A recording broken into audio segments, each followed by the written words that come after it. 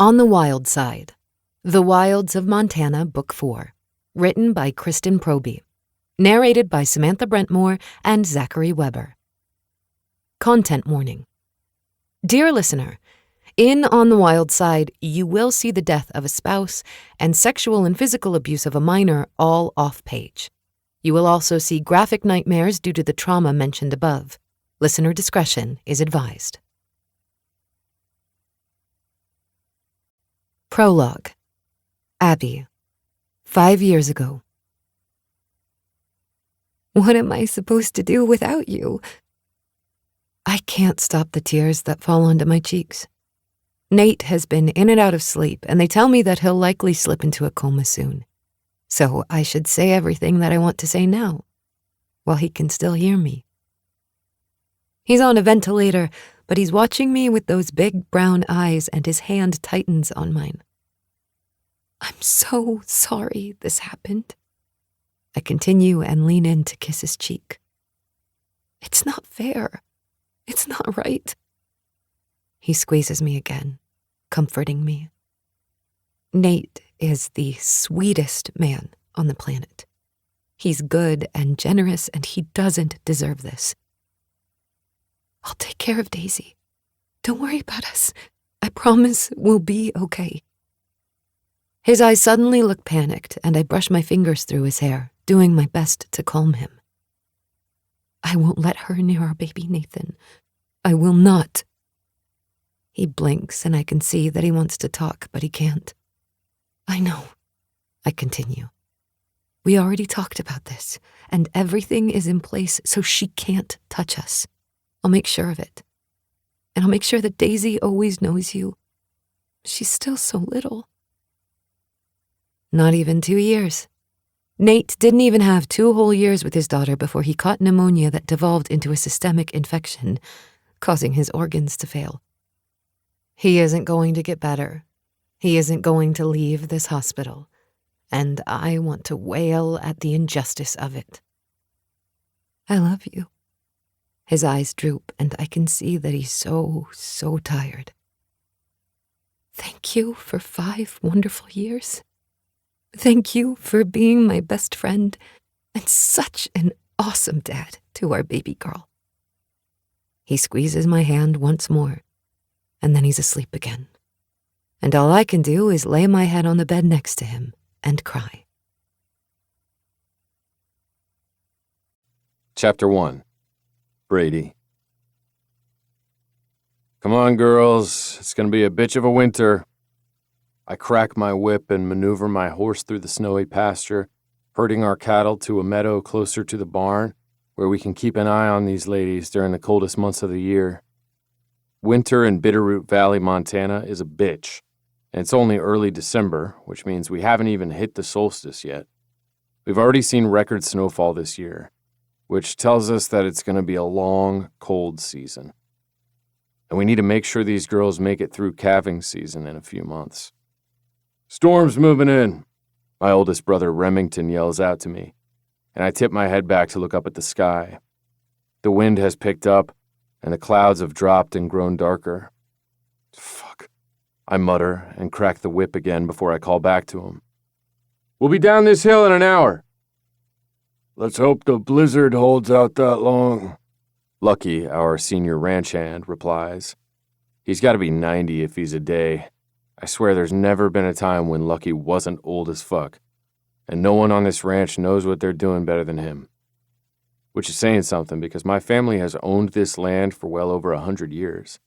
My father, leading us all up ahead, passed the reins on to Remington a few years ago. Ranching, cattle ranching, is in our blood. It's who we are. It's what we do. But shit, I think Lucky worked for my grandfather once upon a time. I wonder if he's a goddamn vampire. When we're about a mile from the pasture that the cattle will spend the winter in, the snow starts to blow harder. None of us, the humans or the animals, want to be out here in this, but it reinforces that it's the right time to move the herd. We might not be able to get to them in a few days, and they'll have a better chance of survival if we can watch them. With our heads down and our minds on the work, we get everyone safely into the fenced field in less than the hour that I predicted. I'll get the water, Bruiser, another of our men, shouts as he swings off his horse and hurries to the troughs to fill them with fresh drinking water for our cows. Despite the troughs being heated to keep them from freezing, we'll have to come out here several times a day to break up ice that'll form on the top. Montana is fucking brutal, but damn if I don't love her.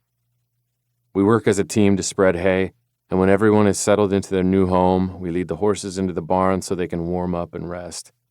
We all put in one hell of a day. I take my time with my boy Blackjack, giving him apples and brushing him well before I settle a blanket on his back and kiss his cheek. You did great today, boy. He nudges my shoulder and I grin, ignoring the twinge that's always there in that joint. Yeah, we both did, huh? Good boy. I'll see you in the morning. You get some rest. I kiss him once more and then close the door of his stable behind me as I walk out with the others. Want to come in for dinner? Remington asks me, then narrows his eyes on me when I roll that same shoulder. You could join us too if you want, Bruiser adds. We have a house here for the hands to live in, and those cowboys make some damn good food. I usually eat at either my brother's or with the hands, but I shake my head. Thanks, guys, but I have a date tonight. My brother turns and frowns at me in surprise.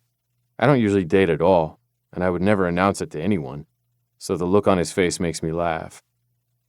I'm taking Daisy to the father-daughter dance at her school. Shit, that's right, Rem says, dragging his hand down his face. I have to take Holly to that. I better go get cleaned up. Me too. Have fun, Lucky says with a wave.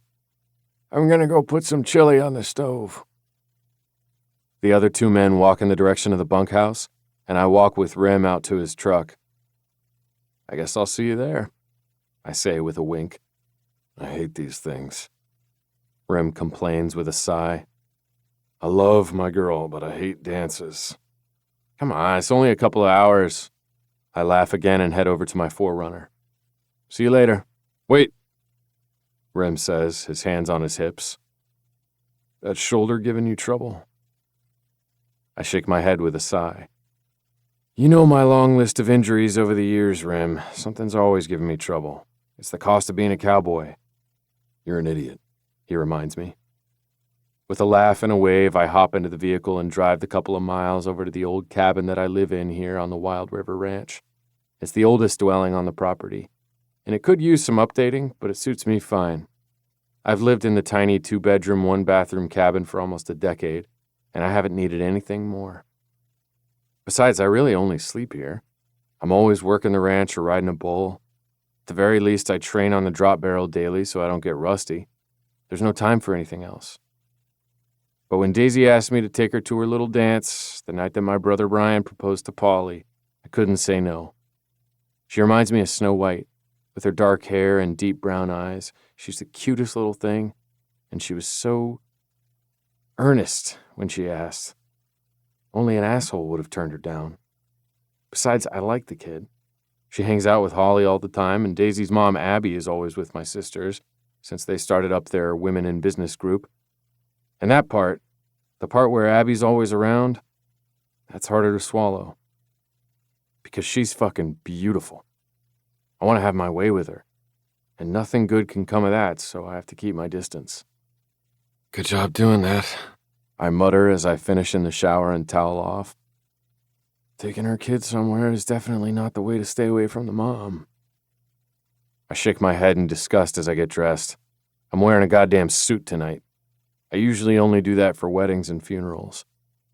And yet here I am, the consummate bachelor, taking a little girl to her dance. My phone pings with a text, and I see that it's Abby. Abby. Hey, the snow is really coming down here. We understand if you don't want to brave the roads to come all the way into town from the ranch tonight, it might not be safe. I smirk. I've been driving into town from this ranch for half my life. Sure, I'll take it easy, but it's nothing I can't handle. Me. I'll be there in an hour. The bubble bounces, then stops for several seconds before it comes back, as if she doesn't know what to say. Abby. Okay, we will see you soon. Please be careful. After I tie my purple tie, Daisy was sure to let me know that she'd be wearing her favorite color, purple, to the dance. I grab my black Stetson and head out. Of course, I have a stop to make before I get to Abby's place. Abby was right. The roads into town are a bitch. I have to slow way down because it's hard to see through the blowing snow. But I reach Bitterroot Valley without a mishap. And just before my sister-in-law Summer closes her flower shop for the day. I just caught you. I grin at Summer as I walk into her store. Sorry, would have been here sooner, but the roads were shit. Hey, Chase. My brother Chase is standing by the counter, obviously waiting for his wife to finish working for the day. It's bad enough out there that I'm taking Summer home with me and we'll get her car tomorrow, Chase says. Good idea. That bend at Half Moon is icy. Be careful. Will do, Chase says with a nod. I have your flowers ready, Summer says with a big grin and hurries into the big walk-in refrigerator where she keeps the flowers. She returns with a clear plastic box holding a corsage of purple roses and a bouquet of pink and orange flowers whose name is completely lost on me. Nice, Chase says with a grin. All of that for Daisy? Fuck off, I warn him. But my brother's smile only grows. I can't take flowers to one and not the other. Right, because that would be rude, Chase says, and Summer rolls her eyes. Be nice to your brother, she tells her husband. He's doing a really fun, cute thing for that little girl. Yeah, I agree, making Chase laugh. It is nice of you, he concedes. And you look spiffy. I don't want to have to punch you and get blood all over my outfit. I'm in uniform, he points out. I don't want to have to arrest you for assaulting an officer. I smirk and pay Summer for the flowers. Be careful out there, I call out to him as I walk to the door. Have fun, Summer calls back. Abby lives in a little neighborhood of townhomes on the edge of town. It's a newer area, with a park for Daisy and sidewalks and trees. It's a nice part of town, which makes me feel good because I know that they're safe. And I don't even want to think about why that's something I worry about. I pull into the driveway of Abby's end unit and cut the engine. And with the flowers in hand, I make my way to the door, which is immediately opened by Daisy, who is currently jumping up and down in her ruffly purple dress. You're here! Well, hello there, princess. I wink at her and step inside when Abby gestures, keeping most of the cold outside. When the door is closed, I offer Abby her bouquet of flowers and her gorgeous blue eyes soften. For you? You didn't have to do that. But she buries her nose in a bloom and fusses over them in that way that women do that makes a man feel like he gave them the world. Thank you. And for my gorgeous date, we have this. I present the box, and Daisy frowns down at it. What is it? A corsage, Abby says with a laugh. Come on, let me set these in the kitchen and we'll get the corsage on you, baby. Okay. Daisy takes my hand and leads me into the kitchen. I like this townhome with its open floor plan. This floor is just the kitchen and living room with a door out to the garage and another that I assume is a half bath. The bedrooms are upstairs. You look handsome, Daisy says with a bright smile. And your tie matches my dress. I heard a rumor that you'd be wearing purple. Daisy giggles. I told you, silly. Oh yeah, that's right. Well, your dress is super pretty and your hair is all curly. Mommy did it, she says shyly, gently touching the curls that fall around her shoulders. Here, I know how to do this, thanks to prom about 1,000,000 years ago, Abby says as she takes the corsage out of the box and slips the wristband around Daisy's wrist, tightening it to fit. This way, Daisy says. It's easier for me to sniff them. She does and then closes her eyes as if it's the best thing she's ever smelled. Good? Abby asks. I'm gonna smell them all night. Can we go now? Pictures first, Abby says, grabbing her phone. Here, stand by the fireplace. We pose for photos. In some, I'm holding Daisy's hand. In others, I'm squatting next to her, and she has her arms around my neck. It all makes me wonder where her father is. Who would willingly miss out on something this great? Before long, we're on our way to the school where the dance is being held.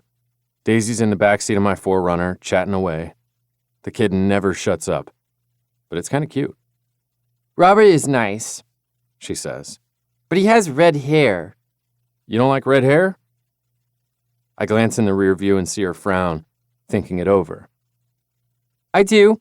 Polly has red hair, and I like her. Okay, so what's wrong with his red hair? It's just... I can't say because Mom says it's mean. I frown back at her. You're not a mean girl. I know. Okay, if I tell you, you can't tell Mom I said it. Cross my heart. What does that mean? I grin as I pull into the parking lot. It means that I promise not to tell. Okay, so I don't like Robert's hair because it looks like spaghetti sauce. I wait, positive that there's more to this story, but she doesn't say anything else. So I pull into a parking spot and cut the engine, unbuckle my seatbelt, and turn to look at the little girl who's staring back at me with sober brown eyes. That's why you don't like him? I don't like spaghetti. She leans her head back in despair. We had to play Duck, Duck, Goose the other day in the gym, and I didn't want to touch his hair. Because it looks like spaghetti. She nods solemnly. And what don't you like about spaghetti? Now I'm starting to wonder if I'll ever eat it again. It looks like Robert's hair, she says, and I can't help but laugh. Well, sweetie, I think of all the things in the world, this isn't so bad. You don't have to touch his hair or eat spaghetti. Okay, good. Let's go in. I learned a few things during the dance. 1, little girls will dance forever if given the chance, and they give zero shits about silly things like keeping their shoes on or if anyone cares what they look like.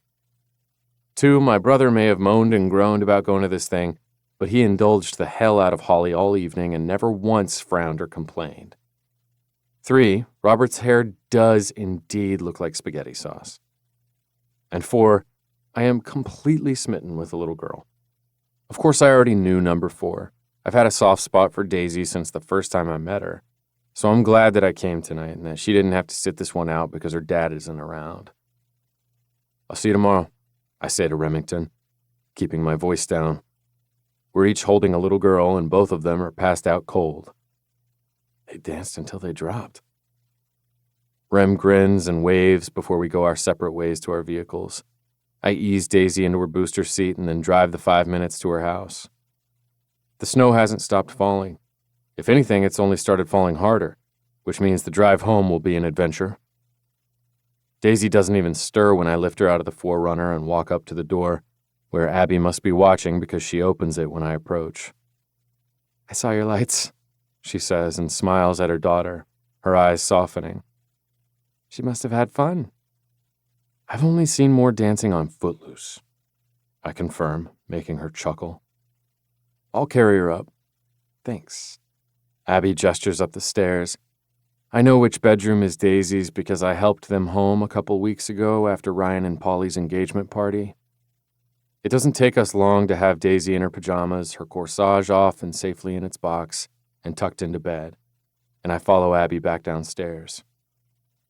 Are you hungry? Abby asks. Truthfully, I'm starving, and it must show on my face because Abby grins and crooks her finger for me to follow her into the kitchen. I have some leftover meatloaf from dinner. I can make you a sandwich if you want. That sounds damn good. I take off my jacket and set it on a chair at her small kitchen table, loosen my tie, and sit at the kitchen island as I roll up my sleeves. I love the way her home feels warm from the fire and from the glow of Christmas lights from the tree in the corner. When Abby turns back around, her eyes go wide. Problem? I ask. No, of course not. You should get comfortable. Was Daisy good for you? Daisy's always good. I reply with a grin. She's smart and she listens. She had a blast dancing with her friends, and I even cut a rug with her a couple of times. That seemed to make her happy. I'm sure it did, Abby says with a chuckle as she slices the meatloaf and sets it on the buttered bread. My daughter is quite taken with you, in case you hadn't noticed. It goes both ways. She slides the plate my way and then opens her fridge. Would you like some lemonade, water? I don't keep soda because Daisy likes it too much, so we save it for a treat. I do have beer, if you want that. Water's perfect, thank you. I'd tell her she doesn't have to go to so much trouble, but the truth is, I like being here with her, even though I know I shouldn't. I take a bite and sigh when the flavor hits my tongue. Jesus, this is good. So she's gorgeous, and she can cook. I'm fucked. If I'd known you hadn't eaten, I would have fed you before you went to the dance. She puts the rest of the leftovers away and wipes down her countertop. Abby's house is clean. Sure, there are a few things out here and there that show that the house is lived in, but it's all clean, which makes sense, given that she owns a private cleaning company here in town. It's okay, I reply. I just had a busy day. We had to herd cattle from higher ground down near the barn so we can keep an eye on them in this weather. We don't want to lose any of them. Of course not. Once she's finished tidying up, she leans on the counter, and I get a front row view of her impressive cleavage. What am I doing here? I should go home. I should get the hell out of here, where I'm not tempted to make moves on a woman that I absolutely can't fuck around with. This was delicious, I say after finishing the last bite. Thanks for it. I take my plate to the sink, rinse it, and then set it in her dishwasher. Are you sure it's safe for you to drive home? Abby asks with a frown as she nibbles on her bottom lip. It's snowed another foot since you picked up Daisy. I sigh, looking toward the windows where the snow is coming down hard, and shoot my brother Chase a text. Let me check with Chase. Me. How nasty are the roads? Almost immediately he replies. Chase. Rem just texted. He barely made it home without going off the road, had to crawl. It's a shit show out there. I show her the response and she cringes. Stay here, she says, and my whole body reacts at her suggestion. I have a guest room upstairs, and I'd feel better if I knew that you were safe. The storm should pass by morning.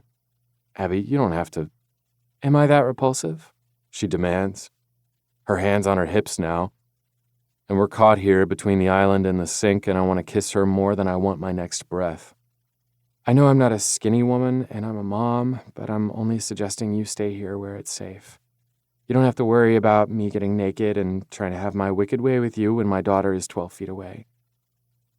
Her eyes go wide, and she covers her mouth with her hand, clearly horrified that she said the words out loud. Oh, God, she whispers. Number 1, I begin, and immediately move in, sliding my hand over her round hip, my fingertips pressing into her as I cage her in against the countertop. You're every fucking fantasy I've ever had, so don't ever say that shit about yourself again. Got it? She's watching me intently as she nods, and her hand falls from her face. Number 2, I lick my lips as my gaze slips down to her mouth.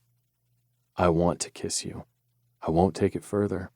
I know Daisy's right upstairs, but fuck me, I want to kiss you, Abby. She doesn't pull away. She doesn't say no. And by the way her breathing has just gone ragged, I take that as consent.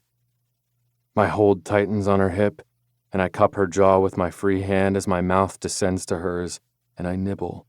I take my time tasting her before I sink in and take. She moans deep in her throat as she shifts closer to me, presses those fan-fucking-tastic tits against me, and her hand dives into the hair at the nape of my neck, and I am completely lost to her. Fuck me, I've wanted this for months. I have no business doing it, none whatsoever, but I'll be damned if I can stop. Finally, though, I loosen my hold on her, and she pulls away just out of my reach. She's breathing hard. Her blue eyes are on fire as she watches me, and her blonde hair is the perfect halo of light around her, illuminated by the firelight and Christmas lights in the living room. Every goddamn fantasy, I repeat before swallowing hard. And your curves? Jesus Christ, Abby, your curves are enough to kill a man.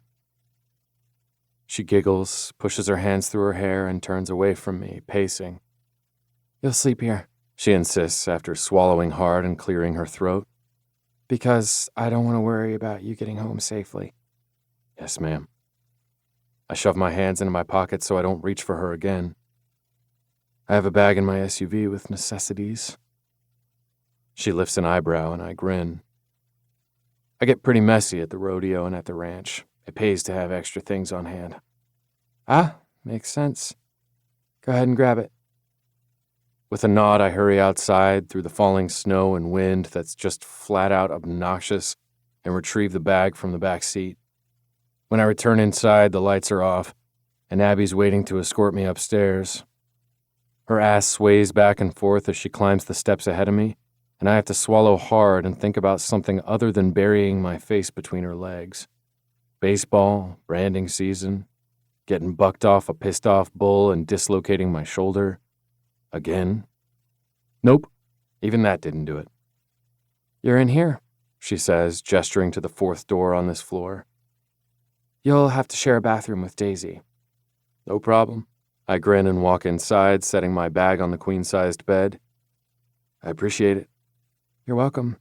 I'm making pancakes for breakfast in case you want to stay in the morning. Just for me? She laughs softly and shakes her head. No, we have pancakes every Sunday. Good night, Brady. Night, Abs. She bites her lip and flushes, as if she wants to say something else. She decides against it and closes the door behind her. When I'm alone, I blow out a breath and shake my head. I shouldn't have kissed her, no matter how badly I wanted to. But damn it, hearing her say that I might not find her attractive was fucking ridiculous. Does the woman not know how damn hot she is?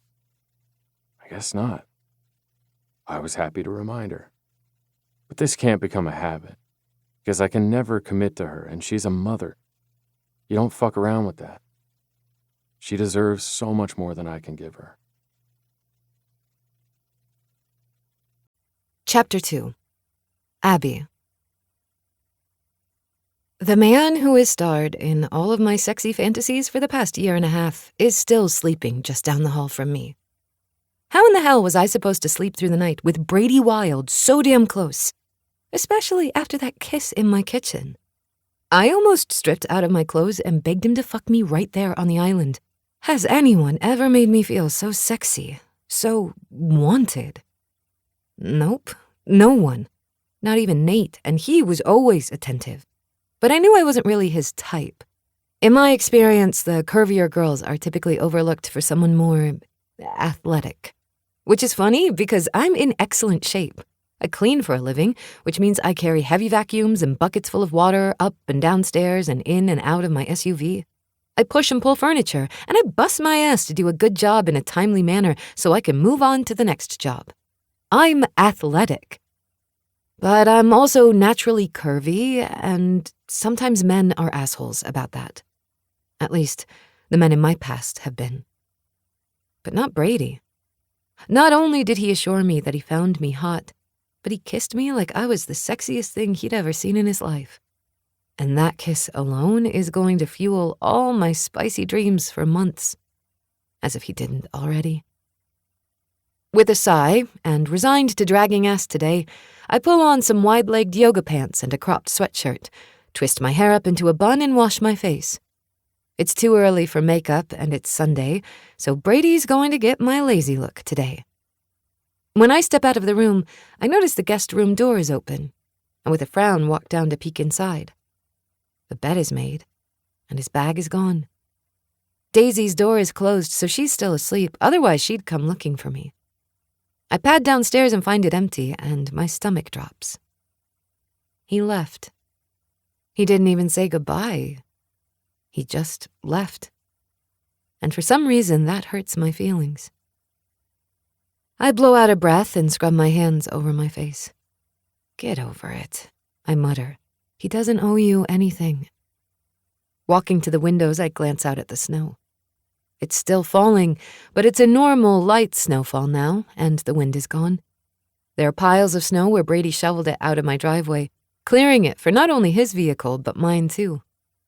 Yep, he's gone, and he shoveled my driveway, a chore I hate. I would kiss him again, just for that alone. Not that I would need a reason to want to kiss him again. The man is a grade A kisser. I check the time and see that it's still quite early. Daisy will probably sleep for another hour or so, but I can get everything ready for breakfast. I take my time, enjoying the quiet, pulling out the griddle and setting it on the counter, and then I start to mix the batter for the pancakes. Just as I set the oven to preheat for bacon, my front door opens, and in walks Brady, a tray of to-go cups in his hand, looking fresh and sexy as hell in blue jeans and that black Carhartt jacket. His eyes find me and warm, and my mood is instantly 1,000,000 times better. I thought you'd left, I admit, as I step around the island, watching as he sets his tray down so he can take off his jacket, hang it by the door, and step out of his snowy boots. He's in a green Henley that hugs his shoulders perfectly, making me salivate. Okay, fine. Everything Brady does makes me salivate. Thanks for shoveling the driveway. It's my least favorite chore, and now I don't have to. You're welcome. And I wouldn't have just left without a word. I wanted to get you some coffee. Millie knows your order. He offers me a cup, and I take a sip and let my eyes close with that first jolt of caffeine.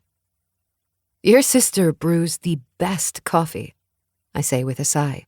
And when I open my eyes, Brady's watching me, his jaw tight.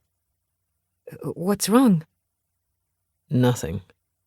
He shakes his head and pulls his own cup out of the tray, leaving a little one still nestled inside.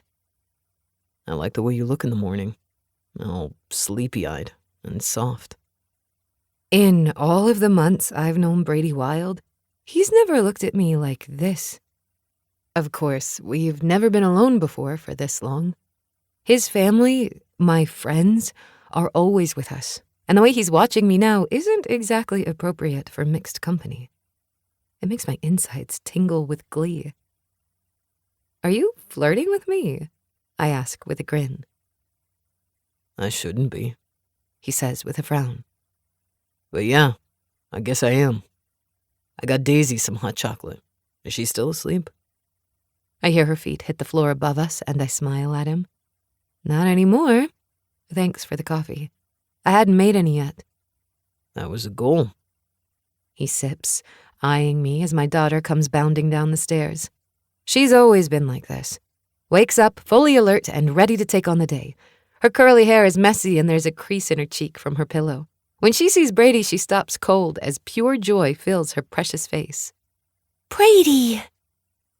Hi there, princess. He says with that easy grin. I brought you some hot chocolate. Can I have it, Mom? Of course. Come sit at the island and drink it. You guys keep me company while I make breakfast. We have pancakes on Sunday, Daisy informs Brady as she climbs into her favorite stool and sits as Brady sets her cup in front of her. Did I get whipped cream? You did. Brady confirms with a wink and sits next to her. So, tell me about your dance, I say as I take the bacon out of the fridge and peel it apart, placing it onto a tray for the oven. Who did you boogie with? Holly, of course, Daisy says. And the other girls, too. What about boys? I ask her. Ew, no. They danced together. Sometimes we were all in a big group and that was fun. They had cookies there. Brady danced too and he was goofy. Hey. Brady frowns down at her. I was not goofy. That's just how I dance. Daisy giggles and I slide the pan of bacon into the oven and then get started on the pancakes. Did you stay here last night? Daisy asks him, and my heart stutters. Shit. I twirl, ready to jump in, but Brady's already nodding his head. Your mom was nice enough to offer me the guest room because the blizzard got pretty bad last night. It probably wasn't safe to drive to the ranch. Oh, Daisy says and sips her drink. You didn't sleep with Mommy? No, he didn't. I frown at my daughter as I pour pancake mix onto the griddle. Why would you think he would? I don't know, sometimes people sleep in the same bed, like Holly's mom and dad do. And sometimes my mommy has nightmares and I go to her room and snuggle her for a while. My eyes go wide and I wish the floor would just open up and swallow me. She does, huh? Brady asks, and I can just feel his eyes on me. Yeah, so I thought maybe you had to snuggle with her to make her feel better. No, he didn't, I say softly and smile at my baby. But thank you for thinking of me. You're very sweet. Daisy smiles and drinks her hot chocolate, and I glance over to Brady. Sure enough, those hot hazel eyes are on me, full of questions. But I just shake my head and get back to work. Brady asks Daisy about school and what she wants for Christmas as I finish breakfast, and I'm happy for the reprieve from any more uncomfortable topics that my precious daughter wants to bring up. One thing about my girl is she's not afraid to speak up, and I love that about her. I envy it sometimes. But I'm also learning that it might be a little uncomfortable around a man that makes my insides quiver. Let's sit at the table, I suggest as I make a plate for Daisy and get her settled, and then join Brady in the kitchen to make my own breakfast. He puts 3 pieces of bacon on my plate, and I shake my head. I don't usually do the bacon. You don't like bacon? He scowls down at me like I just told him that I hate kittens. Of course I like it, I just don't eat it. I bite my lip when his eyes narrow. She worries about her hips. Daisy pipes up, and I close my eyes in embarrassment as Brady scoffs. Thanks, baby. Eat the bacon, Abs. His voice is so low only I can hear, and it sends tremors right through me. Actual tremors. This smells so damn good. You said a swear, Daisy informs him. $1 goes into the jar. What jar? Brady demands, looking around the room. It's on the mantel, Daisy says, pointing to the living room. We're saving up. For what? He wants to know. I don't know, she admits with a giggle. What are we saving up for, Mommy? A rainy day, I murmur as I take a bite of the bacon and savor the salty taste of it on my tongue. I don't remember the last time I had a piece. I sit next to Daisy, across from Brady, and watch him inhale the pancakes. Good? Dang good, he says, catching himself. You said you do this every Sunday? Yep. Daisy takes a bite and hums with happiness. They're my favorite. Mine too, he says, and high-fives my daughter. You have good taste, princess. I know. When we're finished eating, Brady helps me clear the table, and then Daisy announces, You should just live here and be my daddy. I blink, and my gaze whips up to him. He's staring down at a plate, frowning, and if I'm not mistaken, he's gone pale. You know, I should probably head out, he says quietly and sets the plate back in the sink. He doesn't meet my gaze as he turns away and gathers his coat and slides his feet into his boots. Thanks for breakfast, ladies. Daisy, why don't you go upstairs and get dressed? But no arguing.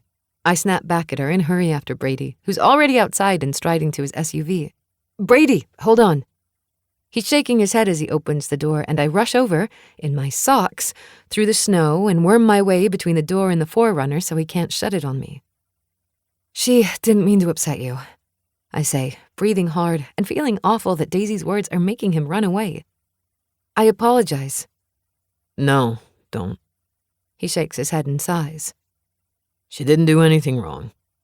It was just a reminder that I need to watch myself. I can't let her get too attached to me. She really likes you, that's all. I'll keep my distance. He still won't look me in the eyes. You're going to get frostbite on your feet, Abby. Brady, go inside. The words aren't harsh, but they leave no room for argument. So I back away and let him shut the door and return inside, where Daisy's sitting on the stairs, holding the bunny she's had since she was a baby, looking at me with wide brown eyes. Did he get mad? I don't know what in the hell he is. He looked lost. No, baby, I think he had to get home. There's a lot to do at the ranch, you know. He doesn't want to be my daddy? Come here. I take her hand and lead her to the couch where we snuggle in like we do when we're watching movies. Sweetheart, it's not that easy. He likes us.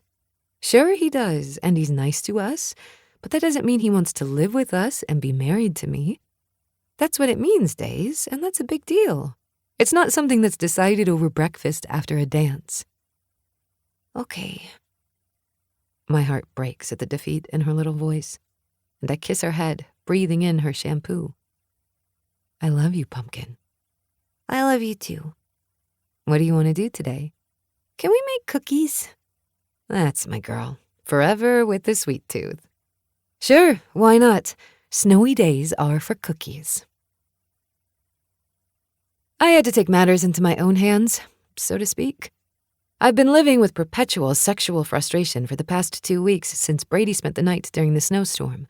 I haven't heard one word from him, and I can take a hint when a man just isn't interested. Although, I'll admit, there were some mixed messages there. What with the hottest kiss of the goddamn century? But if he was interested in more, he'd contact me. He has my number. But there has been nothing, nada, zilch. And I need relief from this constant ache for the stubborn son of a bitch. Not that Joy's a bitch. Brady's mom is the best. Anyway, I broke down and bought a toy. An adult toy. Online. And it just arrived. I've unboxed it and am frowning at it, wondering where the batteries go when Daisy gets home. Of course, she sees the packing box. I want to see what we got, she says as she lets her book bag drop and starts to shed out of her coat. No, ma'am, I reply, shaking my head, shoving the toy in the back of my jeans and covering it with my sweatshirt. It's too close to Christmas for you to be looking in delivery boxes. Thank God for that excuse. Come on, we have to get you ready for your overnight slumber party at Holly's house. I packed most of your stuff, but I need to know what pillow you want to take. The toy is digging into my back, so I take it out of my pants and shove it into my pocket as I follow Daisy up the stairs. Once I'm in her room, I stash it under her pillows. The pink one, she says, as if I should just automatically know that. You always change which one is your favorite, I remind her. Aaron will be here soon to get you. Once a month, Holly and Daisy get a slumber party, and we switch back and forth on which house they stay at. This month, it's the Wild River Ranch. The girls look forward to it every month. Are you excited to be out of school for the holiday break? No, she says with a frown. Why not? Because I'll miss my friends, she says. Daisy is the most social person I know. She thrives around other people. She's never met a stranger, and sometimes that makes me nervous. Beep, beep. Well, you'll get to see everyone in a couple of weeks. Come on, that was Aaron's horn in the driveway. Yay! Daisy runs out of her bedroom, leaving me to carry her backpack and pillow and Mr. Bunny. Hi, guys, I call out with a smile as I walk outside, carrying all of Daisy's gear. My daughter is hugging Holly like she hasn't seen her in a month. Didn't you guys just see each other at school? They laugh and hop into Aaron's big SUV, and Aaron offers me a hug. So, what are you going to do with a whole night to yourself? She asks. I can't exactly say I'm going to use the new toy I got to get my rocks off, so I smile and shrug a shoulder. I'll catch up on some stuff. Let me know if you get bored. You're always welcome to come out to our place, have some wine, and chat. I'll keep that in mind. Thanks, friend. Aaron grins and then climbs into her SUV. I return inside and unpack Daisy's backpack, clean her lunchbox, and get everything put away before I take an hour to clean the house a bit. I got home from work just 20 minutes before Daisy arrived, and I felt like I've been ignoring the things that need to get done around here. Finally, with one last glance around the living room, I head upstairs to Daisy's room and check under the pillows for my toy. But it's not there. I toss all the pillows onto the floor. Nothing. With my heart hammering in my chest, I yank the covers back on the bed and still come up empty. You've got to be shitting me, I mutter as I pull my phone out of my back pocket and call Aaron. Hey, are you coming out here after all? No, listen, I need to ask you to do something for me, and I don't want you to judge me. Aaron clears her throat on the other end of the line. Are we going to bury someone, Abby? I can't help but laugh at that. It's not that dramatic, but it's embarrassing. I tell her about the toy and my attempt to hide it from my daughter. She's laughing on the other end of the line when I say, I need you to check Daisy's overnight bag and her pillow and see if I managed to put it in there. This is hilarious, Aaron says with glee. I can hear her walking through her house and I bite my fingernail as I wait. You can't tell anyone. My lips are sealed. Until we meet with the other girls and have a couple of margaritas, and then the secret will be between the 5 of us. I cringe and then can't help but laugh with her. Tell me you found it. Nope, not here. Let me check the pillow. She's quiet for a second, and then I hear something land on the floor. Hard. Found it, she announces. Hey, this is a nice one. Send me the link. I giggle now and blow out a breath. Thank God you found it and not Daisy. I'll come out and get it. Don't worry, he's safe with me until you get here. You might as well plan on staying for dinner. I'm making sloppy joes. I never could turn down a sloppy joe. Thanks, friend. See you soon. Chapter 3. Brady. You coming up to the house for dinner? Remington passes me the tack from his horse, and I hang it up for him. Aaron's making sloppy joes. Sure. I'm fucking starving. It's been another long day of work on the ranch. If the damn weather would just let up even a little bit, it wouldn't be so bad. Instead, we're getting more snow every day, and it's colder than shit outside. I just have to go home and shower, and then I'll be there. See you in a bit, Rem says with a nod as he heads for his truck, and I climb into the 4Runner. 30 minutes later, after a quick shower and a change of clothes, I'm headed over to the farmhouse, the one that all of us grew up in, for dinner. Several years ago, when our parents decided to build themselves a smaller, more manageable house for the two of them, Rem moved himself and his kids into the big house. We all supported that idea because Remington is now running the show at Wild River Ranch, and he had the kiddos, too. It felt like a tradition, a passing of a torch, and it just made sense. I park near the back door and enter through the kitchen like I usually do. I can hear Holly telling a story in the dining room, and it makes me grin. Holly and Johnny own me, and they know it. Uncle Brady, Johnny exclaims when he sees me. I'm glad you're here. We're outnumbered. By who? I walk all the way into the room and come up short.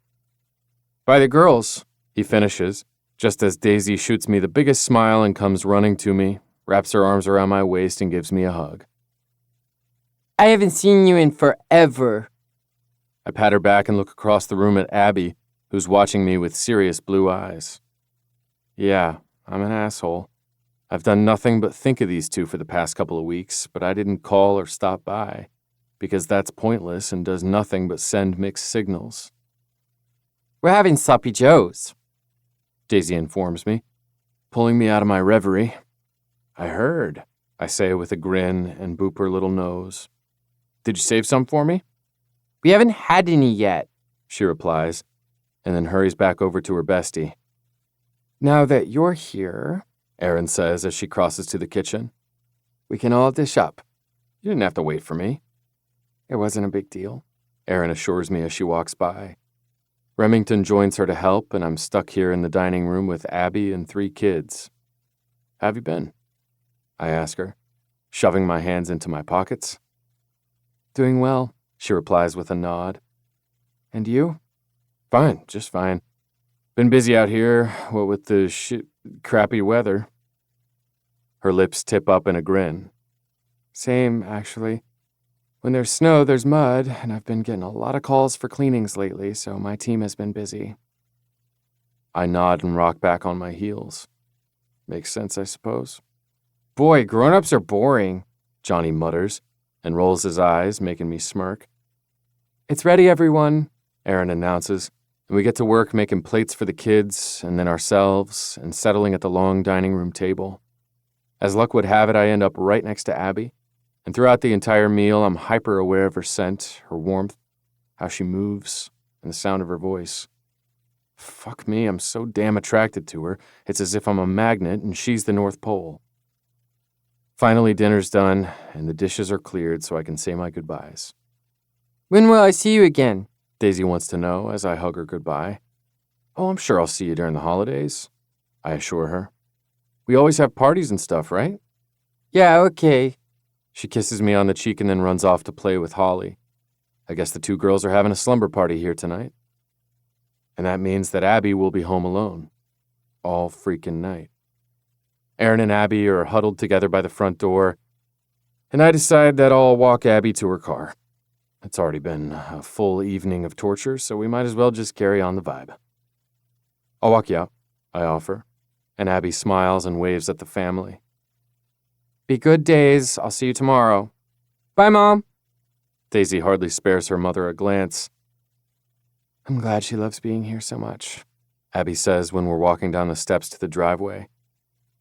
At first, I was afraid that she'd want to come home in the middle of the night, but she's totally comfortable here. She knows she's welcome, I reply as I press my hand to the small of her back. As we get closer to her car, Abby almost slips, and as she rights herself, something falls out of her bag onto the snow below. Shit, she mutters as I bend down and retrieve a dildo.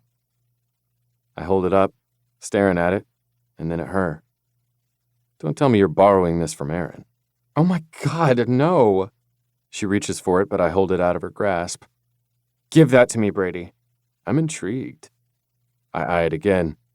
It's big and teal. Why is it so colorful?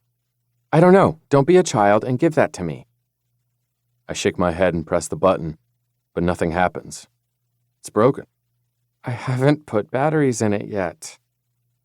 Her face is flaming red, and now she won't meet my eyes, and I feel like an asshole. It ended up here by accident. She tells me a quick tale about trying to hide it from Daisy, and it ended up in the kid's pillowcase, but luckily Aaron found it, and Abby came out to retrieve it. So you haven't used it? Not that it's any of your business, but no. She frowns and reaches for it, and this time I let her have it. I fucking hate that she thinks she needs that thing, and the idea of playing with her, of using that on her myself to make her lose her pretty mind, and then fucking her the way she should be fucked, makes my jeans too tight. Why are you scowling? She asks as she stows the toy in her bag. Why do you need that thing?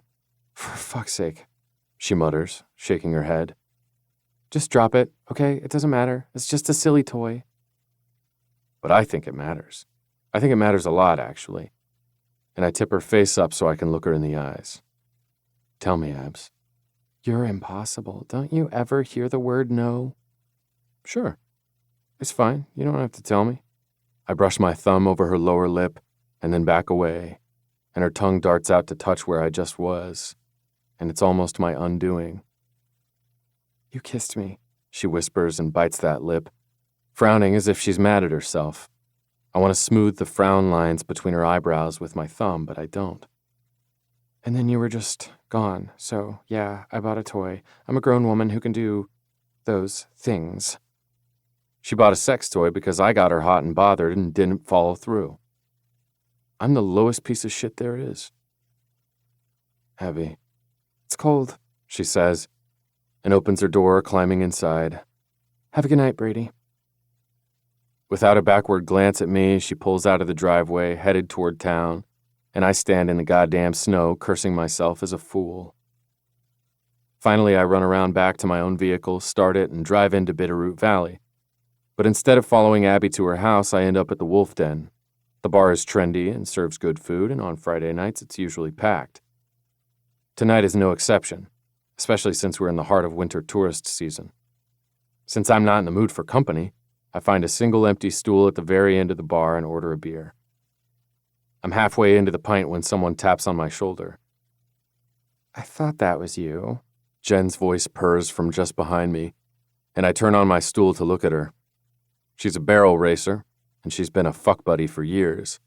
Her golden eyes sweep over me from head to toe, and she licks her lips. Let's go back to my place. Yeah. I chug the last of my beer, toss some bills on the bar, and stand. Let's do that. Jen takes my hand and leads me through the crowd and outside into the crisp evening air. I'll meet you there, I tell her. I don't want to leave my car here. I walked, so I'll ride with you. Hop in. I hold the door open for her, then walk around to the driver's side and start the engine. Jen's place is less than 2 minutes away in a little apartment above a garage. I've been here dozens of times over the years. Less in the last year or so, but I'm familiar with the place and with the woman. Maybe I just need to fuck Abby out of my system once and for all. I haven't seen you in forever, Jen says as she wraps her arms and legs around me, kissing my neck as I climb the stairs to her place, carrying her with me. God, I've missed this. I get her inside and then pin her against the door and kiss her, fisting my hand in her hair. But it's not blonde. It's dark. And when my eyes meet hers, they're not blue, they're gold. Her body is too long and willowy, not lush and curvy, Every damn thing about this is wrong. Come on, Wild. She says, grinding herself against me. Fuck me. I carefully lower her to the ground and back away from her, breathing hard. She's panting too, and her eyes narrow on me. What the fuck, Brady? This isn't gonna happen. I wipe the back of my hand across my mouth, disgusted that I can still taste her there. Jesus Christ, you're not a tease. Come on. She whips her shirt over her head and reveals tits that aren't covered by a bra. You love fucking me. Let's do this. Let me ride that cock. Stop. I shake my head and hold my hand up. This isn't going to happen ever again, Jen. She tilts her head to the side, her eyes narrowing. You met someone. I'm just over this. It's nothing personal. No. She crosses her arms over her chest, not shy at all about her lack of clothing. You met someone. It doesn't matter. Good luck to you, Jen. I'll see you around. She moves out of my way, and I open the door and let the cold air wash over me as I descend the stairs. Jesus, what was I thinking? I wasn't. When it doesn't work out, you can come back. Jen calls down after me, but I don't reply. I'm not fit for company. I should go home and sleep off this shitty mood. I absolutely should not go to Abby's house. And yet that's where I find myself driving. And when I pull into her driveway and cut the engine, I can't get up the nerve to go inside. No, I'll never see Jen again because she isn't who I want. She's who I should want. No strings, no expectations, no adorable daughter, nothing that I can fuck up or leave behind someday. Instead, I seem to want the exact opposite of Jen, and she's inside that townhouse right now, probably fucking a piece of plastic. And that just pisses me off. Suddenly, a text comes through my phone. Abby. Are you coming inside, or are you gonna sit out there all night? Pushing out of the car, I stride to the door and open it, then step in and see that Abby's sitting on the couch, her feet up and crossed on the cushions, with a throw blanket on her lap. Her hair is up, and the light from the tree dances on her face. She's the most beautiful woman I've ever seen. Why were you camped out in my driveway? Because I didn't know if I wanted to come inside. She tilts her head to the side. Why? I have to pace, so I do. You're under my skin. I can't fucking shake you. You're always just there, at events with my family, hanging out with my sisters. If it makes you uncomfortable that I come to family events when invited, I'll stay away from them, Brady. It's your family. It wouldn't matter, I explode, shaking my head. Because you're still here. I point to my head. I've stayed away for weeks, as you pointed out. I've buried myself in work, freezing my balls off out there in the goddamn snow, and you're still there. I shake my head and pace some more. Hell, after you left tonight, I came into town and went to the Wolf Den. Thought I'd get a beer, and lo and behold, there's Jen. Who's Jen? My fuck buddy. I turn to look at her, and she flinches as if I've just hit her. Former fuck buddy. She invited me to her place, and I went. How nice for you. I'm going to ask you to leave now. No. I shake my head, frustrated all over again. Yeah, you're gonna want to go. I don't want to hear about how you fucked Jen tonight, Brady. We're not friends like that. I didn't fuck her. I throw my hands up in the air. I couldn't. I didn't have any desire to. I don't want Jen, and I made it perfectly clear that I will never be doing that with her again. Abby's eyes narrow as she watches me. So you want me to console you after a breakup? Jesus. I mutter and pinch the bridge of my nose. I'm messing this up. I don't even know what this is, Brady. I want you. The fight has gone out of me now, and I drop into the chair directly across from her. I want you so fucking bad that everything aches, but I can't have you, Abs. Why not? She tosses the throw aside and sits forward on the couch. I haven't said no. I'm not a good bet. I shake my head and push my hand through my hair, suddenly feeling really fucking nervous. I can't make a commitment to you. And you're a mom. Daisy's already way too attached to me, and I would never want to hurt her. I don't want to hurt either of you. Okay, then don't. I can't help but laugh at that. and Abby scowls. I don't think this is funny. It's ridiculous. I sober again and watch her. I can't do promises because my job is dangerous and I just can't. And you of all people deserve promises, Abby, and I don't even know you all that well. Nobody has proposed anything, She reminds me, irritation filling her voice. so just slow down a minute. We're attracted to each other and we're friends. We have the same circle of people. My daughter likes you. Why does it have to be anything more than that for right now? I shake my head again, but she continues. I'm not asking you for anything, Brady, not a damn thing. Well, that's not true. I would ask that you don't break my daughter's heart. That if we decide to sleep together and if sex with you sucks and we don't want to do it anymore, you'll still be kind to Daisy. Why would the sex be bad? Promise me. I want to know why you assume that the sex will be bad, Abby. Her lips twitch. It was just an example. I don't think it'll be bad. But if you and I don't work out, I don't want Daisy to suffer for it. This is a bad idea. A bad idea. I know better than to get involved, but fucking hell, I can't walk out of here tonight without knowing what she tastes like. I will never make Daisy feel unwanted or suffer for any feelings that I might have for you.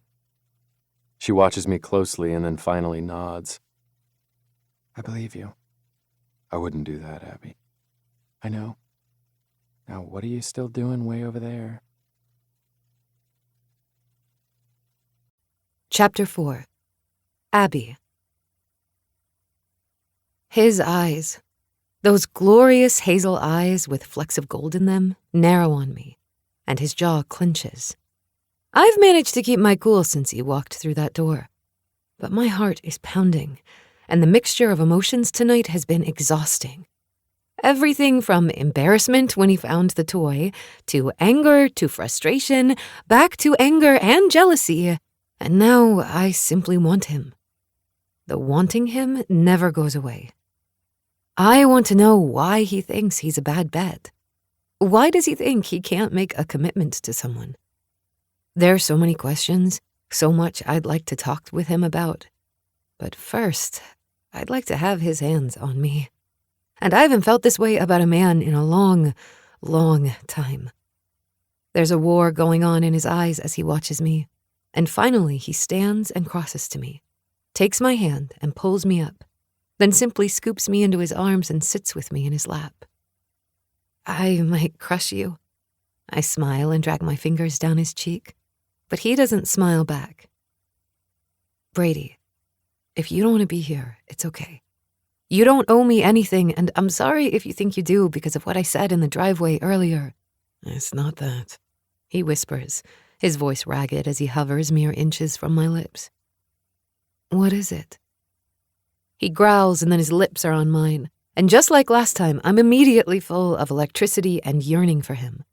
His hand dives into my hair and fists at the nape, holding me where he wants me so he can plunder my mouth, his tongue bold and firm, taking exactly what he wants from me.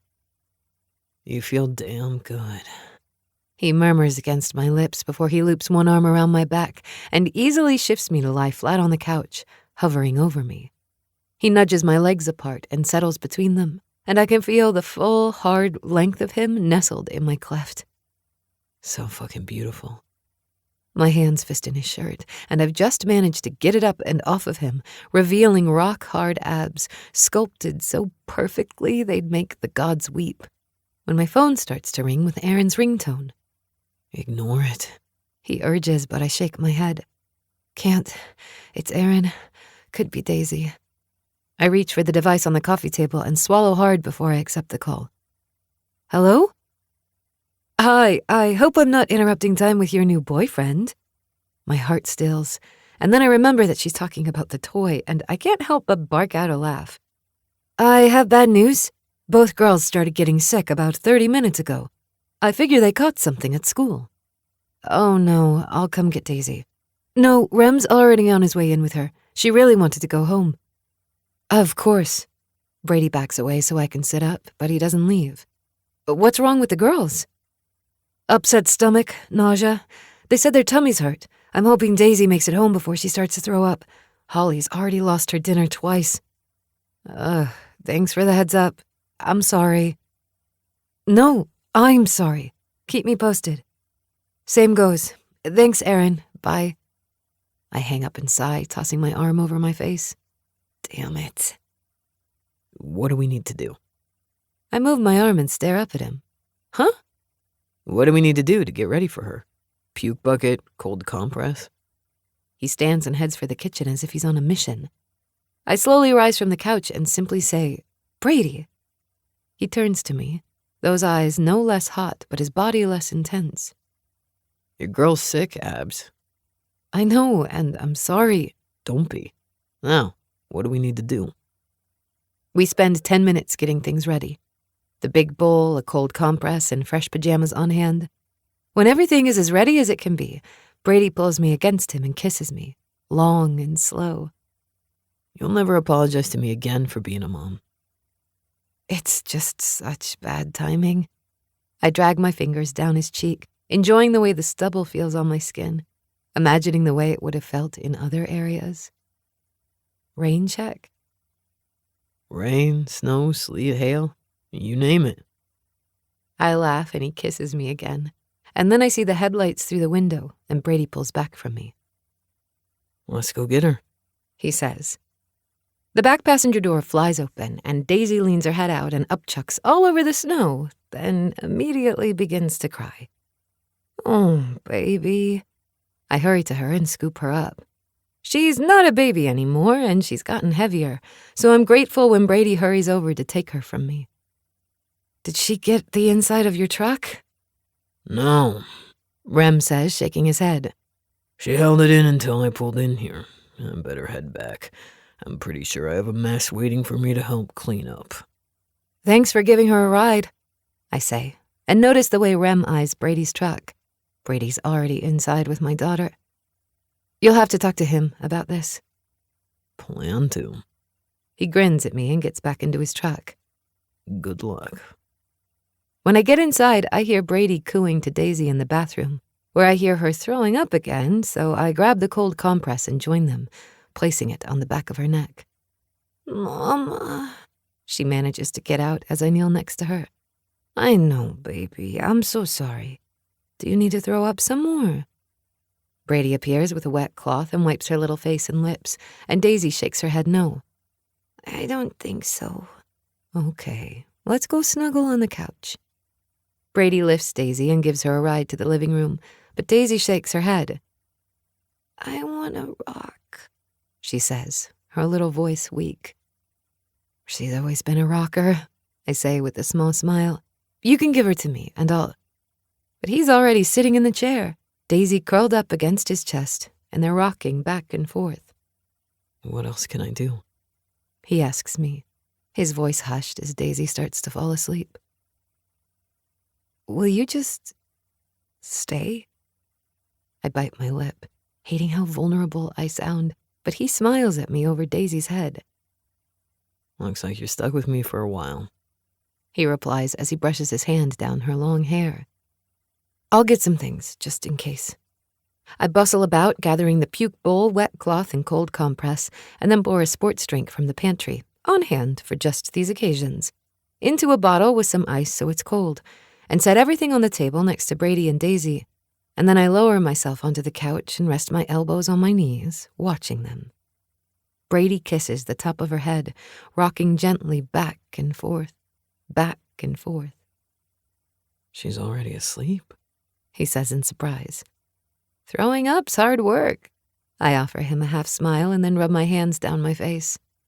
Hopefully she'll stay that way, but she'll probably be in and out. Oh, I need to check for a fever. I'll be right back. I rush upstairs to Daisy's bathroom and grab the thermometer, then return to them and point it at her forehead. 101, I mutter. Damn. We'll keep an eye on that, and when she wakes up, I'll give her some Tylenol. Does she get sick very often? Thankfully, no, but schools are cesspools of germs, so it happens a couple of times a year. I just hope that you don't get sick. I'm fine, he says as I return to the couch and sit, then relax against the cushions, watching this handsome, sexy, sweet man rock my daughter. Can I ask you a personal question? Sure. I bite my lip, hoping that he doesn't ask something that I'll have to lie about. Where's her father?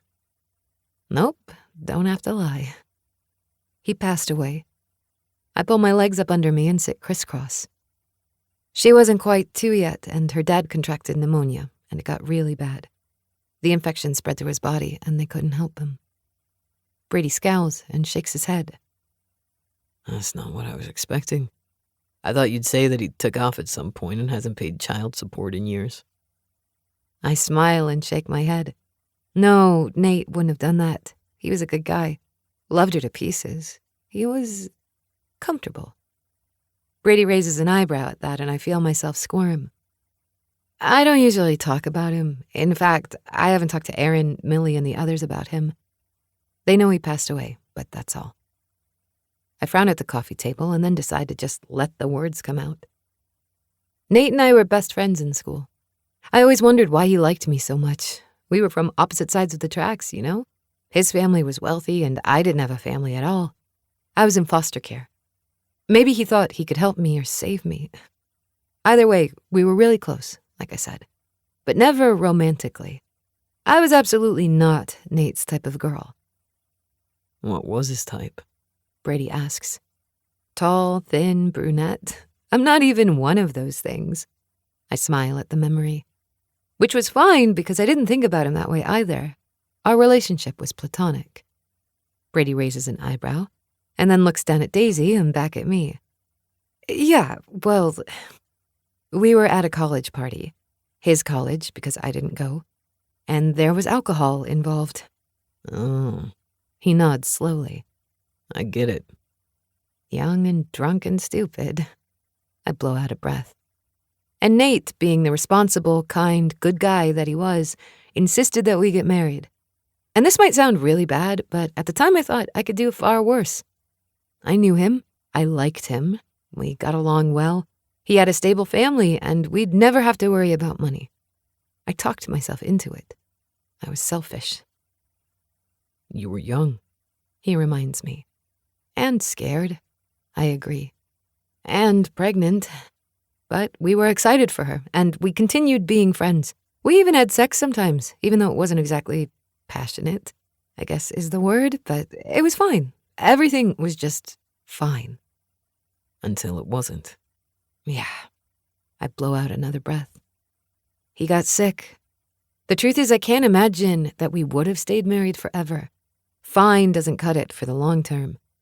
But we always would have co-parented together. And he was my best friend. He protected us and he loved us, and I was grateful. I am grateful. Because of him, I was able to start my business and buy this house, and Daisy will be able to go to college without worrying about how to pay for it. So, yes, I'm grateful to him. And I wish he was still here to be with her because he would have been a great dad. I'm sorry he's not. I nod, watching them rock. Me too. Now, tell me something about yourself that makes you tick, because I'm pretty sure you didn't watch your best friend die a horrible death. Brady brushes Daisy's hair off of her forehead, kisses her there, and then clears his throat. Actually, I did. My heart sinks into my stomach. Oh, shit, Brady. I ride bulls for a living and have for a long time. I think this will be my last season because I'm getting older and it's hard on the body. Anyway, Dirks Johnson was my best friend in the circuit. We'd compete against each other, and every year our prize money was neck and neck. Some years he'd beat me, and some years I'd come out on top. I nod, listening, and wish I could be the one curled in his lap so I could wrap my arms around him and comfort him. About 6 years ago, we were in Colorado.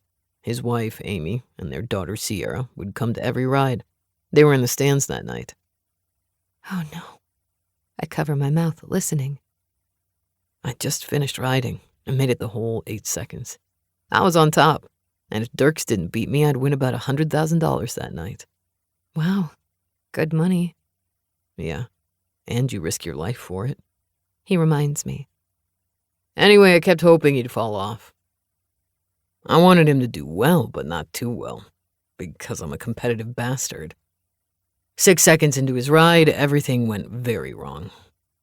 He was bucked off and couldn't get out of the way in time before the bull trampled his chest. Sent him into cardiac arrest and was dead before the 8 seconds were up. Jesus, Brady. I do cross to him now and take Daisy out of his arms, lay her on the couch, and then return to him, curl into him, and hold him tightly. Jesus, I'm sorry. His arms come around me, and he holds on, buries his face in my neck, and breathes deeply. He left a wife and daughter, and they watched him die. I press a kiss to his cheek. That's horrible, I don't let my family watch me. he says softly. They want to, but I won't let them, because if anything happened to me, I refuse to have them see it. At just the mere thought of something like that happening to Brady, my blood runs cold and tears spring to my eyes. How often does that happen? Not often, He says and rubs his hand up and down my back. but it could. And that's why you don't let yourself get involved in a relationship. Bull riders aren't. A good bet. I finish for him. It's what I do, Abby. Riding that bull is the highest high in the world. It's worth it to me, the sacrifices and the what-ifs. I'm pissed as hell that I'm starting to age out and you've already been the one left behind with a baby to take care of by yourself. I won't ever put you or anyone else through that. It's selfish and irresponsible, and I won't do it.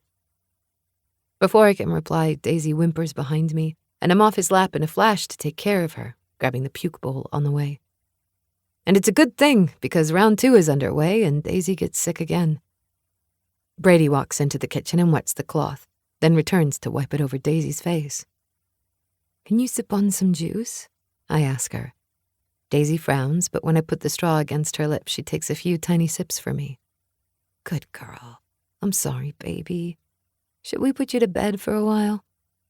Rock, she says, already closing her eyes again. I just want to rock. I can do it. Brady offers, but I shake my head and lift her, muscle my way to the chair and sit with her. I'll take this shift, I reply, settling her against me the way I've done since she was a baby. Brady takes the bowl to the kitchen and cleans it out, not seeming to be bothered by it at all, and then returns with it and sets it next to me in case there's a round 3.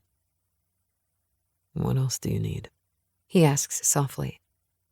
I think we're good here. You can head out if you want. I have a feeling that it's going to be a long night. I'm not going anywhere. Brady sits on the couch and kicks his sock-clad feet onto the coffee table, crosses his arms over his chest, and watches me for a while. Why do you have nightmares, Abby? My throat closes and images too horrible to talk about run through my mind. I kiss Daisy's head and level Brady with a stare. I'm not going to tell you that. He raises an eyebrow. I can't, I add softly.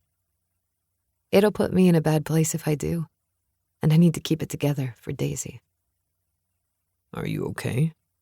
I nod slowly. Yes, I'm okay. Are you safe?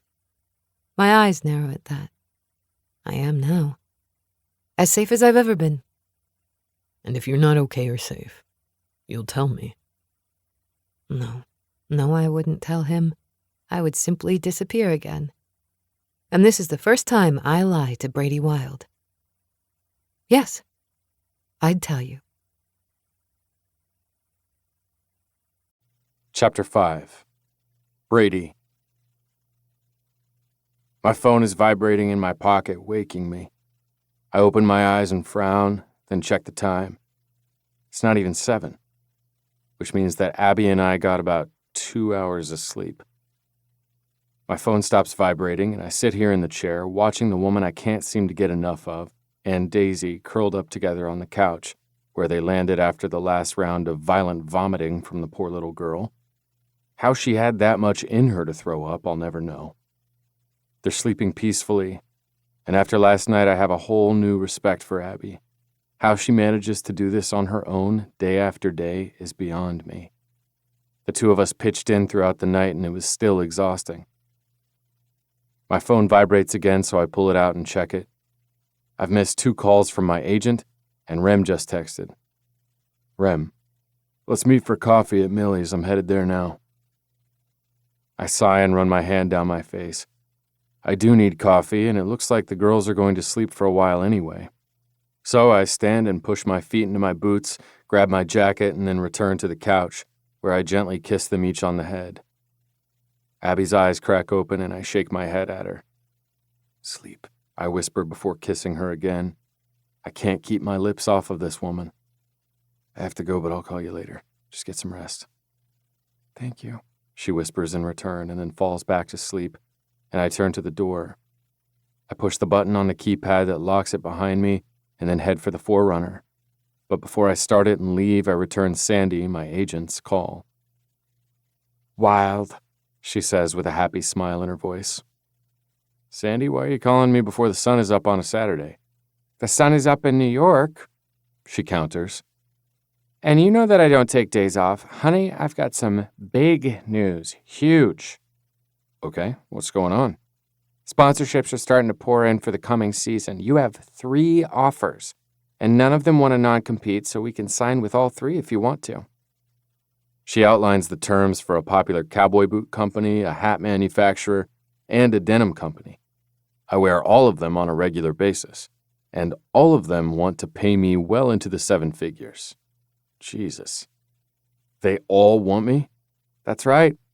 You're hot stuff, you know. All the cowboys want to be you. Of course, you'll need to travel to LA for photo shoots. No. What was that? I know for a fact you didn't just tell me no. I can't travel, Sandy. I'm a real cowboy. And we're in the middle of a bitch of a winter. If they want photo shoots and video, they'll have to come to me. I can practically hear her tapping her long fingernail on her chin. You know what? That's good. Can they shoot at the ranch? I'll double check with my brother, but I don't see why not. They'll have to pay for it. Of course, honey. You know I have your back there. Okay, let me make some calls and I'll take care of it. Talk soon. She hangs up before I can even reply, and I sit for another moment, not a little shocked. This will be the highest grossing year of my career. It's a good thing I have my brother Ryan helping me with investments. Pulling out of Abby's driveway, I head into downtown and park in front of Bitterroot Valley Coffee Co. My little sister Millie bought this place last year. She's changed a few things in the past year, bought new tables, updated the signs, and added some things to the menu. We're all damn proud of our baby sister. I'm the only one in the place when I walk inside, and I grin when Millie smiles over at me. Good morning, she says. You want your usual? How do you remember everyone's usual? I ask her, leaning on the counter. Steel trap, she replies, tapping her head. You want? Yes, please. I hear you spent the night with Abby. She turns and grins at me, and I narrow my eyes. How the hell did you hear that? Well, Rem told Aaron that you were there when he took Daisy home, and Aaron called me this morning. Not to gossip, we had to talk about the New Year's Eve party for the collective, but she happened to mention it to me. So, spill it. Fuck that. Come on. She finishes my coffee and adds a lid. She's my friend and you're my brother. Don't give me details because gross, but what's going on? Are you a thing? Are you sleeping together? I shrug and sip my coffee. Friends. I helped with Daisy. She was really sick. Poor baby, Millie says, frowning. Was she better this morning? They were sleeping when I left. Hopefully she's through the worst of it. I'm meeting Rem here. I know, Aaron called. Millie winks at me. And you're not going to tell me any more, are you? No. I sip again. I'm not. The bell over the door chimes when Remington walks in, takes his hat off, and nods at us. Morning. Good morning, we reply in unison. How's Holly this morning? I ask him. Sleeping. Puked her guts out last night. Daisy? Same. He won't tell me anything, Millie says as she passes Rem his coffee. It's damn annoying. Nothing to tell, I reply, ignoring them when they both narrow their eyes at me. Let's sit. I gesture to a table and Rem and I have a seat. A few seconds later, Millie walks over with 2 slices of huckleberry lemon pound cake. On the house, she says with a wink. 'Cause I love you. She bustles away and I take a bite. Damn, this is good. So what's up? Do you want to drill me about Abby, too? Not drill, Remington replies slowly, watching me. He's always been the most serious, the broodiest out of all of us. And although I'm close to all of my siblings, Rem is the one I'm closest to. But I am curious. I like her. I shrug. It's really that simple. Yeah, except you don't date. I nod, thinking it over. He's not wrong. Not usually. We talked about it last night, and we're just taking it one day at a time for now, and we're both okay with that. I'm not dicking with her or lying to her. I'm not an asshole. Not usually. He echoes. She's a good mom, I say quietly, fidgeting with my coffee cup. And Daisy's the sweetest. I tried to stay away, but damn it, I'm attracted to her. She's so fucking beautiful. Who wouldn't be attracted to her? Hell, I was pissed last night. Mad at myself, irritated with her, so I went downtown and Jen ended up being there. His eyes narrow, and now I can't stop talking. It's like the faucet's been turned on, and it's all just rolling out of my mouth. And I went back to her place. Whoa! Rem holds up a hand. Are you telling me that you fucked around with the barrel racer and then went to Abby's? I didn't have sex with Jen, I reply, scowling. Jesus, I couldn't. I kept thinking about Abby, so I told Jen the fuck buddy thing was over, and then I couldn't help myself. I drove over to Abby's place. And then the girls got sick and ruined your plans. He laughs now, and that's unusual for my oldest brother. I don't love it when he laughs at my expense. Oh man, you're fucked. But that's just it. It didn't ruin anything. Sure, it interrupted, but I didn't mind helping with Daisy. I don't know how Abby does it by herself. It's hard fucking work. Yeah, my brother says, eyeing me. He was a single dad for more than 5 years after his first wife passed away while giving birth to Holly. It is hard damn work. I don't know what the fuck is up, except that I can't stay away from her. I admit, running my hand down my face. I guess we'll take it one day at a time. Fair enough. He takes a bite of the cake. What else is going on with you? I got a call this morning. I fill him in on everything that Sandy said, and Rem's eyes widen when I tell him how much they want to pay me for the sponsorships. Holy shit, Brady. I know. Good for you. I'm proud of you. We're going to try to get them all to come here for photos and to film so I don't have to be away from the ranch. I don't want to go to fucking LA today or any other day. Can't say that I blame you. If they want to film at the ranch, they'll pay a fee for it. Would you allow it? Of course. Tell them to include the event space and mention it in the ads. I grin at him. I like the way you think, big brother. Hey, this New Year's Eve party that the girls are throwing for their collective is a big deal for them. You should escort Abby. She didn't invite me. He shakes his head at me. You're not stupid. Ask her. And shit, Christmas is in a few days. I still have to shop. Damn it, so do I now that you mention it. I haven't got the kids anything yet. I guess I can do that while I'm downtown. I'll be out at the ranch later today to help with the livestock. Take the day off, he says, shaking his head and waving me off. Lucky and Bruiser have it handled. There's not much going on anyway. Yeah, okay. Thanks. Is this all you wanted to meet for? To shoot the shit and get the scoop on my sex life? What can I say? He asks before finishing his coffee. I missed my little brother. Right. I shopped until I just couldn't do it anymore, and I managed to get everything that I needed.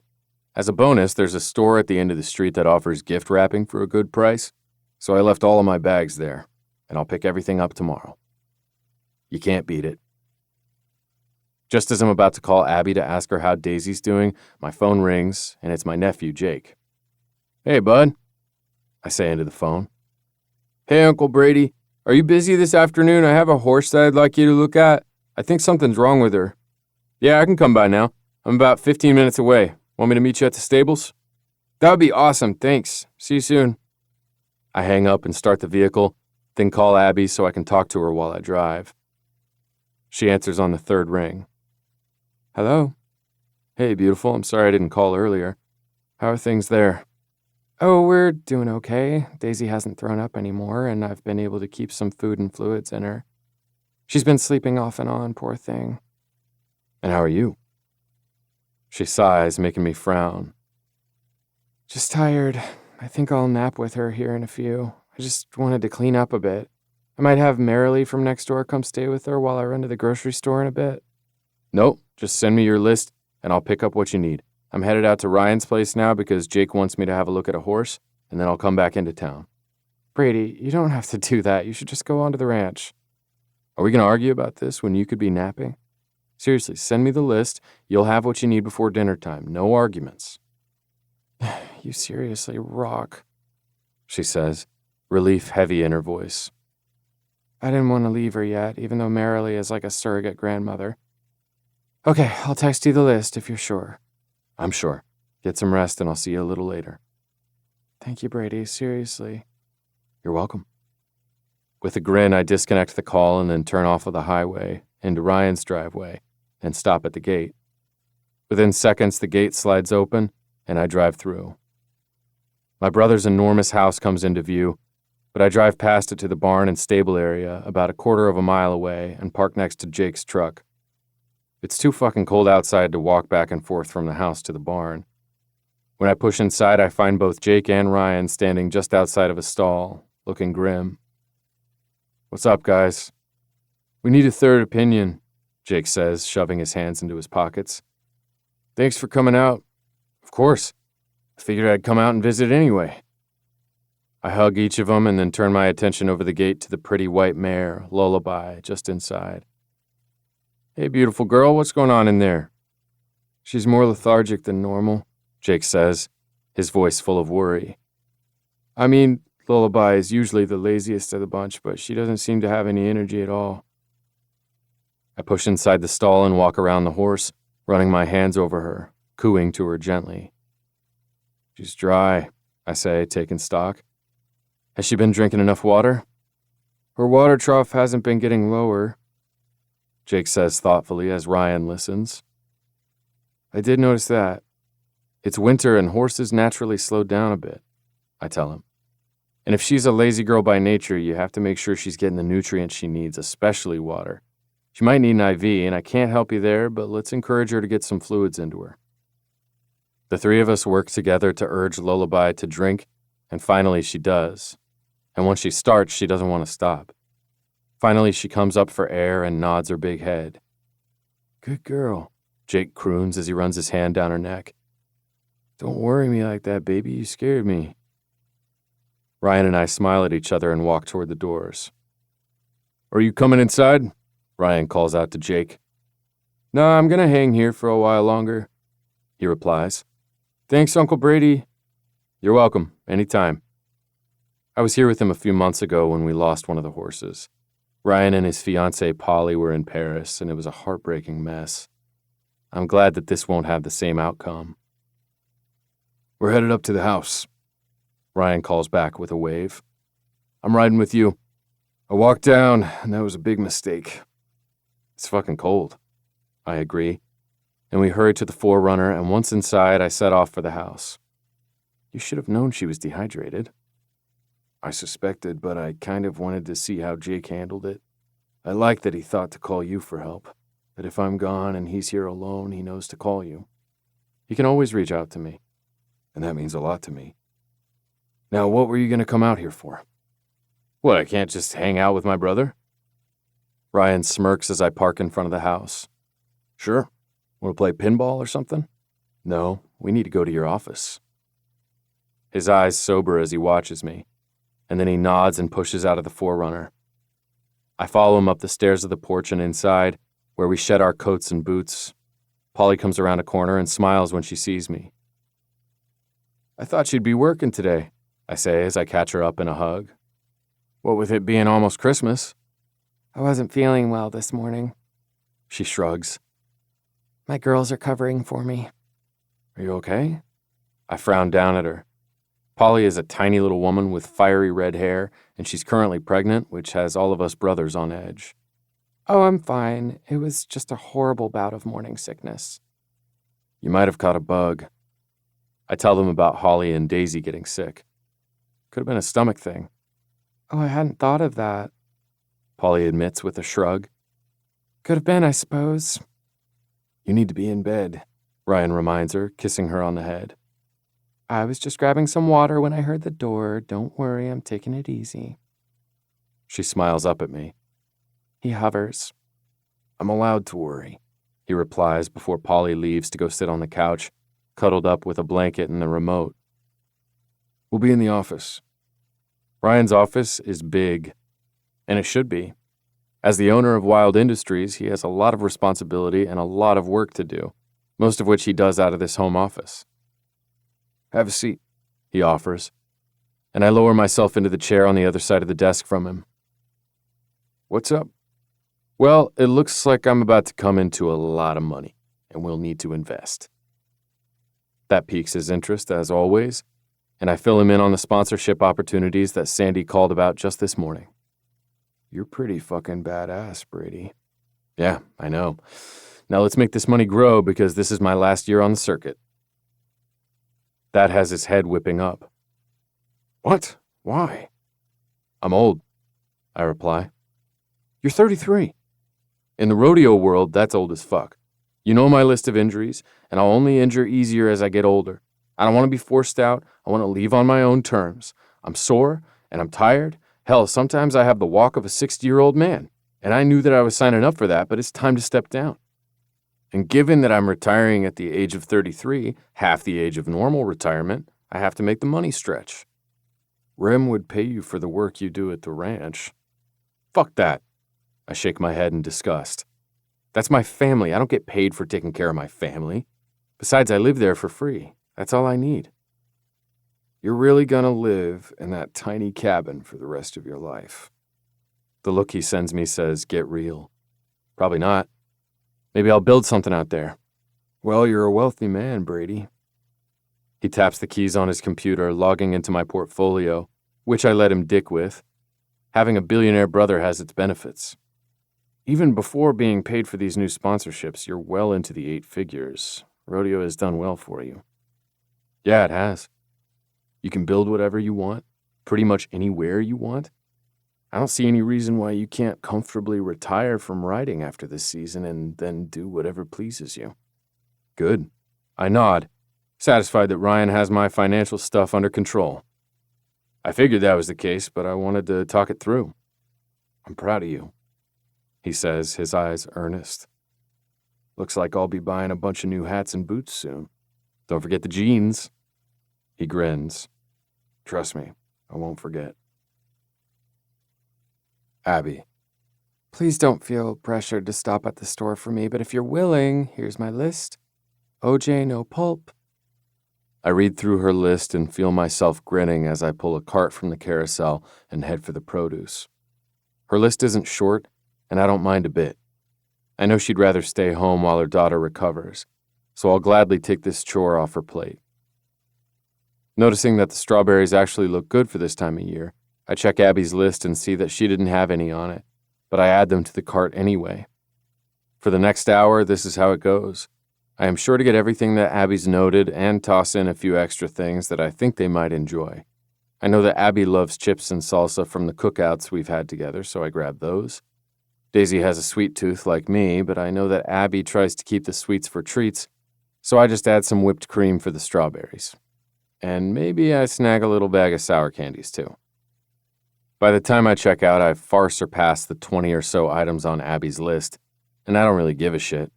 I'm discovering that I enjoy doing things for Abby and Daisy. I like being with them. We've said we're going to take it one day at a time in this whatever it is. And I'm still nervous as hell to start something when I'm still going to be riding a bull in just a couple of months. But by fall, I'll be retired. Maybe I can hang in there for that long. Maybe I won't try to date her or touch her or, hell, anything until then. It sucks and it won't be easy, but I can do it. And then I won't have any of the what-ifs hanging over my head when I finally do allow myself to feel something for a woman. I can finally make promises. It's the right thing to do for both of them. With that decided, I load the groceries into the back of the 4Runner and drive over to Abby's townhouse. I back into the driveway so there's not as far to go with the bags and open the tailgate to retrieve them. The front door opens, and Abby comes jogging out, grinning. Hey there, cowboy. When she sees the pile of white plastic bags, her eyes go wide. I know I didn't have that much on my list. I might have found a few extra things. I reply with a shrug as she loads up, and we walk inside. You stay in, I'll get the rest. I can help, it's too damn cold, I reply, shaking my head as I set the bags near the front door so I don't track snow through the house. I'll be right back. I'm able to get the rest of the groceries in one trip, drop them off inside, and then hurry back out to close the tailgate. When I close the front door behind me, intending to just talk to her for a minute before I head home, Abby's frowning at me from the kitchen where she's unloading the groceries. What's wrong? Is that the wrong kind of salsa? No, it's actually my favorite salsa, but I didn't have it on my list. I know, but you like chips and salsa, so I grabbed it. I shrug and shift on my feet. How's Daisy? She's napping, but she's much better. I think she'll be as good as new tomorrow. Good. I nod, relief flooding through me. That's good. Thank you, she says, leaning on the counter that separates us. For last night and for this. I'll get you some cash. No. Her gaze whips over to mine, pausing on her way to her purse. I don't want your money, Abs. You don't have to buy my groceries. I don't respond to that. I'll be damned if Abby will give me a dime for anything, ever. I should probably head home. Before you do, she interrupts, taking a small, hesitant step toward me.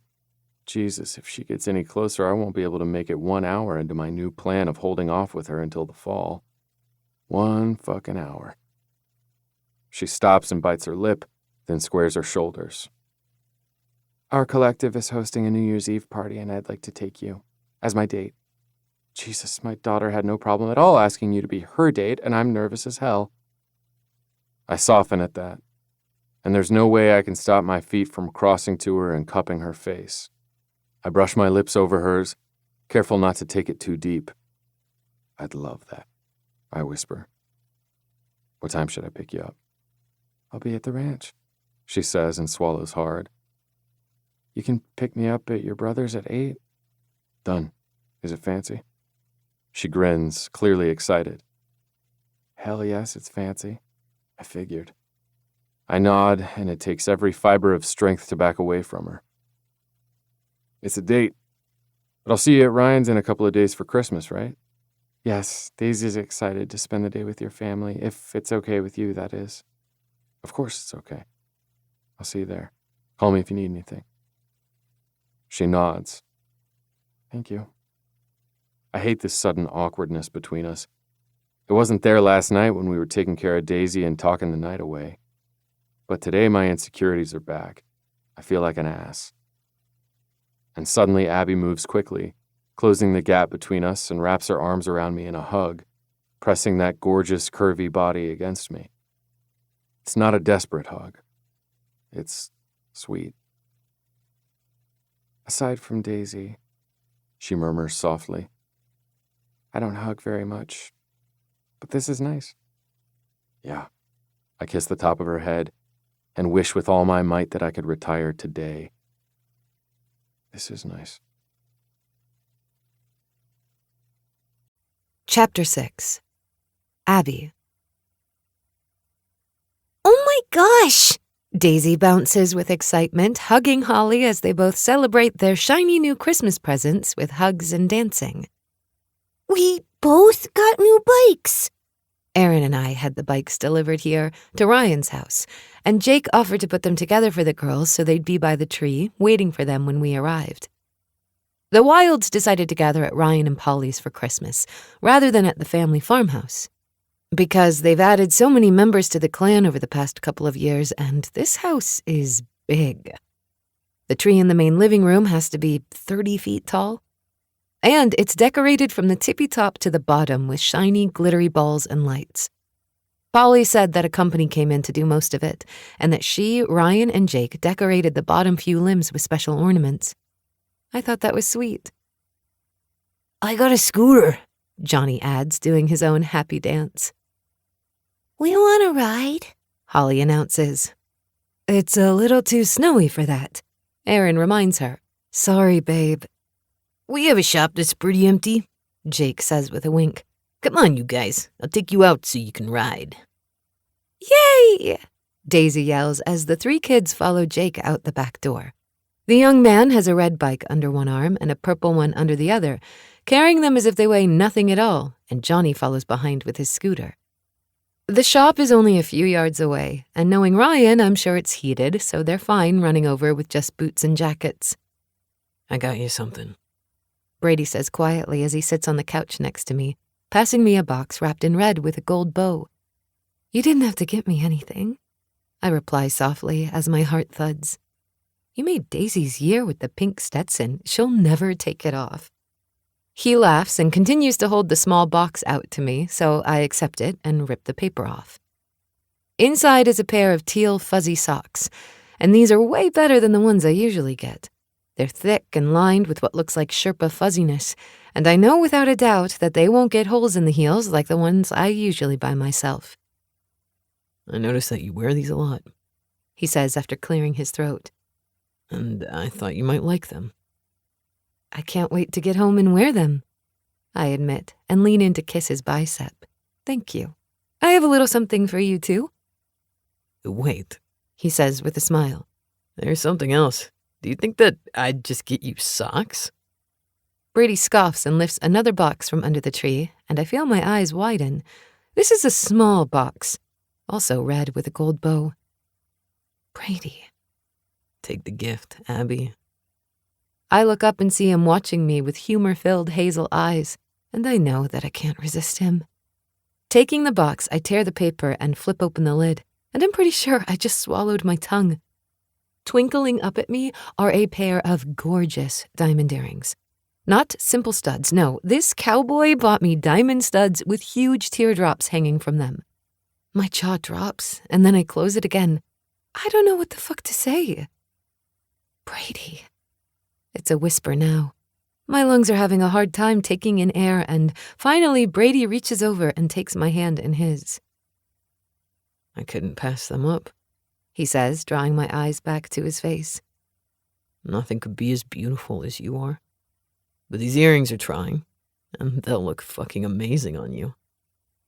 I bite my lip and brush a fingertip over the diamonds. I can't accept these. Oh, you don't want them?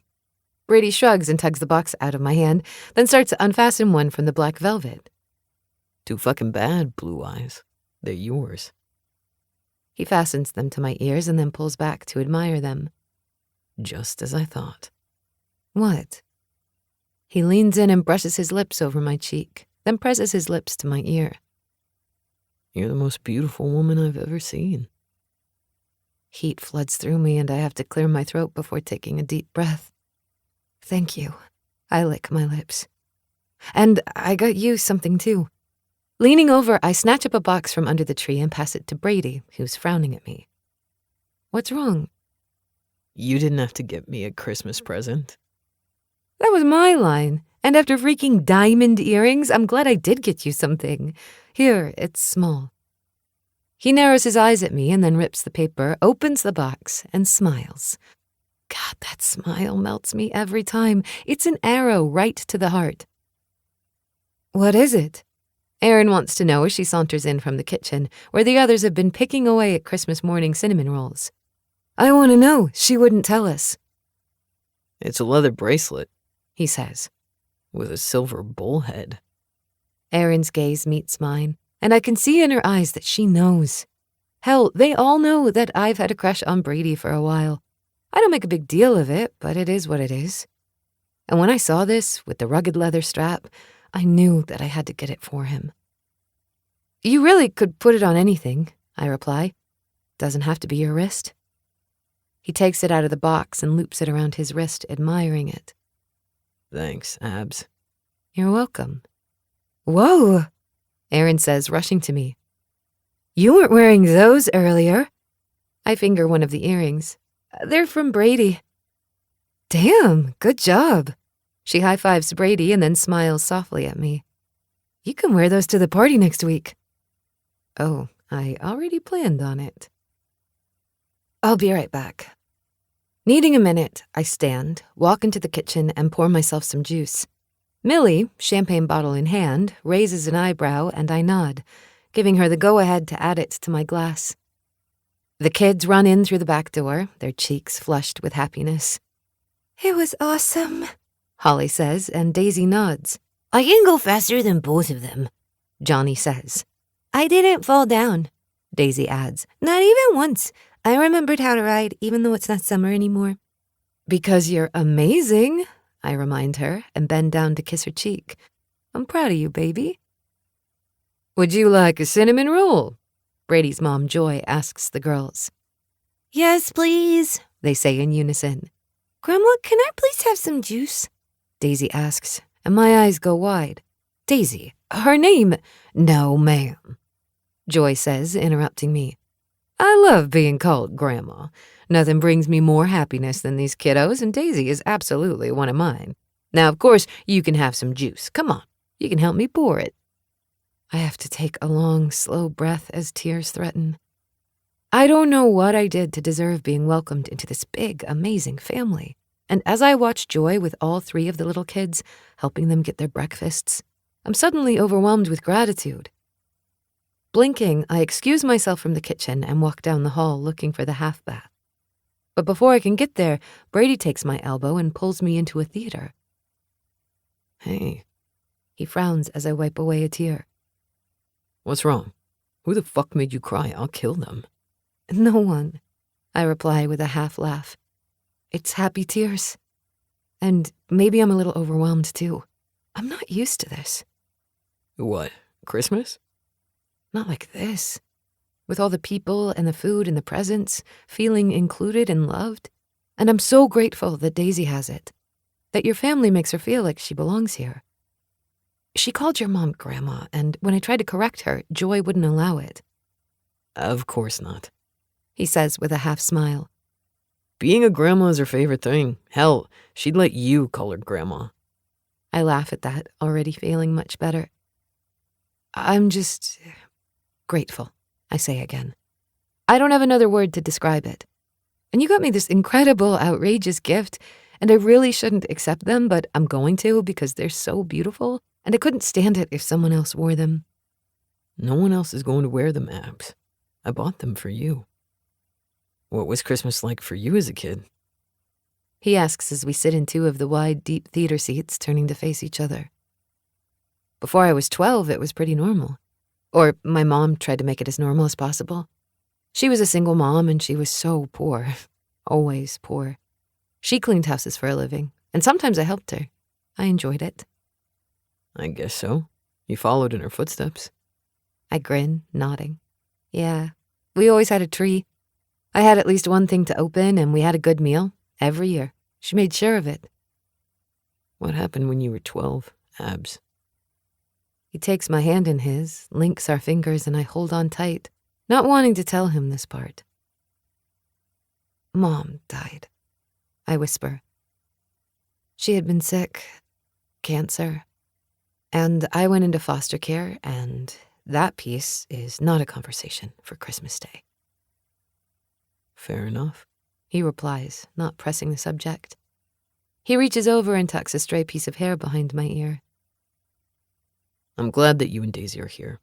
I know we're big and loud and kind of obnoxious most of the time. Okay, that's mostly just Chase. I bark out a laugh, and he smiles as if that's exactly what he was going for. But, he continues, we're mostly harmless. You have a wonderful family. Yeah, I do. I have to say Daisy's been a kick today. So happy and excited. Like she usually is, but on steroids.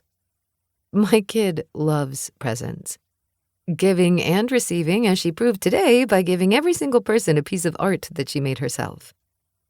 My picture of a horse actually looks like a horse, he says, obviously impressed. I should have bought her art supplies. She didn't want to go to bed last night, I confess. She wanted to stay up for Santa, so I had to wait her out before I could do the Santa thing. Wait. He holds up a hand, scowling. You mean Santa's not real? I grin at him. Of course he is. And what did Santa bring her?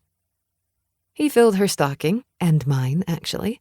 I always fill my own stocking because otherwise Daisy would think that Santa doesn't love me. I shrug a shoulder. It's kind of nice to get some new shower gel and chocolate of my own that I don't have to share. Anyway, She got some clothes, a couple of Barbies with clothes for them, and a couple of small toys. The bike was the biggest thing, and Aaron and I decided we wanted to give them to the kids at the same time. It was a hit? He replies with that sexy grin. What else did Santa bring you? A healthy kid and a thriving business. I don't need anything else, Brady. Besides, you got me socks and these glorious diamonds. Hold up. Are you telling me that the only Christmas presents that you opened today were from me? No. Aaron, Polly, Summer, Millie, and I exchanged gifts. Daisy made me an ornament for the tree in school. Don't look at me like that. He's scowling at me and it makes me shift in my seat. What did you get this morning? Did you even have a stocking? That's different. Why? Because it just is.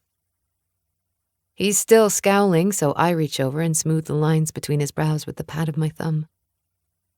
Merry Christmas, Brady.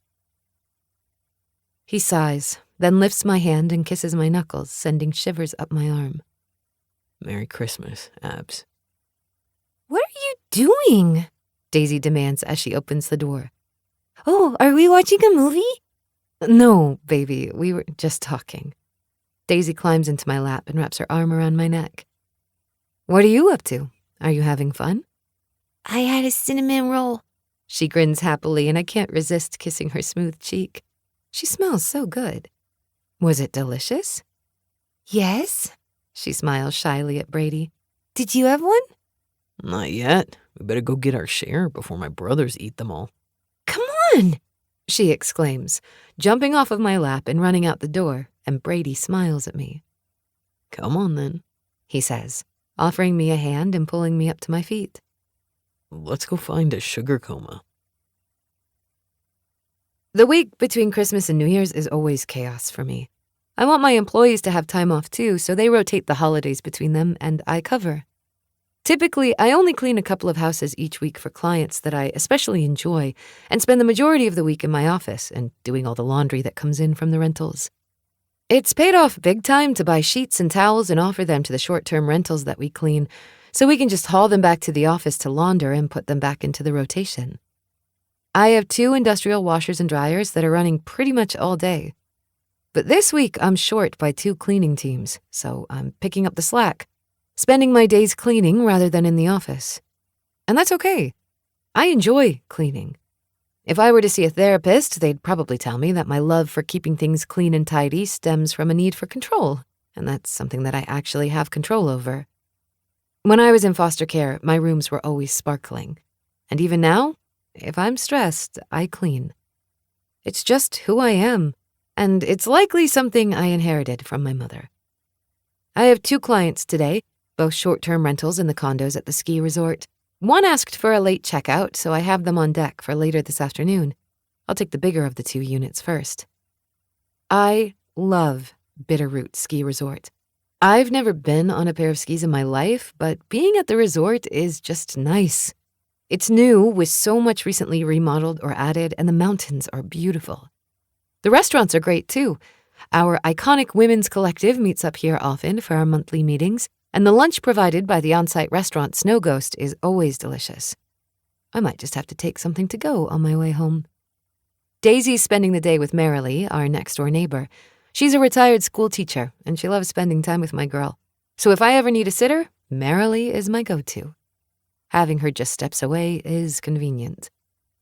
Since Daisy will eat with Marilee, I might as well grab a burger and onion rings from Snow Ghost to eat at my office as I process the day's laundry. God knows I'll be working off those calories today. Marilee isn't expecting me home until well into the evening. It's rare that I have a day that I don't have to worry about what to fix for Daisy, so I'll indulge a bit. With that decided, I park my SUV in the visitor parking and cut the engine. These 2 units both have a locked closet with most of our supplies inside, so I have minimal things to carry in with me, which is nice as they're both on the 2nd floor. I ease around the car gingerly, since there is a lot of ice on the ground, and I don't want to fall. I pull out a bucket with rags, a tote full of clean sheets, and my favorite mop, then close the SUV and turn for the building. Once the elevator doors open, I muscle my gear down the hallway to the first condo and knock on the door before unlocking it and stepping inside. Housekeeping, I call out, just in case the guests haven't left yet. But the condo is still and quiet, so I shut the door, set my stuff down, and slip out of my coat and boots before hauling the bucket and rags into the kitchen to get started there first. There are pots and pans in the sink, which is an irritation. We always ask that guests at least load the dishwasher on their way out, so this will take me longer, but it is what it is. I've just finished loading the dishwasher and started the cycle when I turned to scrub the glass-top stove that has dried spaghetti sauce stuck to the surface. What a mess. I'll let the owner know that they shouldn't refund any of the cleaning deposit. Suddenly, the hair on the back of my neck stands up, and I feel the air in the room shift. I don't think we've met. I yelp and spin, my heart climbing into my throat at the sound of a man's voice, and I grip the countertop behind me as I swallow hard. I called out when I got here, I reply, my voice sounding calmer than I feel. Jesus, he can probably hear my heart hammering against my breastbone. I can come back later or tomorrow? No need for that. He's a tall man with blonde hair and a sneer as he looks me up and down. He's shirtless, covered only in a pair of jeans that ride low on his hips. Under any other circumstances, I might think he's handsome. I must have fallen asleep. Like I said, I can come back. I start to move toward the door, but he blocks my path. I move to the right, and he moves with me as if we're kids playing a game, and it irritates the hell out of me. You're going to want to get out of my way. Or what? He lifts an eyebrow. Why don't you just calm down and come back to bed with me? It's warm, and I'd like to have a little fun with you. Absolutely not.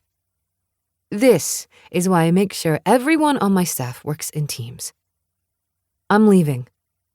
He moves way faster than I give him credit for, and suddenly he strikes out and hits me right on the cheekbone, and I fall against the counter seeing stars. I'm going to fuck you either way. He drawls, and I hear the sound of his zipper, and every cell in my body goes ice cold. Never again. I'll never be used like this. Ever again. His hands are on me, my shoulder, my hip, and he reaches around to grope my breast, trying to pull me around, and my hand closes around the handle of a frying pan on the stove, and I spin, moving with the force of him pulling on me, and smack him right on the side of the head with a loud bang. Ah! He falls to the floor moaning, and I run, my sock-clad feet sliding on the hardwood floors. I can hear him still moaning behind me, but I don't look back to see if he's chasing me. I just need to get the hell out of here. I don't stop running, bypassing the elevator to take the stairs down 2 at a time, and then out to my car, running on the ice in my socks, thanking all the gods above that I forgot to lock it because my purse is still upstairs. I climb inside, lock the doors, and pull my phone out of my pants, calling 911. 911, what's your emergency? I was just physically assaulted? I have to swallow hard against the hysterical tears that want to come. My face is killing me. I'm at the resort, cleaning rooms. Take a breath, the operator says calmly. I'm sending someone up there now. What unit? I give her all the information that she asks for, but I feel the panic attack coming.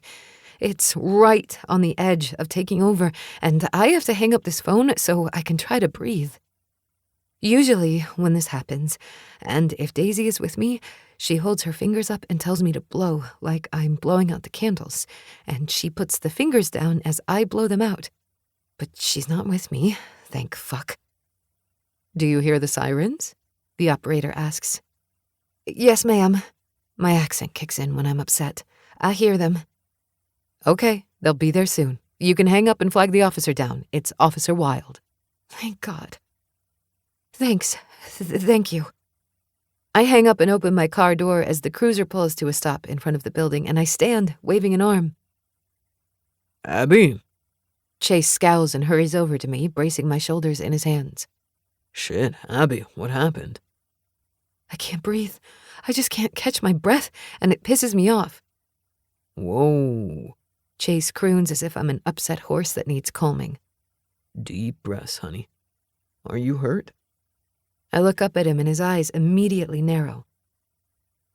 Black eye, he says with a hard voice. All crooning is gone, and now he's good and pissed.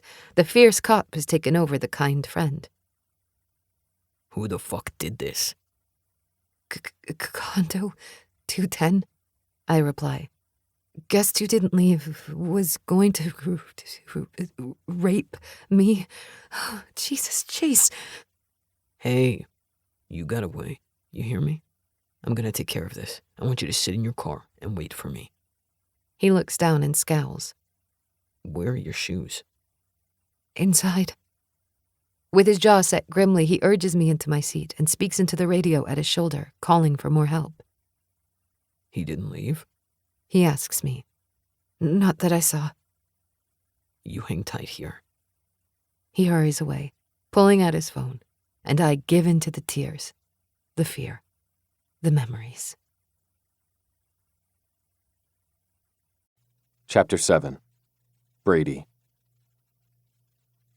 You need a new suit for the party, Millie says, leaning against the counter at her coffee shop, her arms crossed over her chest as she looks me up and down as if she's examining me.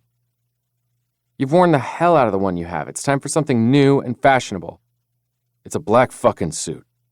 I scowl at her. I can buy a new tie, maybe a new hat. No. She shakes her head, reminding me why my baby sister drives me bananas. New suit. I'm serious. This party is important, and you have a date. Abby deserves to have her date look extra hot. Who are you going with? I counter, and she scowls. I don't need a date, she replies, lifting her chin. I complete myself. You should write a book about that. I shake my head when she scowls at me. Do not throw something at me. Anyway, this party is in 4 days. I can't buy a custom suit in 4 fucking days. It doesn't have to be custom, fancy pants. Go across the street and buy something off the rack. You know, this would have been good to know a couple of days ago. You know, she counters, you're a complainer. I am not. My phone rings and I answer when I see Chase's name. Yo, get up to the resort, he says, his voice hard and brisk. Abby needs you now. Condo's near the restaurant. Is she hurt? Get here, he says and hangs up. And I stare at Millie for 2 seconds before running out of the coffee shop into my 4Runner, my heart pounding as I drive a couple of miles up a winding road to the resort near the chairlifts. I can't get there fast enough. Did she get hurt on the job? I know she's working more in the field this week. God, did she fall? I come around a corner and spot Abby's SUV, so I park next to it and see that she's in the driver's seat, crying. Fuck. Within seconds, I open her door and am squatting next to her, brushing her hair off of her cheek. Hey, sweetheart, deep breath. She's not just crying, she's having a panic attack. Her eyes are round and bright, her hands clenched on the steering wheel so hard that her knuckles are stark white. She hasn't even acknowledged that I'm here. I don't think she realizes that I'm right next to her. Come on, beautiful, breathe with me. She finally glances my way, and her face crumples, and I see the huge bruise across her cheekbone and her eye. Rage fills me, spreading through me like fucking wildfire, but my hand is gentle as I brush my thumb over her chin. Hold here, she gulps. Fingers up. I frown, but I do as she asks, spreading my fingers and holding my hand up, like a child telling someone their age. And she systematically blows on each finger, then reaches up and tucks it down to my palm. She's shaking but concentrating on blowing on my fingers, and after the 3rd time of going through each one, she starts to settle. Oh, God, she sobs and brushes at the tears on her cheeks. Okay. Shaken to the core, I cup her face and lean in to kiss her cheek, sure to be gentle so I don't hurt her. It's okay now, Abs. Where's Chase? Upstairs, she says, gesturing with her chin toward the building. I was cleaning. I thought the condo was empty, but... She shakes her head, and the tears start again, fueling the bright red anger pulsing through me. I'm going to kill whoever did this to my girl. Brady. I stand and turn at Chase's voice and see that he, along with 2 other cops, is leading a shirtless man out of the building, his hands cuffed behind his back. You motherfucker, I charge him, fist cocked, but Chase catches me, holding me back. I'm gonna rip your goddamn heart out. I'm gonna be your worst fucking nightmare, you hear me, you piece of shit? Stop. Chase's voice is hard in my ear. Let me kill him! I can't let you touch him, he says, jerking me. The asshole smirks at me, but I see blood running down the side of his face. Tell me she did that to him? Oh, she clocked him good with a frying pan. My brother replies, pride in his voice. And she needs you. Abby is who you're here for. This asshole will get what's coming to him. He confessed to everything gleefully. Fucker. I'm going to hurt him. I promise my brother. I didn't hear that. When the asshole is in the back of the squad car headed to jail, Chase turns to Abby, who's just staring straight ahead now, the look in her eyes breaking my fucking heart, and squats next to her. Abby, I need to ask you some questions, but first we should take you to the hospital. No. She focuses on him and licks her lips. Absolutely no hospital, I'm fine. It's nothing I haven't had before. Jesus fucking Christ. I have to clean that condo, she continues. Definitely not. I shake my head and take her hand in mine, lacing my fingers through hers. You're going home, or to my house, and we'll call someone else to take care of this. I'm the only one who can. Then we'll call the owner and tell them they have to find someone else. You're not working today. I stress when she tries to argue, and then she deflates, blows out a breath, and nods. I can't go home, she says softly. Daisy is just next door, and she'd see me come home and would want to be with me, and I need some time. Polly's house, Chase says, sparing me a glance before he calls our soon-to-be sister-in-law. When she picks up, he says, Tell me your house in town is empty right now. Good. I need to take Abby there. She's okay. Yeah, thanks, Polly. I'll drive you. Shit, where are your shoes? Inside, she says, looking down. All I want is to pull her against me and soothe her. I need my purse. I'll go get your things, Chase says before jogging back inside. Come on. I tug her out of her car and get her settled in my 4Runner. Everything's gonna be okay, baby. Would you really kill him? Her voice is low, but she's watching me shrewdly. In a motherfucking heartbeat. I let the anger show in my eyes and in my voice. He fucking touched you. He marked you. If Chase hadn't stopped me, he'd be a dead man. She swallows hard and turns to look out the windshield. And I worry that I said too much. Chase returns with all of Abby's things, including a bucket of supplies, and we stow them in the back of the 4Runner. I have to come with you, he says grimly. I need to get her statement. Let's do this then, I reply with a nod, and we follow Chase down the road into town. Polly decided to keep her little house near the high school and use it as a short-term rental property. I'm surprised that it's empty right now, given that it's the holidays and rentals are hard to come by. But I won't complain about it. Abby's quiet as we make the short drive, and when I park in the driveway, she wiggles into her shoes, pushes the door open, and steps out. I take her hand to lead her inside, where Chase is already waiting. How are you doing? Chase asks Abby as I close the door behind us. Abby sits on the comfy sofa, then drops her head in her hands. Is that a stupid question? No, she says as I cross to the kitchen and open the freezer, pulling out ice to make a pack for her face. I'm okay. A little shell-shocked, sore, dealing with some PTSD. Her eyes slide over to me and she licks her lips. You don't need to tell me about your past, Chase says as he sits across from her. I just need to know what happened today. Okay.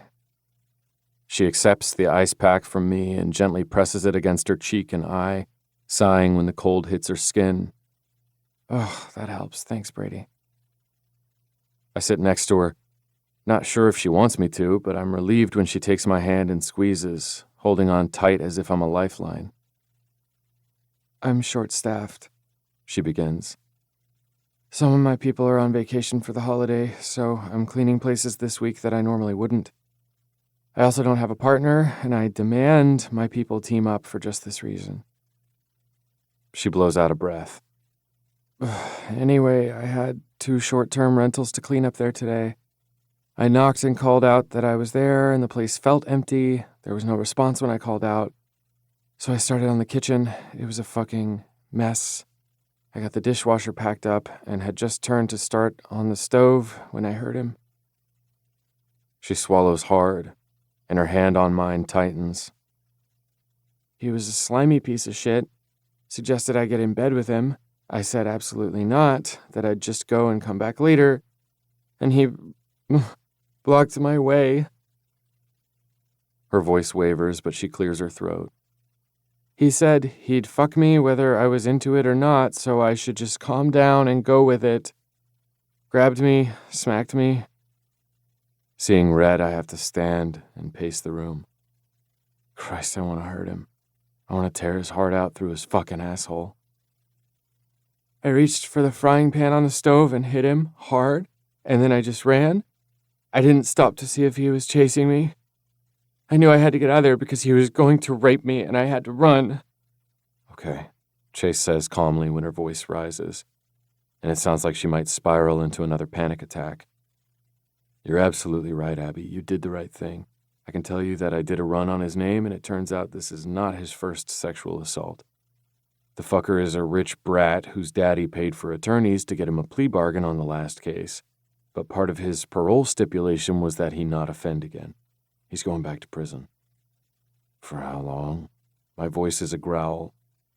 20 more years, Chase replies. You found all of that out? Abby asks. That was fast. My office does good work, he says with a smile. He can't hurt you or anyone else again. I'm so sorry this happened, Abby. Are you sure I can't take you to the hospital? No hospitals, she repeats, shaking her head. But thank you. Thanks for coming so quickly.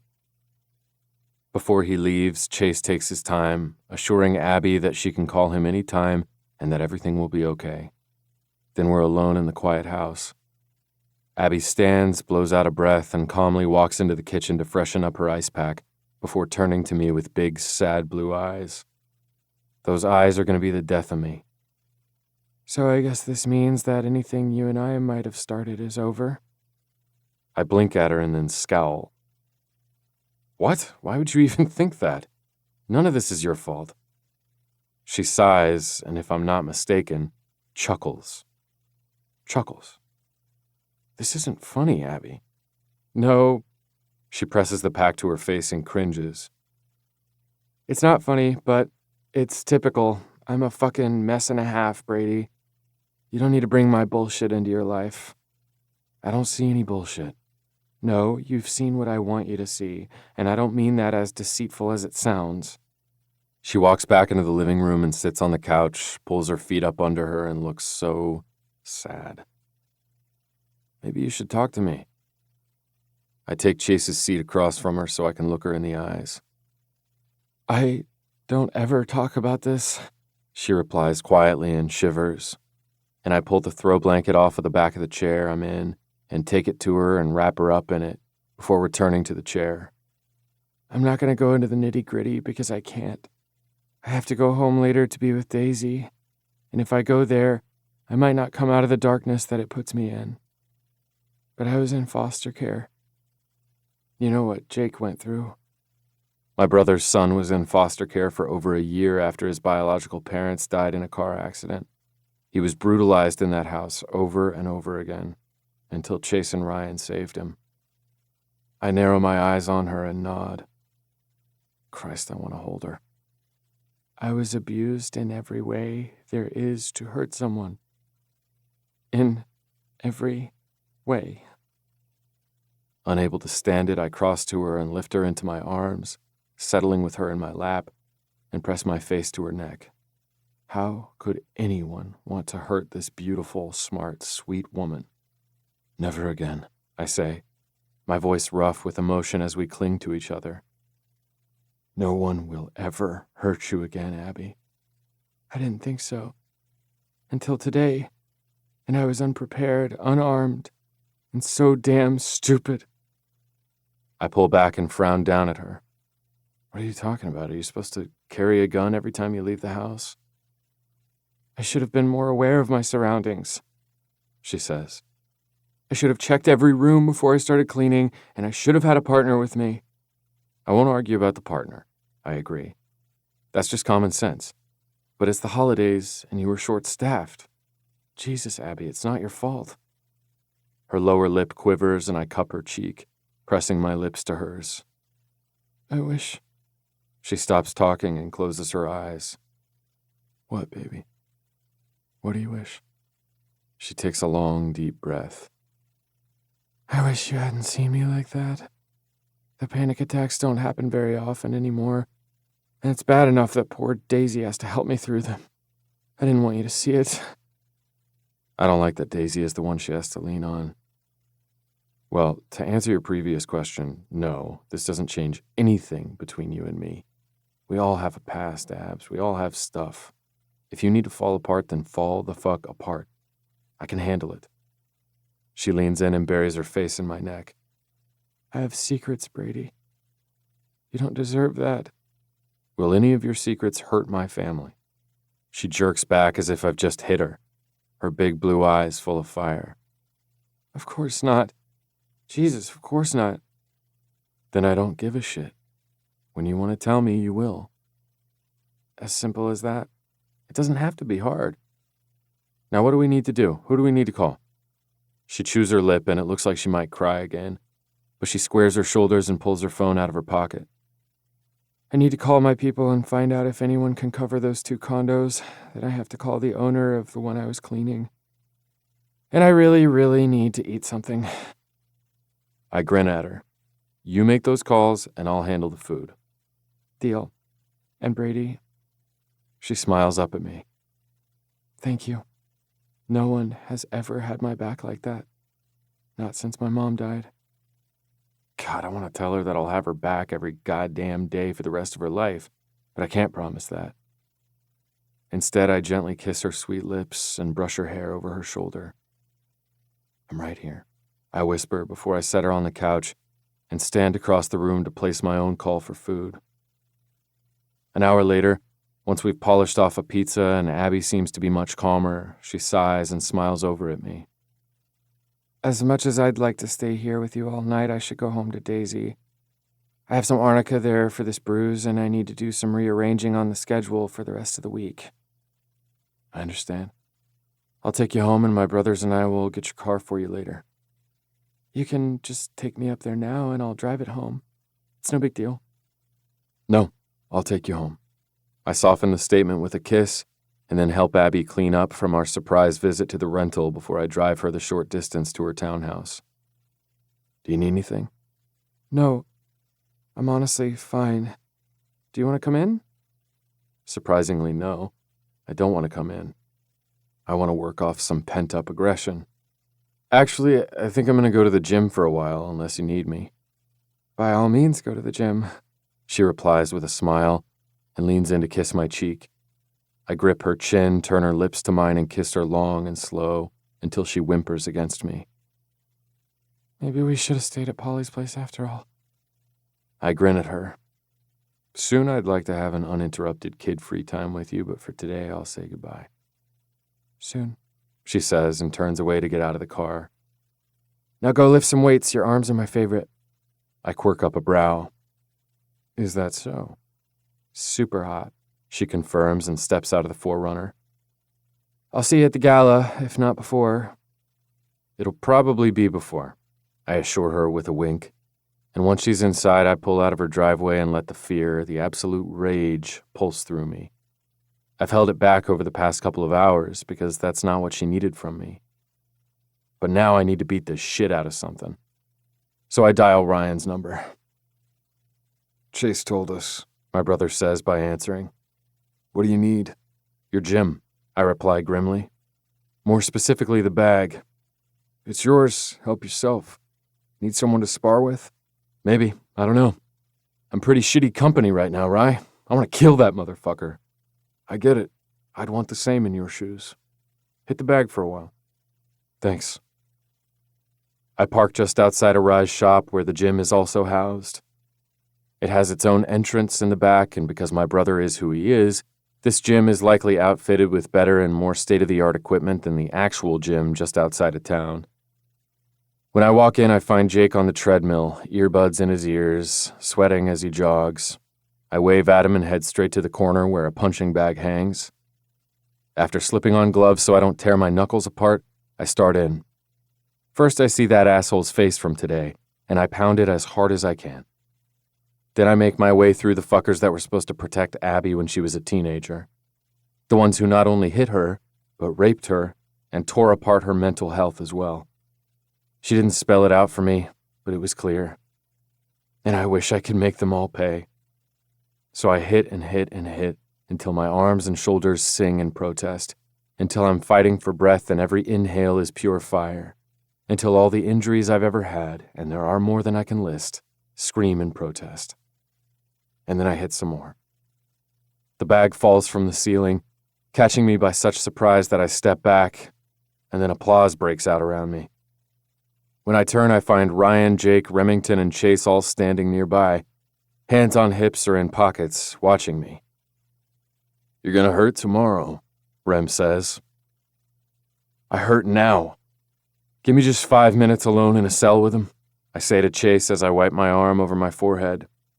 "I can't do that no matter how much I want to," Chase says quietly. "He threatened to sue her for assault." "You're fucking kidding me." I turn and kick the bag now. He dropped that idea when we reminded him that what she did was in self-defense. Chase crosses his arms over his chest. "How is she?" "Better. She's a lot better. Bruised and sore, but she ate and wanted to go home with Daisy. And I needed..." I point to the bag. "I'm just so fucking pissed." "Did this help?" Jake asks quietly, watching me with sober eyes. "A little." I pictured his face. I blow out a breath as I tug my sweat-drenched shirt over my head and then accept the bottle of water that Ryan offers. "I hate that there's nothing I can do." "You did it," Ryan replies. "You stayed with her. You took care of her. That's all you can do." "It's not enough." I chug some of the water. "Hey, you're fancy." Ryan's lips twitch. "Are you insulting me?" "No, Millie says I need a new suit for this big party, but I only have a couple of days until the gala." "Oh, I can take care of that," Ryan says, pulling out his phone. "What color do you want?" "It's a fucking suit, I don't know." I eye Jake. "Sorry, buddy." "I figured you have the right to swear a lot today," Jake replies. His face is still sober. "Did he hurt her really bad?" "He got one hit in," I reply and walk to him, patting him on the shoulder. "And she smashed a frying pan over his head, made him bleed." Jake nods, relief obviously moving through him. "Good, that's good. Maybe I'll go see her tomorrow and see if she needs anything. I'm gonna go kill some zombies." He waves at us and then walks out of the gym, closing the door behind him. "Fuck," I mutter, shaking my head. I should have thought of how he was feeling before I went on my rampage. "He's okay," Ryan says. "He'll go kill some zombies and feel better. The way you killed my bag over there." "Sorry." I grin at him. "Not sorry. Hey, this asshole is the son of a rich fucker. I can't hurt him physically, but..." "I'll take care of it," Ryan says with a lethal grin. "That family might just have to lose all of their money." "Jesus, you guys are scary," Rem mutters. "How can I help?" Chapter 8. Abby. "Look at those earrings!" Summer breathes, her voice full of awe and admiration from her seat next to mine. "I can't," I reply. "I'm getting lashes and I'm not allowed to open my eyes. Whose earrings are we admiring?" "Polly's," Summer replies. "Describe them." "Rubies," she said. "Big, fat, red rubies the size of my baby toe with diamonds. Did you get those for Christmas?" "Yes," I hear Polly reply. Ryan spoils the shit out of me. As he should. And that's Erin's voice. And oh my God, your baby bump is so cute in that red dress. "Okay, hurry up with the lashes already," I say with a laugh. There, all set, my makeup gal Stacy says with a chuckle of her own. Go ahead and admire everyone. Finally, I turn in my chair and sigh in happiness. Polly looks incredible in a fitted red velvet dress that does make her bump look adorable, and those earrings are just stellar. You're so beautiful, friend.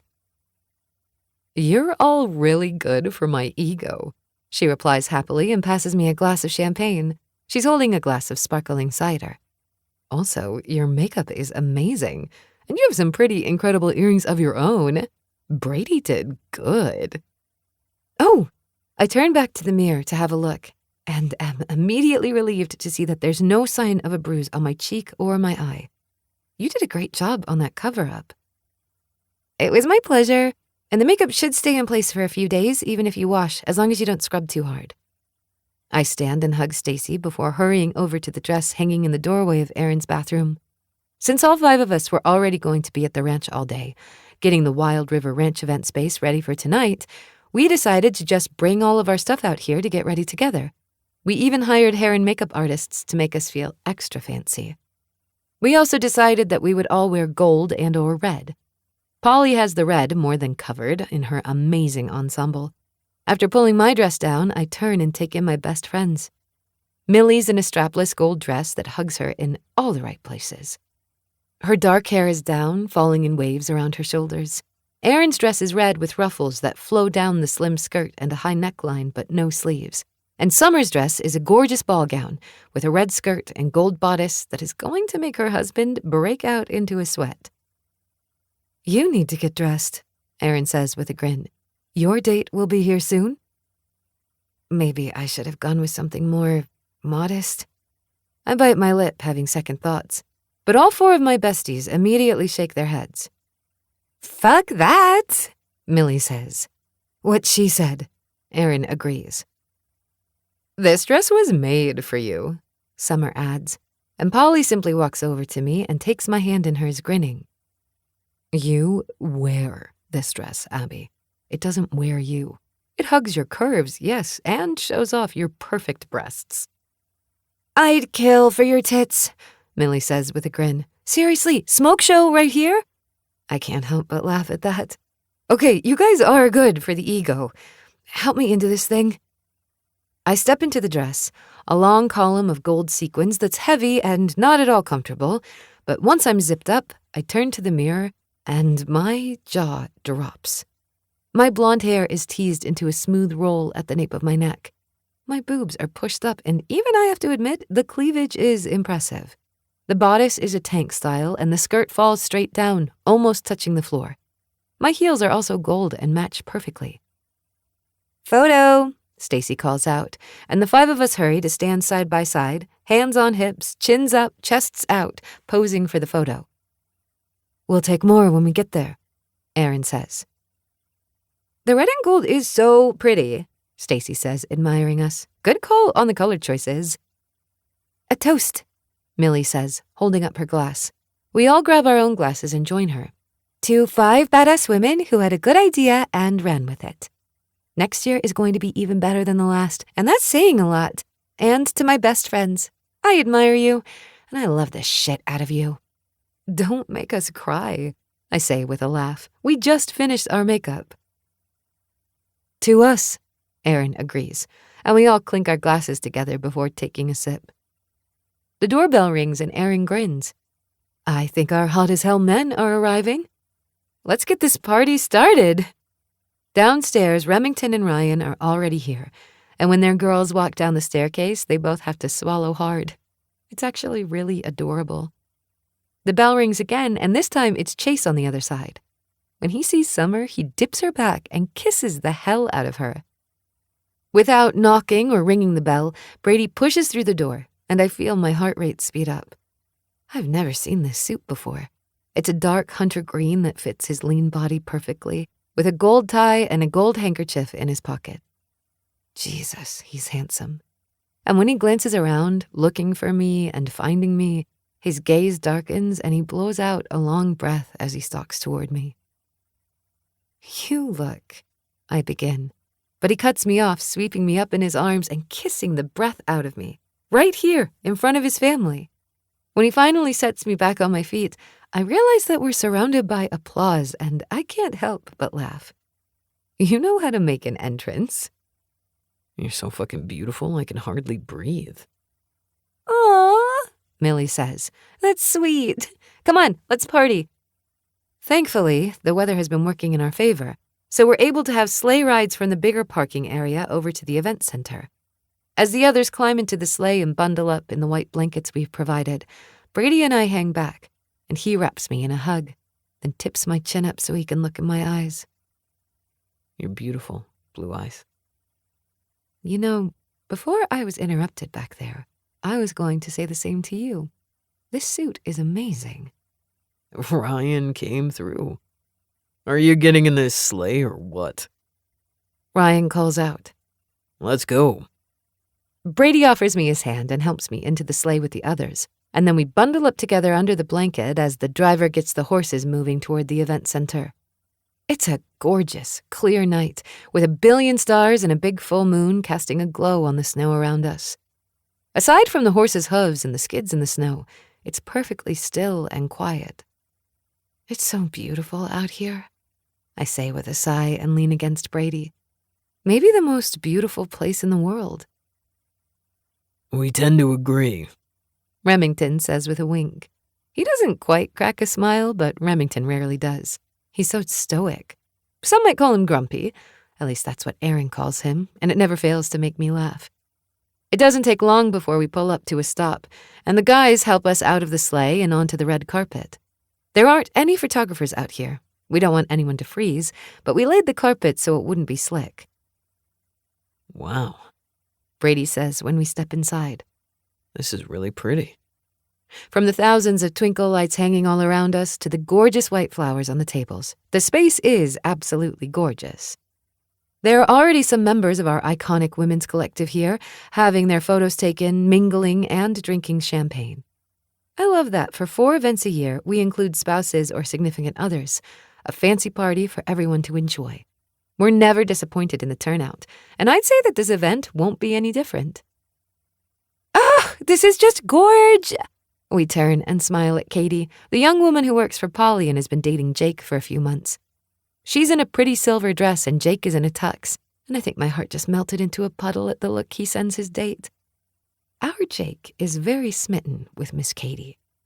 Well, aren't you two just absolutely beautiful? Aaron asks as we make a little semicircle around the couple. Jake's face flushes all the way to the tips of his ears. Thank you, Katie says, executing a perfect curtsy. This is so fun. I'm going to make Jake dance all night.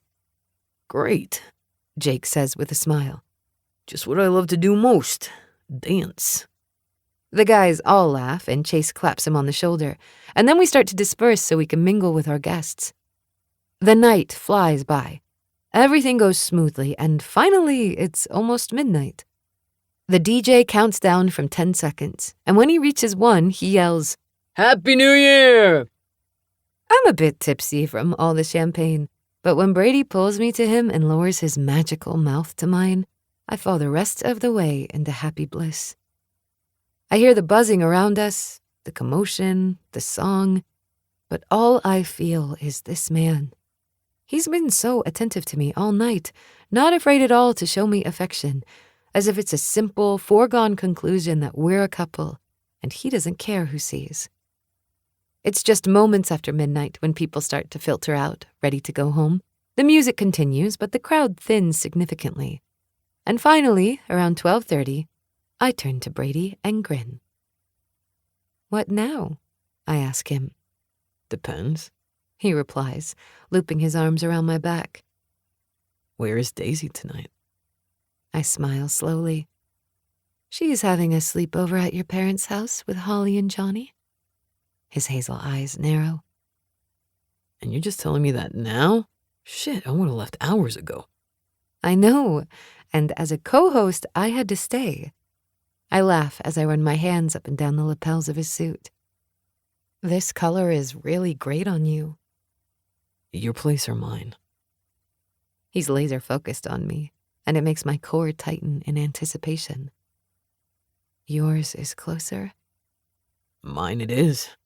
He nods and takes my hand, leading me toward the door. We're stopped several times to say our goodbyes, and finally we're in his 4Runner driving away from the venue. How did your car get there? I ask him. We rode a sleigh to the event. The guys and I knew we'd want our own cars when it was all said and done, so we parked them out here earlier. Smart. I shift in the seat, suddenly nervous. Sure, we've kissed, and I feel like I've grown to know Brady so well over the last month or so. But it's clear that we both intend to have sex tonight. And I haven't had sex with anyone in a really, really long time.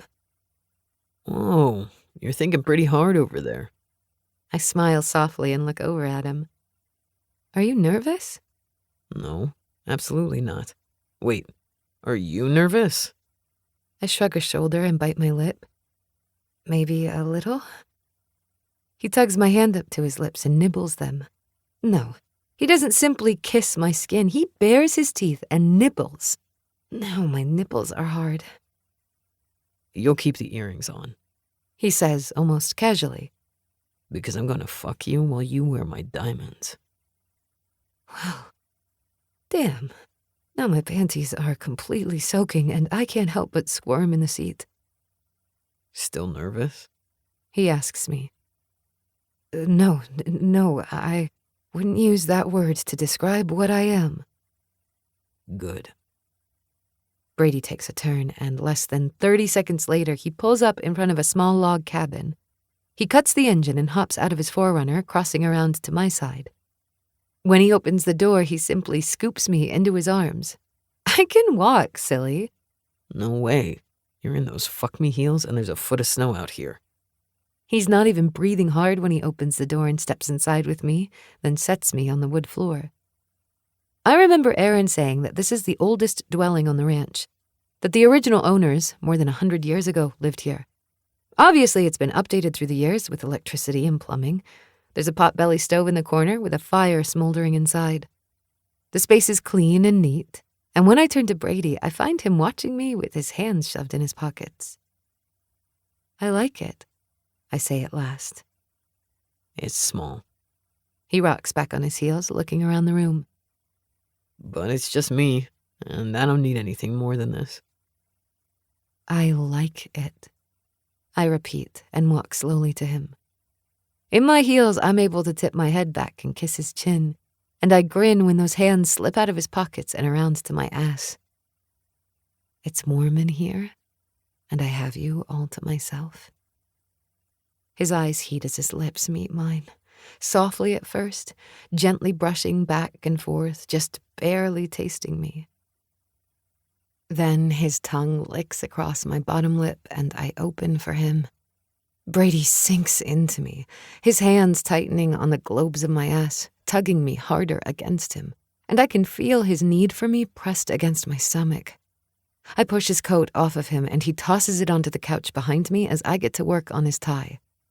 I love dressing up, I murmur against his lips, but I hate all of the layers. His lips twitch up into a smile as he helps me unbutton his shirt and pull it out of his pants. It takes longer than I'd like, but eventually he's standing before me in just his trousers. And I'm quite sure the air has just been sucked out of the room because I can't quite catch my breath. His muscles are hard beneath smooth skin, and I can't resist reaching out to touch his chest, letting my fingers drift down those rock-hard abs. And I like that you don't have as many layers, He says, but he doesn't reach behind me to unzip my dress. Instead, he drags his fingertips gently along the material of my bust, sending goosebumps down my arms. I'm going to take you to my bedroom. Please, by all means, do. He chuckles and takes my hand, leading me down a short hallway and into a small bedroom, where a king-sized bed takes up 90% of the space. He flips a switch and a bedside light comes on. You said earlier that you're nervous. He whispers as he kisses down my cheek to my ear. I won't have that, Abs. You're with me. I won't hurt you. I won't do anything you don't want to do. And I plan to worship every goddamn inch of your amazing body. I bite my lip when his teeth nip at my earlobe. I wasn't nervous because I don't want this. It's just been a long time. I feel him grin against me, and then those magical fingers of his find the zipper at my back, and he slowly tugs it down. I'm a bastard, because I'm damn glad that it's been a long time. He kisses the ball of my shoulder after one strap of my dress falls down. But if you want to stop, we stop. You're in control here, sweetheart. I swallow hard and let my fingertips drift up and down his sides. He lets my dress pool at my feet, but he doesn't lean back to look. Not yet. No, I don't want to stop. I don't ever want this to stop. I've wanted Brady Wilde for what seems like eons, and we're finally here. As far as I'm concerned, this could last forever, and I'd be perfectly fine with it. Holy God. I blink and then grin when I realize that he's checking out my bra and underwear set. They're gold, like the dress, and all lace. With a teasing smile, I take 2 steps back and prop my hands on my hips, not even a little self-conscious about my curves, thanks to the fire in Brady's eyes. You like? He swallows hard, wipes his hand down his face, and then shakes his head. No. I pout and try to keep the sudden nervousness out of my voice. You don't like? What I'm feeling right now is way beyond like. I'm speechless. Suddenly, I'm on the bed, still in my underwear and heels, and his lips are all over me. His hands are everywhere at once, and everything in me is on fire. My hands dive into his thick, dark hair as his lips move to my breast. He teases the nub through the lace, and finally, he reaches behind me to unfasten the bra and casts it aside. Abby. He breathes before pulling a nipple into his mouth, his fingers toying with the other one, and my hips have a mind of their own, twisting and moving beneath him. I've never wanted a man the way I want Brady Wilde. I want to see you. I groan, but I hold him close, loving the way his mouth feels on mine, the way his hands make me tingle all over. And before I can complain anymore, Brady shoulders his way between my thighs, spreads me wide, and loops my panties with his finger to pull them aside. And then his mouth is on me. I'm pretty sure the veil between heaven and earth just lifted. My back bows as I cry out, gripping onto his hair as he feasts on me. He moans, and it sends me over the edge, screaming with the first real orgasm that I think I've ever had in my life. He tugs my panties off, tosses them over the side of the bed, and shimmies out of his trousers. Before he can reach for a condom, I sit up and reach for him, palming him, moving up and down. Abby. He moans, his head falling back. Christ, I want you. After stroking him 3 more times, he leans over for the condom, rolls it on, and nestles against me, rubbing up and down my slit as he brushes my hair away from my cheek and smiles down at me. You're sure? So sure. I kiss his nose. I've never been surer of anything. Chapter 9. Brady. I don't have to worry about dying in the arena after being thrown off a pissed-off bull, because this woman right here and right now is going to kill me. She's lying on my bed, that beautiful blonde hair falling out of her fancy twist, my earrings sparkling on her ears, her blue eyes shining in the low light of the lamp, and don't even get me started on her lips. Those lips, all pink and swollen from my kisses, are parted, and her tongue darts out to lightly lick her lower lip. Jesus fucking Christ, Abs. She's soaked where my dick rests against her, and I want to slide in hard and claim her. I want to ruin her for all other men. But I also don't want to hurt her. Brady, she breathes, her hand running down my torso. I lean in and kiss her, unable to resist those pretty pink lips, and move my hips back and forth, slipping through her folds. But I'm still not where I want to be. buried so deep inside of her that we don't know where I end and she begins. No, she whispers against my jawline. Please. I lean up a bit and her hand slips between us, wrapping around my shaft, and I suck in a breath through my teeth as she guides me to her. Nothing can stop me from inching my way in, a little at a time, watching her face as she takes me so well. God, baby, you're so damn tight. She purrs, fucking purrs, and digs her nails into my back. And I know without a doubt that I'm right. She's gonna end me, right here, right now. But what a damn fine way to go. I take one of her hands in mine, kiss her fingers, and then press it over her head against the bed, holding her there as we find our rhythm, gazes locked. The room is buzzing with energy as we climb, reaching for a climax that's way closer than I'd intended. But I can't hold back with her. You're incredible, I tell her, dragging my nose against hers. No, she breathes, her voice hitching when I grind against her. You are. I smile and pick up the tempo, and she moans long and low as her walls clench around me, contracting with her climax. That's it, Blue Eyes. Let go. Let me feel you come on my cock. I can't hold back. With a growl of my own, I rock into her while my world shatters around me. After a moment, when I've managed to take a breath and reassure myself that I haven't actually died by orgasm, I lift my head and smile down at her, releasing her hand. She cups my face and kisses me as we roll to our sides, still linked. I'm not ready to let go of that incredible connection. But finally, Abby sighs and rolls away, pads into the bathroom, and I also get up to deal with the condom and clean myself up a bit. When she returns to the bedroom, she's not shy at all about climbing onto the bed and crooks a finger at me. I have questions, she says, making my eyebrows climb in surprise. I will answer them if I can. I join her and pull her against me, covering us up with the blankets, and she sighs as she settles against my chest.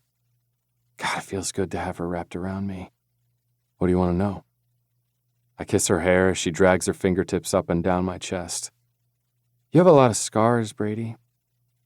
She leans back so she can look up at me. Like, a lot.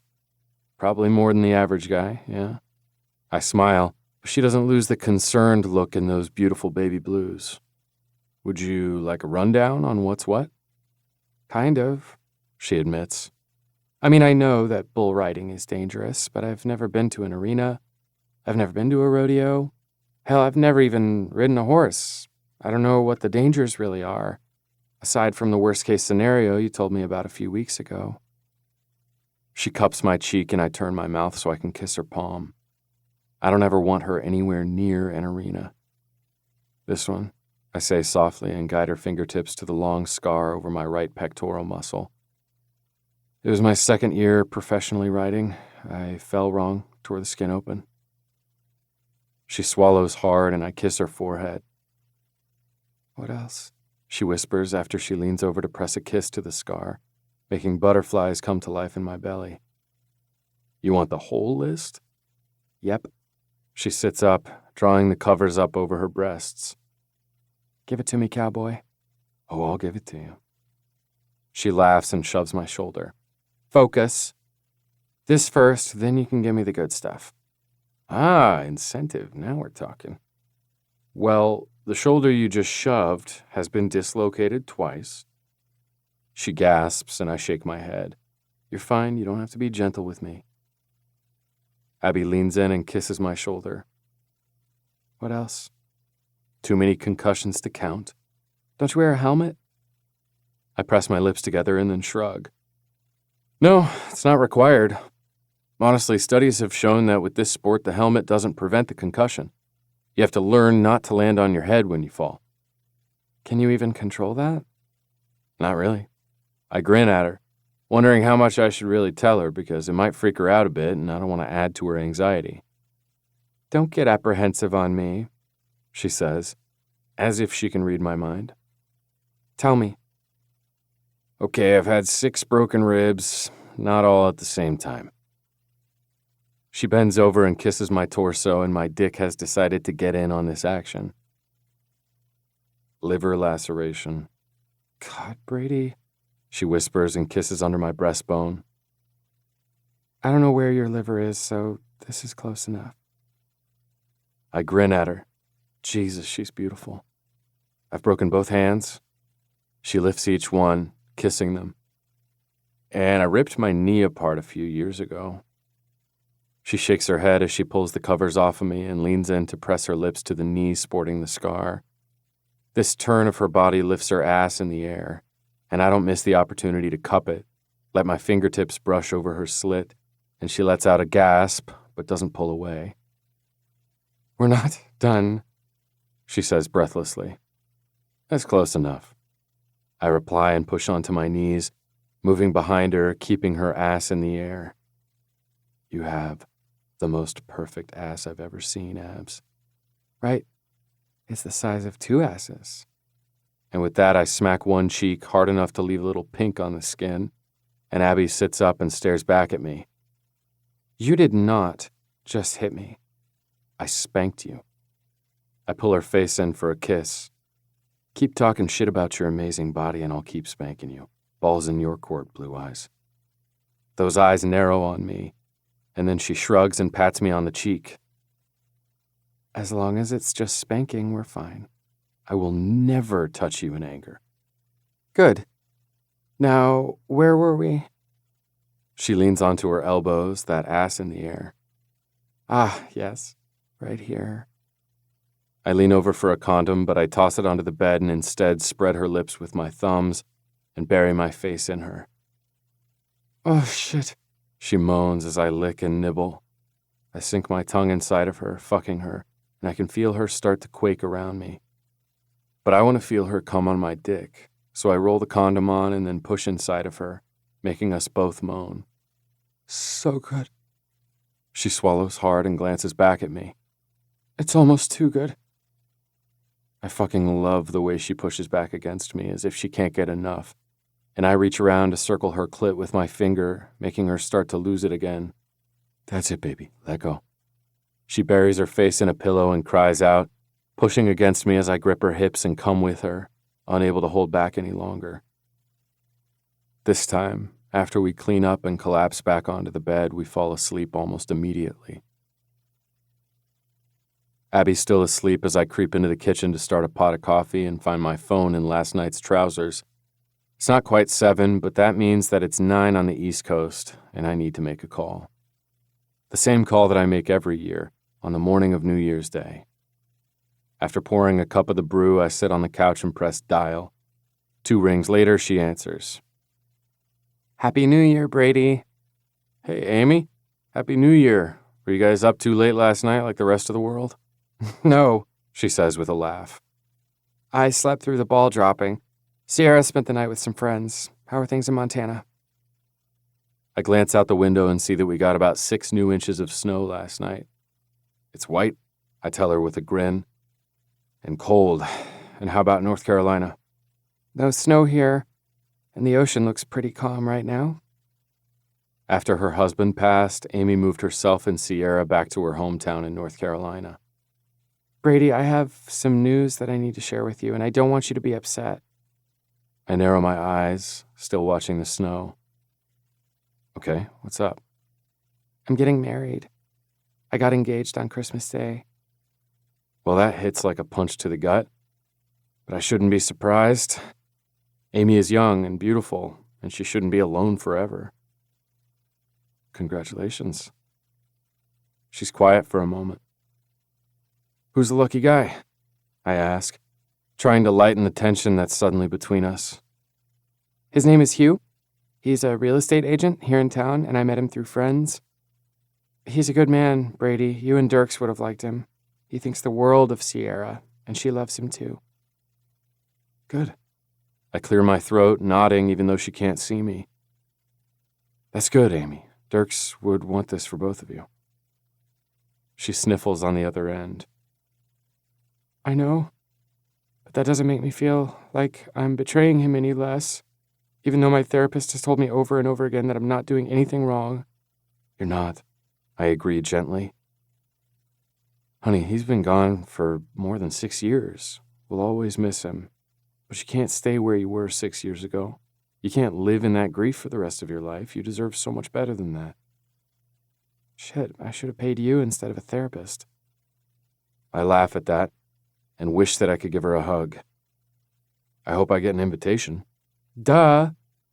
Actually, you know my daddy passed away a few years ago and I don't have any brothers. Brady, would you walk me down the aisle? Well, hell. I didn't have getting choked up on my bingo card for today, but here we are. Of course, you name the time and place and I'll be there. I'm honored you asked me. Plus, it's time I saw my goddaughter. 2 years have gone by fast. She'll love it. Now she has a smile in her voice. And you know, if you have a date to bring... I chuckle and glance down the hall toward the bedroom. Actually, I just might. Brady Wild, you're holding out on me. Hey, you got engaged a week ago and I'm just now finding out about it. Okay, that's fair. Tell me about her. Send me pictures. I spend 10 minutes filling Amy in, and when I'm done, she sighs, obviously envisioning a Hallmark romance in her head. And now you're snowed in at your tiny cabin, wasting time with an old friend when she's in your bed pining for you. I don't think that's quite accurate, but okay. Anyway, I'm having a few bad moments of my own over here. I have no business starting something with her. Why the hell not? Because I'm not retired. I blow out a breath. Although this will be my last season, but you know how I feel about starting a relationship with someone, Amy.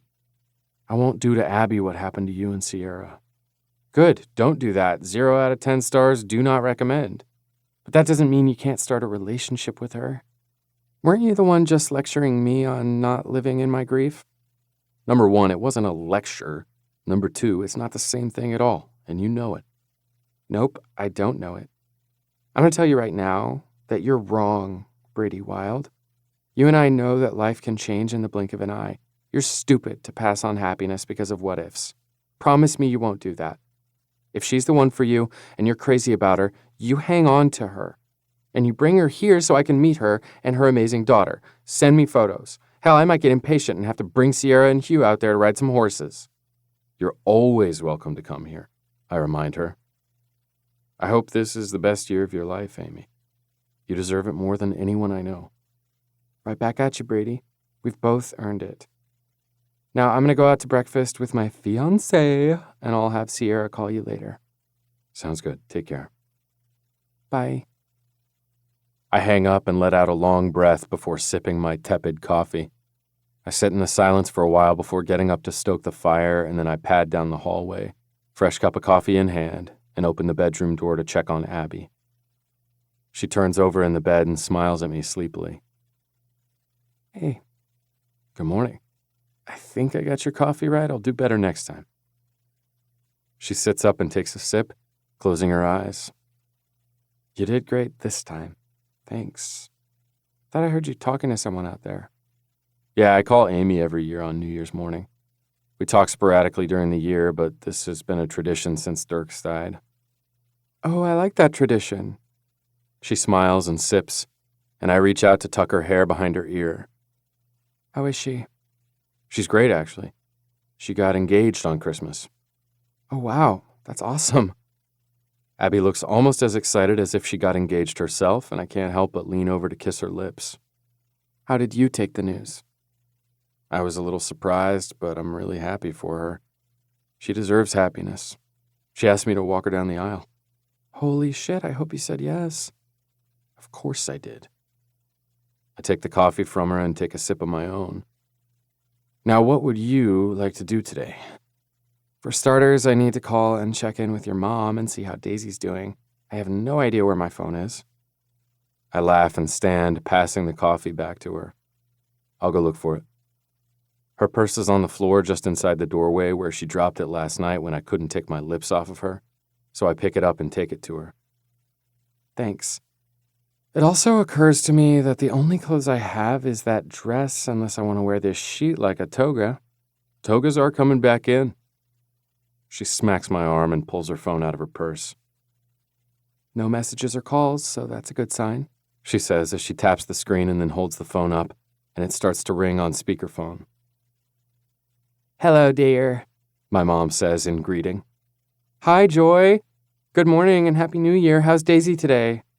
Oh, she's great, just watching cartoons with Holly and Johnny. Do you want to speak to her? Sure, just for a moment. There's some rustling around, and then Daisy's voice comes out of the phone. Hi, Mama. I'm having so much fun. We made homemade pizza last night, and today we have bacon and eggs from eggs that we collected out of the backyard from chickens. And Grandma made fresh bread for toast. And now we're watching TV, and Grandma told us that we can stay again tonight. Can I? Abby looks a little stunned at the turn of events. I'm glad you're having so much fun, baby, but I should talk to Joy about another night. You can totally talk to her. Okay, bye, Mom. Love you. The phone is passed, and my mom comes back on the line. She's such a happy child, Mom says with a chuckle. I just love her to pieces. Like she said, it's fine with us if the kids stay another night. I think John is going to take them down to the barn to ride around on a pony, and I thought I'd have him help me make some homemade pasta this afternoon. Are you sure? Abby asks before biting her lip. I'm happy to come get her. I'm sure, Mom says. She's not a bother at all. We love her. You have a fun day, and don't worry about a thing. We'll see you tomorrow. Well, okay, thanks, Joy. You're welcome. Tell my son I said hello. Hi, Ma. I laugh as Abby turns bright red. Have a good day. Love you, Baba, Mom says, calling me the name she's used since I was a toddler, and then ends the call. Your mom knows that I'm here, Abby says in a loud whisper. I glance around the room and then back at her. Why are we whispering? I don't know. But your mom knows, and that means your dad must know. Holy shit. Now I'm laughing my ass off and fall over on the bed holding my stomach. We're adults, Abs, and everyone saw us leave last night. I couldn't keep my hands off you. Oh my God, she groans, throwing her arm over her eyes. And now I don't have any clothes, and I'm gonna have to do the walk of shame out of here with last night's dress on. Whoa! That has me sobering, and I crawl over her, pinning her to the mattress. No shame here, Blue Eyes. We are two consenting adults with a babysitter. If it makes you feel better, I'll run you into town so you can change your clothes and grab another change for tomorrow. My car is still at Aaron's house. We can work out the details. I can't resist leaning down to nibble those enticing lips. Later. Chapter 10. Abby. After another round of sex this morning, Brady drove me to the farmhouse so I could grab my things from yesterday, along with my car. Of course, before leaving, Aaron whispered in my ear that I had to call her later to fill her in on everything. And I promised to do that as I walked out with a flaming red face. Then Brady followed me into town so I could take a quick shower and change my clothes before packing a bag for another night away. And let me just say, I feel so much better. My muscles are sore, especially in the areas that have been ignored for way too long. But despite little sleep last night, I feel refreshed and energized. Not to mention excited for the opportunity to spend another full day and night with this incredibly sexy man. And trust me, Brady is sexy with a capital S. I'm ready, I announce as I walk downstairs and find Brady sitting in the chair, thumbing through his phone. Sorry for making you wait. Drying my hair takes forever, but it's necessary in the winter. I can't have you getting sick on me, he says with a wink as he stands and crosses to me, immediately pulling me into his arms and hugging me close. You smell good enough to eat. I grin against him, kiss his chest, and then pull back. What are we going to do today? Lady's choice. I was hoping you'd say that because I really want a tour of the ranch. Brady blinks in surprise. You've seen most of the ranch, haven't you? I've seen the farmhouse and Summer and Chase's house, along with the event center, yes. And now your cabin. But I haven't seen any animals or heard any stories. I guess I want to see it through your eyes. And right now, those hazel eyes smolder as he stares down at me.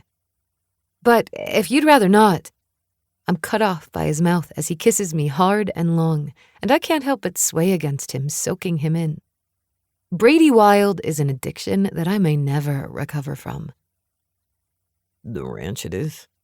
Do you have boots that you don't care if they get shit on them? I laugh in surprise. I guess we're going all out. I'm sure I do. Grab a good winter coat, too. Layers, babe. You need layers. I live in Montana. I have layers. I wink at him, and then march back to the small mudroom off the garage entrance to gather what I'll need. And then we pile into Brady's SUV and head back out to the ranch. I'm glad the weather has eased up a bit. Snow is fine, but it's tough when you add Arctic temps and wind. I couldn't agree more. I work in that shit all day. Temps in the 20s is downright balmy. When he turns onto the ranch road off the highway, he bypasses the farmhouse and drives us out to the barn first, coming to a stop by a huge rolling door that's currently shut.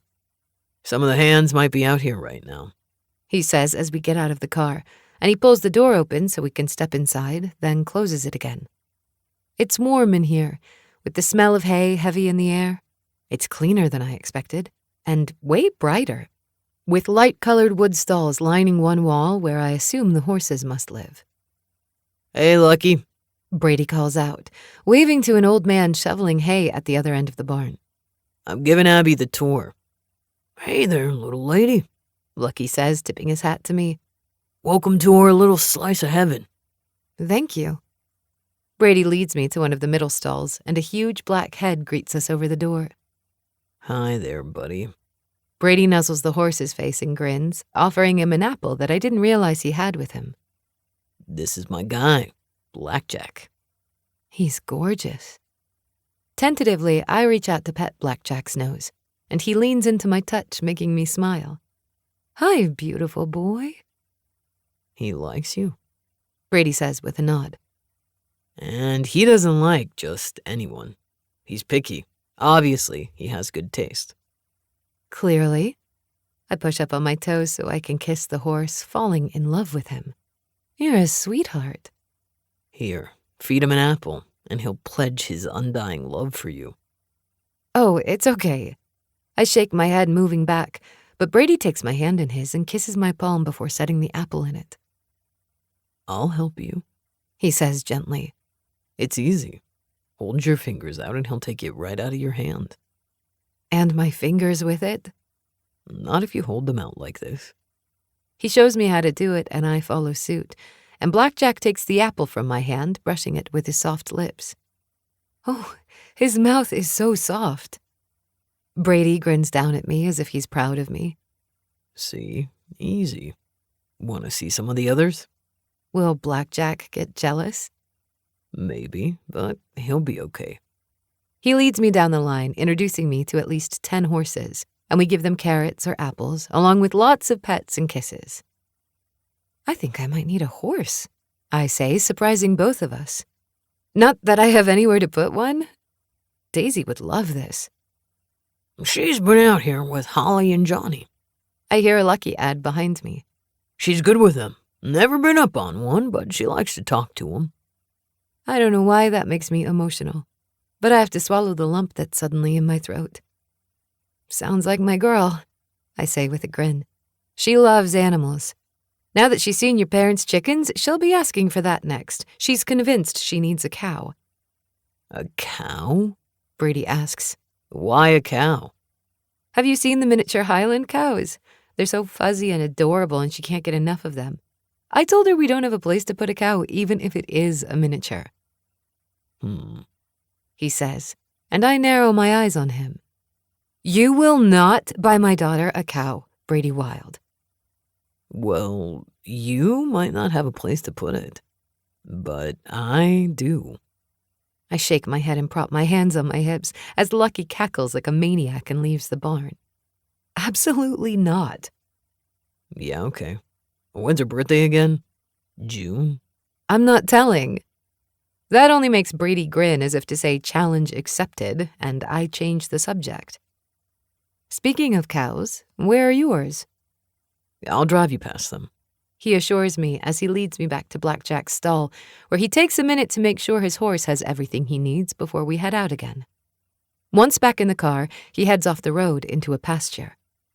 Our herd is over there, He says, pointing, and I see a bunch of black cows all huddled together in the middle of the pasture.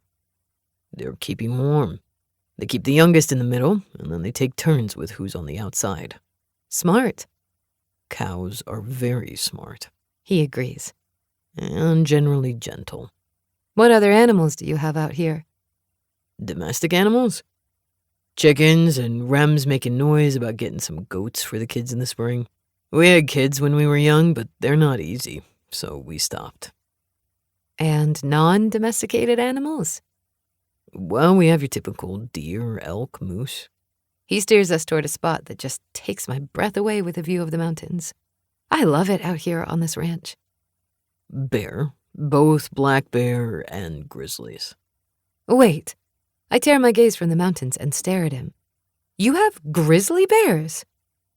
Sure, but they're all asleep right now, or should be. Grizzlies never truly hibernate. They'll come out and about a little in the winter, but it's not often. Grizzly bears. In Montana. He frowns over at me. You've been here for a couple of years. Surely someone has told you about the bears by now. Why do you think people carry bear spray when they hike? In case of black bears? That makes him laugh. Black bears don't want to hurt you. Hell, grizzlies don't either. They're just more temperamental. Anyway, if it's a nicer day, we'd be sitting on the ground to take in this view. It's our favorite on the ranch. I can see why. The mountains are just incredible. I can't see all the way to the top because of the cloud cover, but they loom before us, so big and magical. It makes me wonder how I managed to live all of my life without the mountains. What are you thinking? I turn to find Brady watching me, and I grin. Just admiring this view? How about you? Same. This is a spectacular view. You're a charming cowboy. That makes him laugh as he starts the car. No, ma'am, that's not one of the ways people have described me. Now, what next? You've seen the lake with Chase's house, and you've seen my cabin and my parents' house. I can show you more of the actual ranch when there's not so much snow. Then I guess we can just go back to your place and find something to entertain us? I'm sure we can come up with something. He turns the 4Runner around and heads back the way we came. Can I ask more rodeo questions? I turn in my seat so I can look at him. Damn, his profile is something to write home about. That jaw is so chiseled, and his hands are sexy on the steering wheel. Now that I know how good they feel on me, I will never look at them the same way again. Abs, Huh? He grins over at me. you said you had more questions. Oh, right, I do. So after Dirks passed, how long did it take you to get back on a bull? He blows out a breath, thinking it over. Geez, about a week, I guess. That fast? He spares me a look. A week is a long time for a rider to be off of a bull. I was damn rusty by then, and it took a while to get back into shape. You're kidding. I never kid about riding a bull. So what do you do in the winter? You're not riding bulls out here on the ranch. Do you want to see how I train in the off-season? Of course I do. With a nod, Brady parks in front of his cabin and then gestures for me to follow him around back to a rustic shed. He opens the door and motions for me to go inside, and he flips on a light before closing the door to keep out the cold. It's chilly in here. It's heated, but I keep it at 50. I get sweaty. He shrugs and walks around the huge thing in the middle of the room. This is what we call a drop barrel. Mine is electric. Is it like a mechanical bull? I step up to it and run my hand over the carpeted round barrel at the end of a metal stick coming out of a machine. No, because the mechanical bull moves differently. This has just one motion, but it's imperative for leg and core strength and for practicing technique and balance. Are you going to show me? I smile boldly before batting my eyelashes at him.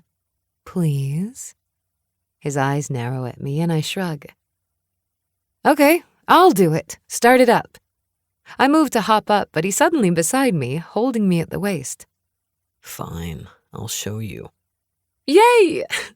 I really didn't know what I'd do if you called my bluff on that one. He chuckles and shakes his head. I haven't practiced today, so I guess this works. When do you have time? I usually come out here after early morning chores. He shrugs like it's no big deal, and then hops up as if it's easy and second nature to him. Put in an hour or so. The machine starts to move up and down in a rhythmic rocking motion, and Brady's legs tighten. One arm comes up, and he moves with it. Up and down, up and down.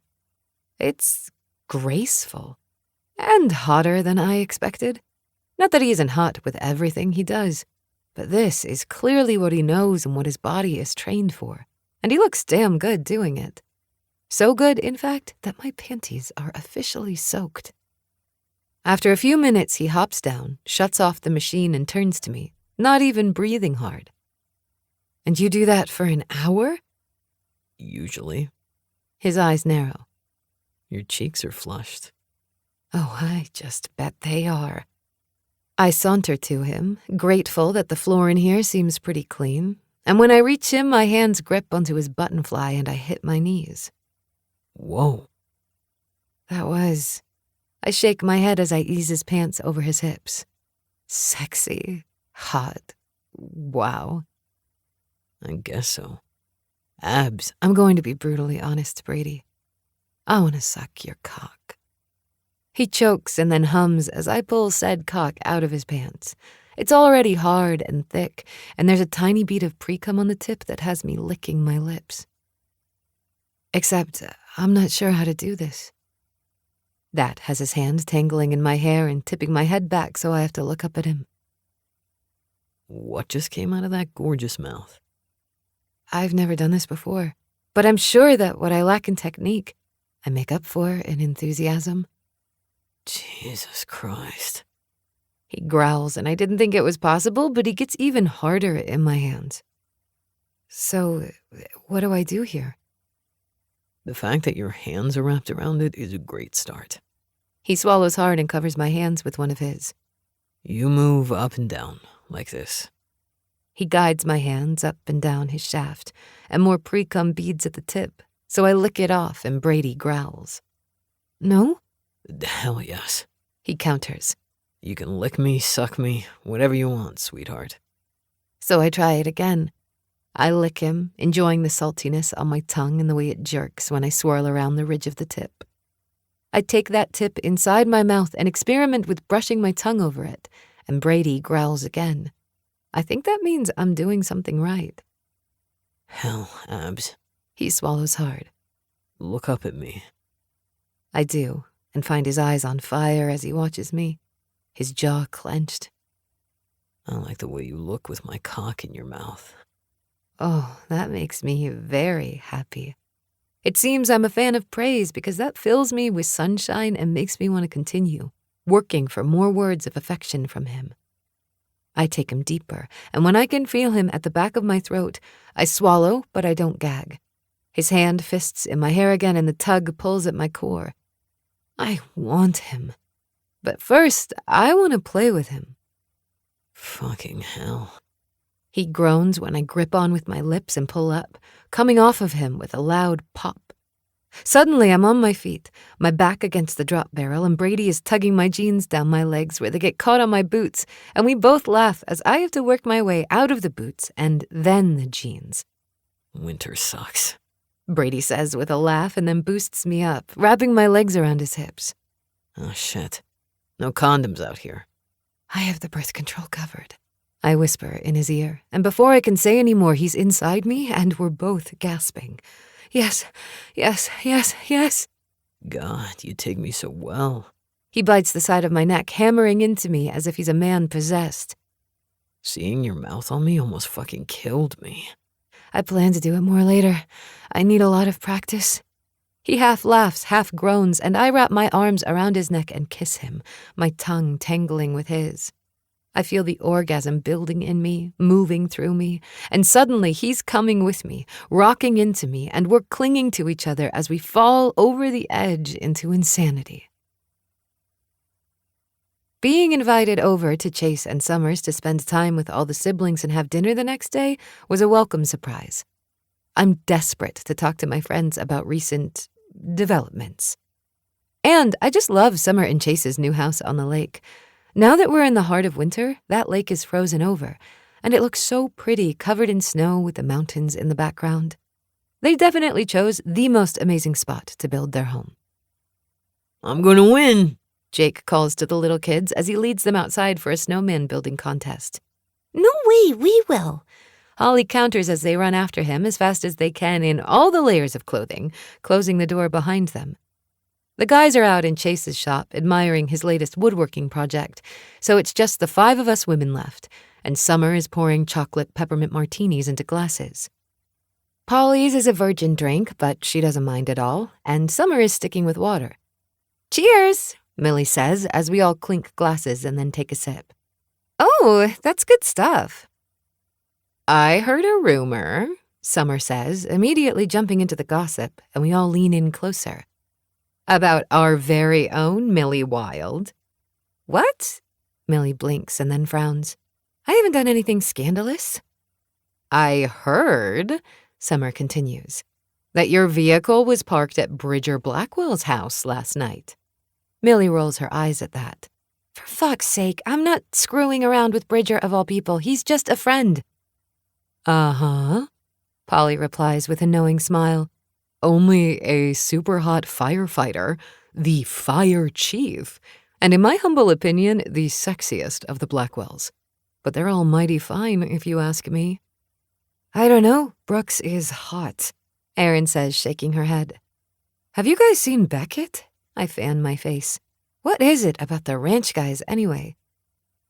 I can't go to the doctor if Blake's working, Summer confesses. He's too hot and I'll just embarrass myself. Okay, so we've established that the Blackwell brothers are sexy, Millie says, laughing, but I'm not sleeping with any of them.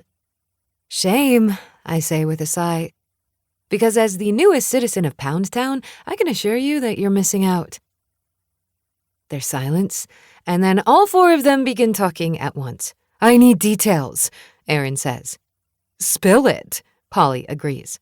Tell us everything, Summer adds. Why must I be punished like this?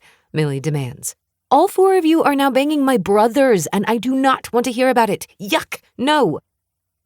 Listen, it's not our fault that you have brothers that are hung like horses and give the best orgasms west of the Mississippi, Polly points out, making Millie gag.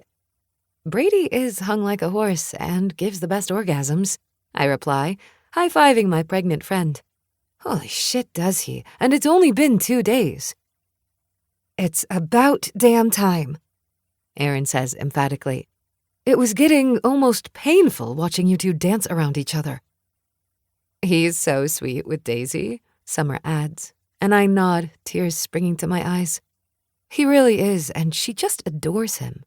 I sip my drink. He stayed the night with me when she was so sick. He didn't have to do that, you know? Okay, my brothers are sweet, Millie admits with a sigh. I can talk about this part. And the things he can do with his tongue? No! Millie yells, making us all laugh. Jesus, have mercy on my poor battered soul. Oh. Summer checks her watch and then hurries around the kitchen island where we're all huddled. I have to put the chicken in the oven. Keep talking, though. Abby, I suppose it helped that Daisy was with Joy and John for 2 nights so you could go to Poundtown often. I need new friends, Millie mutters, shaking her head mournfully. It was sweet of them to keep her. I agree, and decide to take pity on Millie. And the sexy time was fun, but it was honestly really nice to be able to just be with him, to ask him questions and get to know him better when we're not around the rest of the family. I hadn't thought of that, Erin admits. You're always with the rest of us, so it's not like you can have deep personal conversations between the 2 of you. I'm glad you had that for a couple of days. Me too, but I miss the hell out of my girl. I lean back so I can see out the window and catch a glimpse of Daisy giggling on her knees in the snow. I have such a cute kid. The front door opens and the guys walk in. And when they see Brady, all 4 women let out a loud whoop. Brady's eyes turn to me, narrow, and then he grins in a way that says, yeah, I fucked her, and I plan to do it a lot more. It makes me shiver with anticipation. Now he's fucking her with his eyes, Summer says with a sigh as she leans into Chase when his arms circle around her from behind. Isn't it the sweetest? Adorable. Rem mutters, grabbing a carrot off of a vegetable platter. Oh, baby girl, I mutter, watching as Daisy climbs to the top of a huge snowball that Jake just finished rolling. Please be careful. Before I can hurry to the door, Jake's at her side, wraps his arms around her waist, and lifts her off, shaking his head, obviously telling her not to do that. He's going to be the best big brother, Polly says with a huge grin. And then, to all of our horror, tears fill her eyes. I just love him so much. She's leaking, Brady says, pointing at Ryan. Fix her. Fix her. It's okay. Ryan croons, holding Polly in a hug. No need to cry, babe. It's hormones, she says, sniffling. Stupid hormones. Looks like that's what I have to look forward to, Summer says. I'll stock up on tissues. You'll need lots, I agree. And then my heart leaps into my throat. Wait, what? Chaos ensues as we rush the couple, hugging and laughing, and maybe a few of us are crying. And I love all of this so much. Being a part of these people, this family. This is my tribe, and God, I love them with my whole heart. What's wrong? Jake demands. Why is my mom crying? Good tears, Polly assures him as Daisy takes my hand in hers, and her brown eyes wide as she takes everything in. I'm going to have a baby, Summer says with a sheepish smile. We just found out yesterday. I'm glad I didn't drink much at the party. Cool, Jake decides and crosses over to hug her. That's awesome. He's the cutest, I whisper to Brady, who's smiling like a loon. I know, he says. More babies, Johnny says, looking up at his dad. Blech. You don't like babies? I ask him. They're loud and smelly, and they don't know any jokes. Plus, they're messy. But they're so cute, Holly says, jumping up and down. And so tiny, I want to hold all the babies. Can we have babies? Not today, Aaron says with a laugh. But Remington kisses her on the head, and I can't help but wonder if they're trying. It's a good day, Chase says, holding on to his wife. A damn good day. Swear jar, Daisy yells, making us all laugh. Chapter 11. Brady. Despite the spring equinox happening more than 2 weeks ago, we had a doozy of a snowstorm blow through here yesterday, covering all the spring flowers with 3 inches of snow. It's not uncommon, and yet every single time it seems to take us by surprise.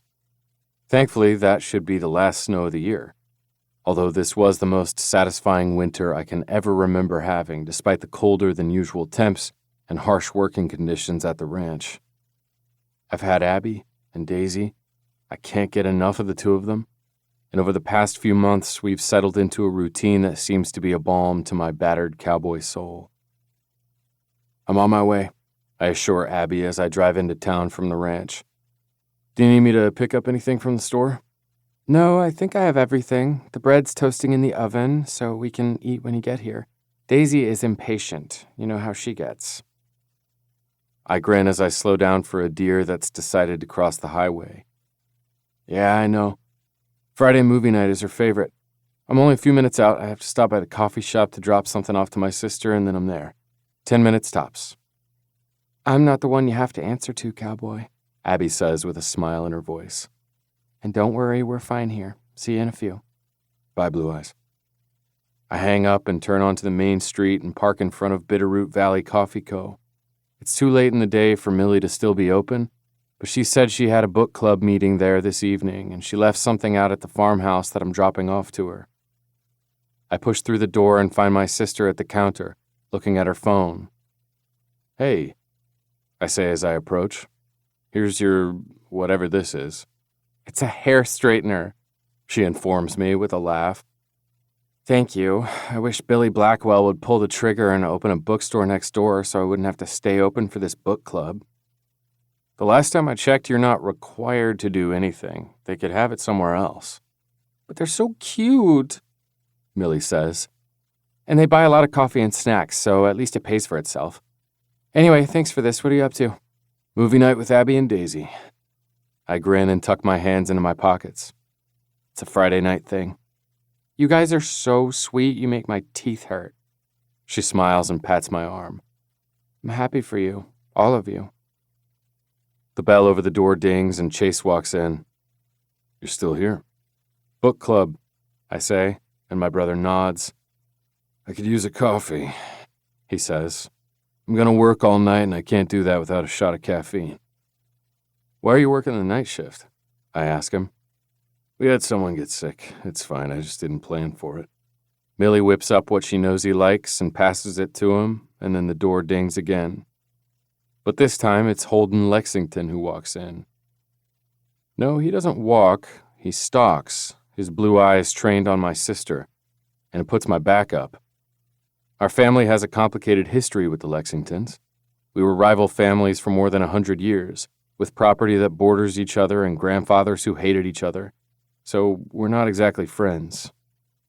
Holden doesn't spare either Chase or me a glance as he marches right past us and over to our sister. Are you fucking Bridger Blackwell? He asks, leaning into her, his entire body tight with frustration. You're gonna want to watch yourself, Chase says casually as he takes a sip of his coffee, as if every muscle in his body isn't poised to knock Holden on his ass. My eyes narrow as Millie's face goes hard, and her hands fist at her sides, staring up at Holden almost defiantly. I wonder what in the hell happened between these two. That's absolutely none of your business, she snaps back. Like hell. What I do with my life doesn't concern you, she says again, her voice breezier this time. Now do you want coffee, or are you gonna fuck right off? You've been parked at his house at night all the goddamn time for months now, and I want to know, get any closer? I say, stepping forward. And I'm gonna put my boot up your ass. I'm not doing this with you, Millie says when he doesn't move an inch at my warning. Her voice isn't as hard, and her eyes have softened, but she doesn't back down. I'm not doing this, Holden. God damn it. He pushes off of the counter and stomps out of the coffee shop, the door flinging under the force of the shove. You ever gonna tell me what the fuck happened there? I ask her as she stares at the doorway that he just stormed out of. No. She shakes her head and reaches for a towel, letting out a gusty breath as she wipes it over the countertop. It doesn't matter. And for the record, I'm not fucking Bridger. People have got to stop asking me that. Then maybe you shouldn't have your car parked in front of his house every night, Chase says. This is a small town, Mill. People talk. Obviously, busybodies. She makes a face, and then the place starts to fill up with the book club girls, so I take my leave and head over to Abby's. Where were you? Daisy demands as I walk through the door. We've been waiting forever. You've only been home from school for 2 hours, I remind her, and kiss the top of her head before I round the island and pull Abby in for a big hug. God, I missed her today. Her arms tighten around me, and when I pull back, she's grinning up at me. Got a kiss for me? Maybe one. She boosts up on her toes, kisses my lips, and then turns back to the dinner bubbling on the stovetop. I want a kiss. Daisy races into the kitchen, holding up her arms, and I scoop her up and kiss her cheek, making her laugh. Your whiskers are scratchy. Oh no, not the scratchy whiskers. I rub my face against her neck, making her giggle, as I carry her around to the other side of the island so we're out of Abby's way. We're having spaghetti for dinner. That surprises me. Why? Daisy asks. Because you hate spaghetti, remember? It looks like Robert's hair. He got a haircut, so it's okay now, she replies as I set her down, and I share a look with Abby. Why are you so late this time? I had to help a calf be born. That makes Daisy frown. I thought all the calves were already born. I loved telling Daisy all about calving season when the babies started to come in February, and then taking her out to see them. It's our most strenuous time of year, but it was fun to show Daisy the tiny cows at the ranch. One decided to come late, and the mama had a hard time delivering him. Oh no, is she okay? Abby asks from the kitchen. Yeah, she's fine now. I think they'll both recover nicely. They're tucked in the barn for the night. Now, what movie are we watching? Elsa, Daisy says with a grin. Didn't we watch that last week? And the week before that? We know all the words. It's my favorite, she reminds me, patting my arm as if in sympathy. Well, I guess the cold never bothered me anyway. I bust her cheek once more and then turn my attention to my lady. What can I help with? It's ready, she says as she pours the pasta into a strainer. If you'll pull the bread out of the oven, we can dish up. I'm starving, Daisy says as she climbs into her chair at the table. As usual, Abby and I make our plates, adding one for Daisy, and then we sit at the table to eat together. So what's happening at the ranch with Spring here, sort of? Abby takes a bite of bread and sighs in happiness. God, I love watching this woman eat. Or do anything at all. We have a lot of cleanup, I reply. Fences need mending. We'll move the herd a little further out so they have fresh grass and more room to spread out. Next week will be interesting, though. Why's that? She asks. We have camera crews from Rancher Gene's coming to film me while I work for a commercial and some online ads. I told them I was needed here, so they're coming to me. Wow. Abby blinks in surprise and then smiles at Daisy. Hear that? Brady's going to be on TV. I don't bother to tell them that I've been on TV plenty, but it's usually when I'm riding a bull or being interviewed. Daisy's eyes widen, and then she dances in her seat. You're gonna be famous, Brady. If you say so, Princess. I wink at her and then smile over at Abby. You guys are welcome to come out to see what it's all about if you want to. I do believe we want to, Abby confirms. Just let me know which day and I'll get it covered at work. I just hired 4 new people, so it won't be an issue. But I have to go to school, Daisy reminds us with a frown. Will you still be taking pictures when I'm done? I'm sure we will. It sounds like it'll be an all-day thing. I'm already exhausted just thinking about it. Then yes, I want to go too, Daisy says, doing another dance. Now tell me about what's happening with you, I say to Abby. You hired new people? Yes, and I have interviews for 3 more tomorrow. She smiles at me, her blue eyes lighting up. The business is growing by leaps and bounds thanks to tourist season ramping up for the summer and all the lovely people coming to visit our little town. Plus more locals are hiring us too, and that really makes me happy. Before long, I'll have to move to a bigger office space so I can buy more washers and dryers for linens, but I'm not complaining. Your mom is a powerhouse, I inform Daisy. I know, she says and swirls her fork in her pasta. This also means that I can help out at Daisy's school more often and really cut back to part-time for a while, which has been my goal since she was little. I wish I'd known her then. I would have made sure that she could be a stay-at-home mom if that's what she wanted to do. I would have made sure that they both were taken care of. Not that she needed me. Obviously, she didn't. She doesn't need anyone. Okay, Abby says when we finish dinner. Let's have some popcorn and watch our movie. Can I have M&Ms? Daisy asks. I got you some, Abby assures her daughter. And as we settle in front of the TV with the lights low and me in the middle of these 2 girls, there's nowhere else in the world I'd rather be. No, I reply, irritation humming through every pore of me. I can't do it again. I'm not making a movie here. I'm working. The guy in the designer suit with the expensive shoes he's already ruined sighs. Can't you just try to lead the horse around again so we can get another shot of it? For fuck's sake. I mutter and grab Blackjack's bridle. I'll lead him around one time, and then I have to ride out to mend a fence. Oh, good, we get to catch him riding, he says, turning to his crew. Why he thought he'd be comfortable in that getup on a working cattle ranch, I'll never know. You could walk Blackjack around this ring all day and he wouldn't care. Dad reminds me as he falls into step next to me. Yeah, but I have shit to do. It's not walking my horse in circles. Fair enough, Dad says. Are we going to lead him to the event space? There are some pretty shots over there, and if they use it in the ad, they have to pay more. which will get me a nice vacation on a cruise ship with your mother alone. Dad, I don't know if you've heard, but you and Mom live alone already. Not the same. He says with a wink and hops onto his own horse, making me laugh. I don't even want to think about that. I glance ahead and see Rem and Ryan riding over on their horses. Ryan wanted to keep an eye on things here, to make sure we're not being taken advantage of, and he always did like riding the fence line with us. The only brother not here is Chase, but I suspect he'll put in an appearance before the day is through. For the next few hours, we put the crew through the paces. They're not used to the altitude or the chilly weather, so finally around lunchtime we take pity on them and head back for the barn to rest for an hour. When we get there, I'm happy to see that Abby, Aaron, Polly, and Mom are here too, and Abby doesn't hesitate to hug me when I get close. I'm sweaty, I warn her. Don't care, she replies, burying her face in my neck. Don't care at all. Have I ever told you how hot you are when you're doing ranch stuff? I don't think you have. Well, you are.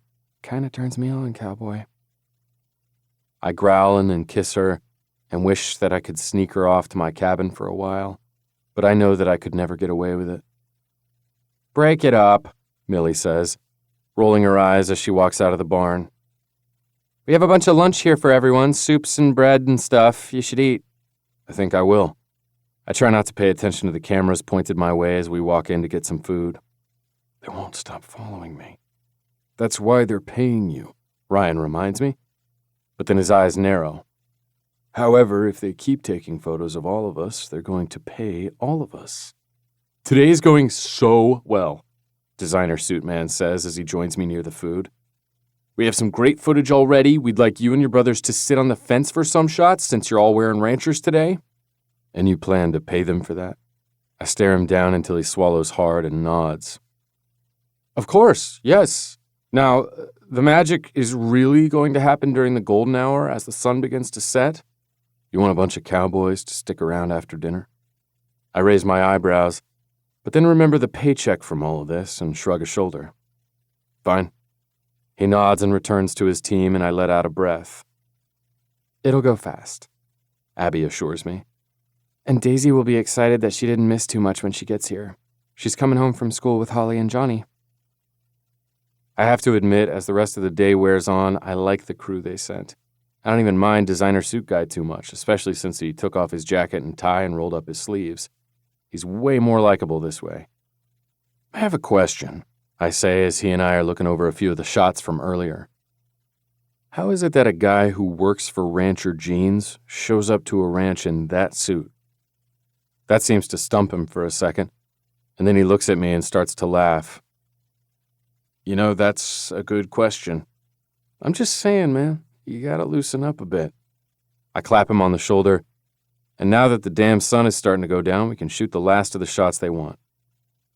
Once again, I take Blackjack into the ring and walk him around. Then I get in the saddle and ride, kicking up some dust. As if we're not already filthy from a long fucking day. When Designer Suit nods at me, the signal that they got what they wanted, I lead Blackjack into the barn and give him a good wash down and brushing, and they don't stop filming. I'm aware of them around the whole time, and the rest of my family, including Abby and Daisy, watch from the sidelines. Finally, I put my horse in his stall and kiss him, lay my forehead against his and whisper, "Thank you, buddy. You did good today. Get some rest." Brady! I glance over and grin as Daisy, holding Abby's hand, hurries to me and then launches herself into my arms and kisses my cheek.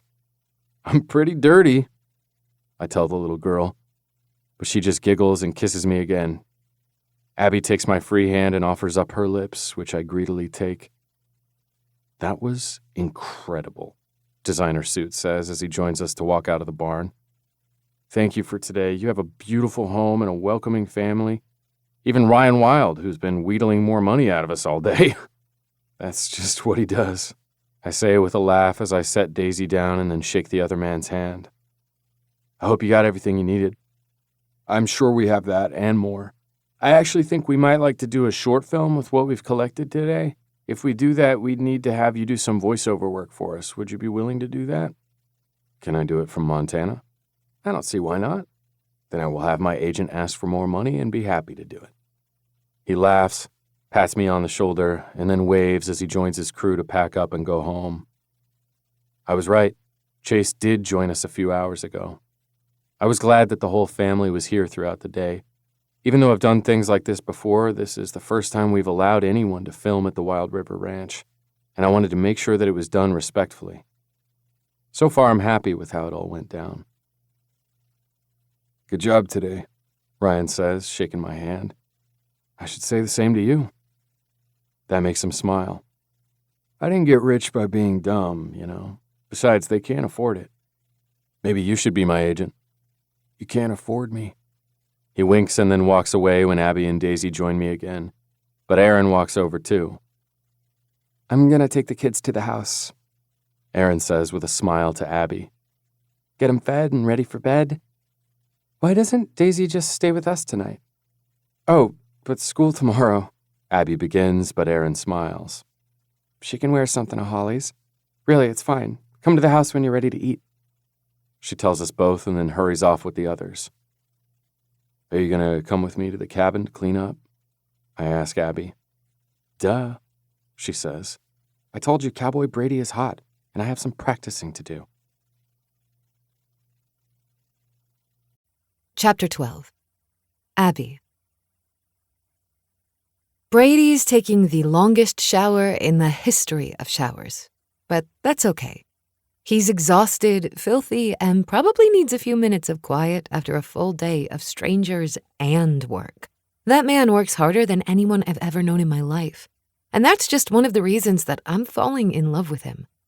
He loves the animals on this ranch, and he gives it all 100% of his attention and energy. He deserves a nice long shower to wash it all away. He was way too dirty for me to even think about joining him in there. No thanks. There's a knock at his door, and when I open it, Erin's standing there holding a pan and wearing a knowing smile.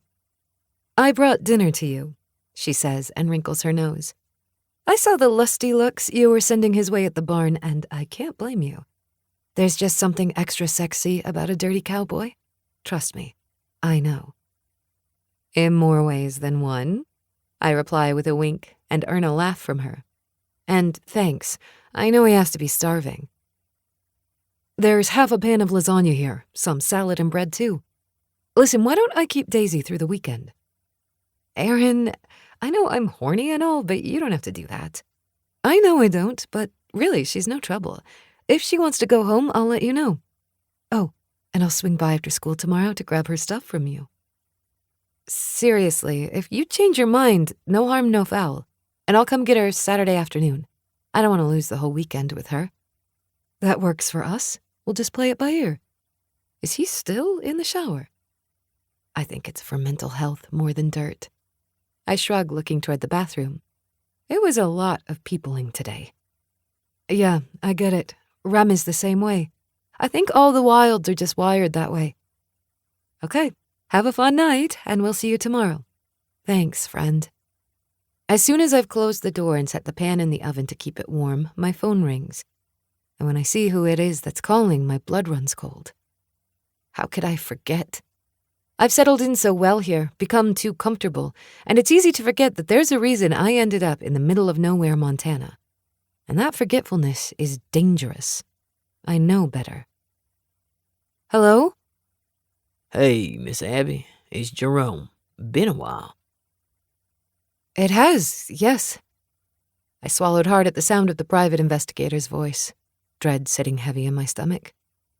"I take it something's happened? Please tell me she's dead and I don't have to worry anymore." It has.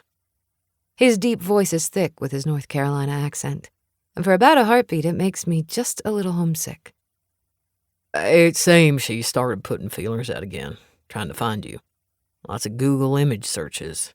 Now, you and I both know that your appearance has changed somewhat over the past 6 years, and I don't think she'll come up with a recent hit. But she could. You know that I keep an eye on you, mostly so I might see something before she does. yes, I know and appreciate that.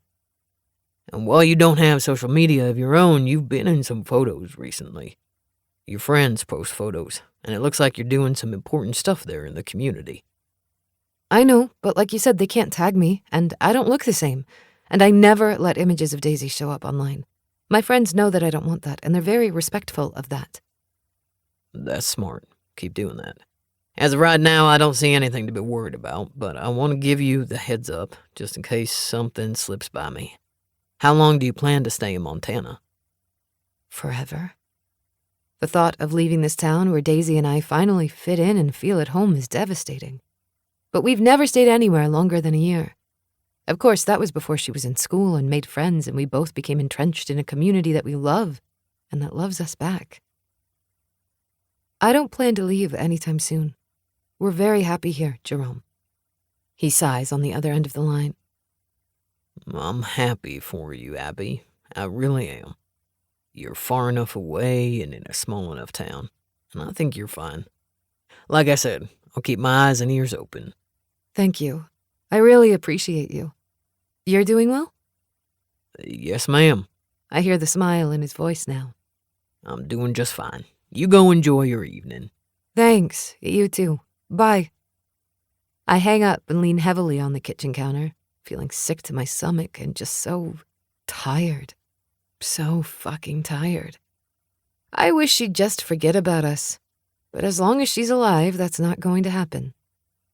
The shower has stopped, so I scrub my hands over my face and redirect my energy to the man down the hall. Because if I let myself dwell, I'll have nightmares tonight, and I don't want that. I don't want to put either of us through that. I hear him pad down the hallway towards me, and I smile as my breath catches when I see him, shirtless, in a pair of gray sweatpants that hang low on his sexy hips, and do what gray sweatpants do, show off his impressive package. He's lean with muscles that seem to have muscles, and his dark hair is wet from the shower. And the look in his hazel eyes as he stares at me tells me that he's a man ready to consume me. It's exhilarating and a little unsettling all at once. Holy shit, what did I ever do to get Brady wild? Did I hear you talking out here? He asks, leaning against the door jamb and crossing his arms, which makes his biceps flex, and that alone almost sends me into overdrive.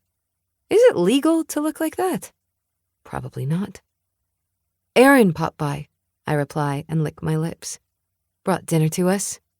She's keeping Daisy until Saturday afternoon. He lifts an eyebrow, but he doesn't push off of the wall. Are you hungry? I ask him. Fucking starving. His hazel eyes narrow at me. Did you wear that today to drive me crazy on purpose? I frown and look down at my green dress. It's not particularly sexy. I guess it's showing a little cleavage, but with these knockers, it's not hard to do. It's just a sundress. It was actually on the warm side today, and Brady pushes off of the wall and my mouth goes dry, making it difficult to speak.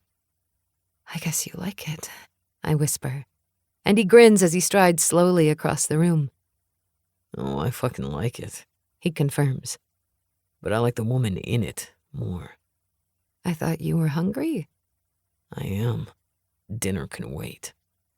He grips my hips and tugs me against him, and then that hand slides around to my back and down over my ass as he presses his hard erection against my belly. Been wanting you all damn day, Blue Eyes. Back at you, cowboy. Brady smirks, and then his lips are on mine as he walks me out of the kitchen and around to the couch where I'm suddenly flat on my back, and he's braced over me, muscles flexing. You shouldn't be doing all the work. I cup his cheek and smile up at him. You worked hard today. You know what? You're right.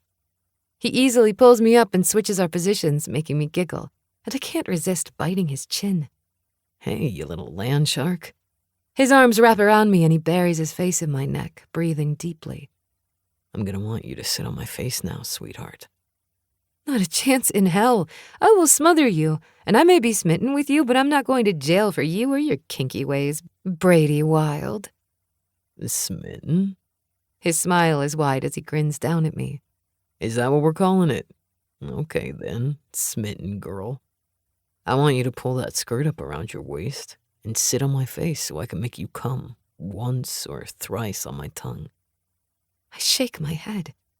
Jesus, I don't want anyone to see me from that angle. I have a belly and cellulite and thighs and... no. It's better if I'm on my back and gravity is doing its job. Hey, With his finger under my chin, he lifts my gaze to his. you're way overthinking this, babe. I don't know if you've noticed, but you're sexy. From every angle. Feel this? He moves his hips, nudging me with his hard cock, and I instinctively bite my lower lip in anticipation as my core tightens. I want you. I want every glorious, amazing, sexy as fuck inch of your body, and right now, I want you to ride my face until I make you scream my name. Oh, when he puts it like that, who am I to argue? If you can't breathe, you tell me. There's a hole in your logic, but sure.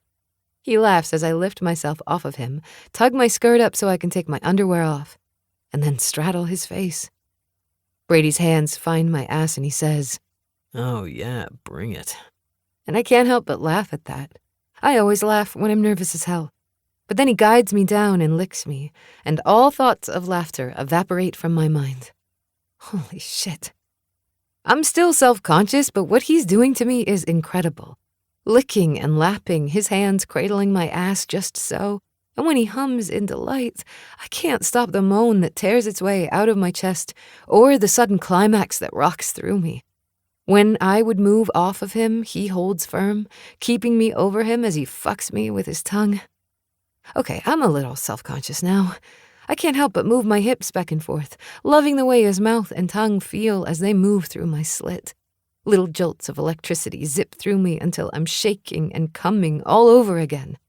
I can't hold myself up, I cry as I reach for the back of the couch, but Brady scoots out from under me and kisses me, the taste of me on his lips. His fingers make a dive for my pussy and he shakes his hand, pressing his palm against me so hard that it sends me right over into another mind-numbing orgasm. That's right. He growls against my lips. Come for me, blue eyes. Oh God, yeah. Keep those eyes on me. Good girl. Shit. I'm coming again because that pre-shit is hot. And when I come to, he's guiding me onto my back and nudging himself between my legs. So fucking gorgeous. He says through gritted teeth as he pushes inside of me. God, I'm so wet that he eases right in despite his size. You like it when I call you good girl? My muscles contract, making him grin. Maybe a little. I guess that's my thing.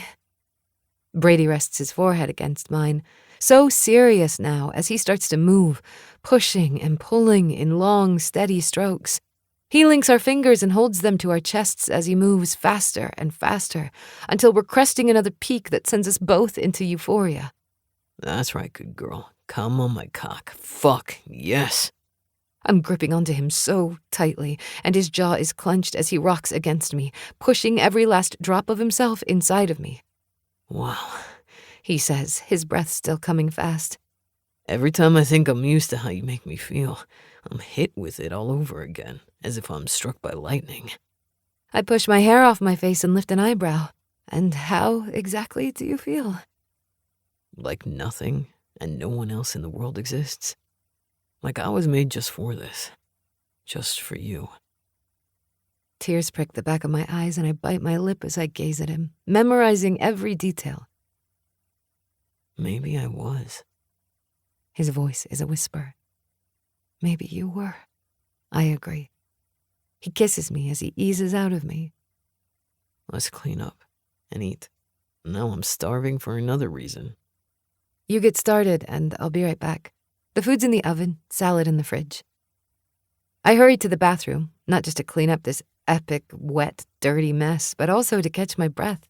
It's not just the sex with Brady that turns me inside out. He can be so intense, so filthy when it comes to the physical aspect of our relationship, and then turn around and say the kind of words that make my heart melt. It's amazing. But I need to catch my breath.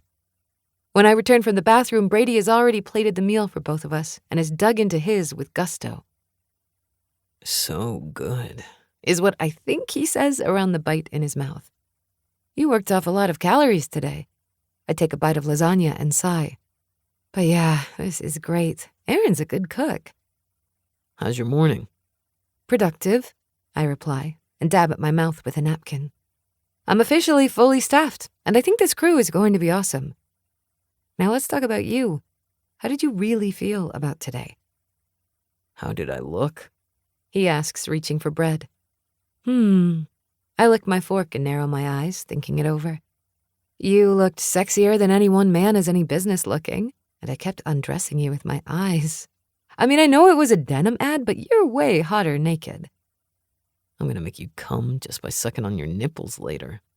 My eyes widen and said nipples come to full attention. But how did I seem today, sassy pants? Oh, that. I laugh and steal his bread, taking a bite. There were moments that you looked annoyed, but those were minimal. And maybe I just noticed because I know you. Otherwise, you look like a busy cowboy who had shit to do. That about sums it up accurately. He watches me from across the sofa for a minute as we eat our dinner. I'm taking you to bed after this. Is that a threat or a promise?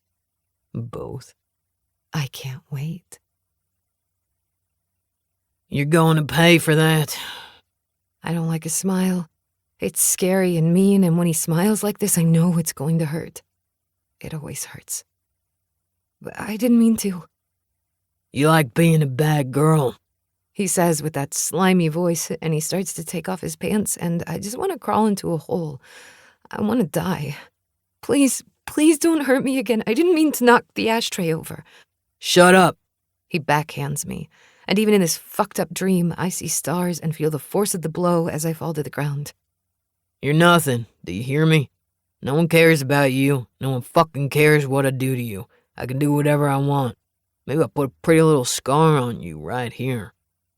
He drags his finger down my cheek, and I jerk my face away. As I do, I know that it's the wrong move because it only makes him angrier. Don't you jerk away from me, you little slut. He grips onto my hair and pulls me to my feet, dragging me down a hallway with doorways that are open, and I can see other foster parents laughing at me. Always laughing at me. You deserve it, one yells out. I want my mommy. I cry as I'm tossed into a room and the door closes behind me. He's not with me, and I breathe a sigh of relief. But then I hear the slithering, and that scares me more. I hate snakes. They won't hurt you. It's Nate, and he's holding one of the snakes, watching it. You hate snakes too. Nah, they won't hurt you, as long as you're a good girl. It doesn't sound nice when he says it. I want my mom. I'm right here. I spin, but it's not my mom standing behind me. It's Nate's. And she's holding Daisy, but it's Daisy from when she was a baby. Give me my daughter. No, she says, and kisses Daisy's head, leaving black marks where her lips were. I don't think I will. She's mine. She's my daughter. No, she's not. I spin back to where Nate was, but now he's hanging from a rope. His eyes unseeing as he stares my way, and I shriek before turning back to his mother. I just want my baby. You don't deserve her, she says, still kissing her and leaving black stains on Daisy's skin. You never did. I'll raise her better than you can. I can give her everything. And what do you have, huh? Poor little thing, you don't have anything. No family, no money. You clean houses and probably fuck the men who pay you, don't you? Whores don't deserve babies. I'm not. I cry, reaching for my daughter, but she's suddenly farther away, and I can't reach her. I can't run fast enough to catch them, like my feet are stuck in the sand. Give her back to me. I'm trying to run down the hallway, and sometimes she'll stick her head around one of the doorways and laugh, then disappear again. I can hear Daisy crying for me, wailing and sobbing as if she's being hurt, and it tears me apart. Daisy, Mama's coming. You'll never see her again, you whore. Not a whore, I mutter as I continue to fight against my heavy feet, trying to walk, fighting to find my daughter. Need my baby. Daisy, Daisy! There's so much sinister laughter that I can't hear Daisy anymore. It's so loud, echoing off the walls of the long hallway, and now it's all starting to fill with water. Daisy can't swim. She's just a baby. Oh, God. The water rises and rises until I have to swim to keep going because it's over my head. Something grips onto my leg and tugs me under the water, still laughing at me. I tug free and pull myself into one of the rooms, and I can see Daisy, just floating in the water, blinking as she watches me. Baby, I'm here. I'll get you. But then she's snatched away, and I can't stay above the water. Daisy! Chapter 13. Brady. Daisy! Abby is screaming and thrashing out in bed. And no matter what I do, I can't get her to calm down. It's the most terrifying, helpless feeling I've ever had in my goddamn life. With my heart in my throat, I run my hand down her back. Baby, I croon, trying to sound calm, but I feel like I'm going to come out of my skin.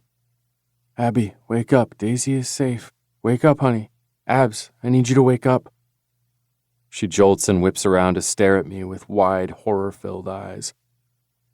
I want my baby. Hey. I reach for her, but she jerks out of my grasp and tears my heart out with her. I don't ever want her to be afraid of me. Daisy is safe at Aaron and Rem's house, remember? She's just a mile away. I want to see her right now. Right now. She's hugging her arms around her middle, shaking her head, and stands from the bed stark-ass naked. It's the middle of the night, Abby. I hold my hand out like I might to a scared wild animal, not sure what in the hell I should do. I want to scoop her up and hold on to her, but she doesn't even want me to touch her, and it's tearing me apart. Daisy is asleep. She's asleep, baby. She shakes her head again, and the tears start to fall, her face crumpling. Oh, baby, let me hold you. Outside. She turns and heads for the door, practically running out of the room and down the hall. It's still cold as fuck at night, so I grab a flannel shirt and rush after her, running as she throws open the door and practically launches herself out into the night. She's gasping for breath as I wrap her in the flannel and hold her against me, my front pressed to her back. Breathe, I croon, not giving two shits that I'm also standing outside completely naked in freezing temps. Take a breath, my love. Come on, baby. I need you to breathe. I know she's safe, she says through her sobs, gasping. But Jesus, I want her.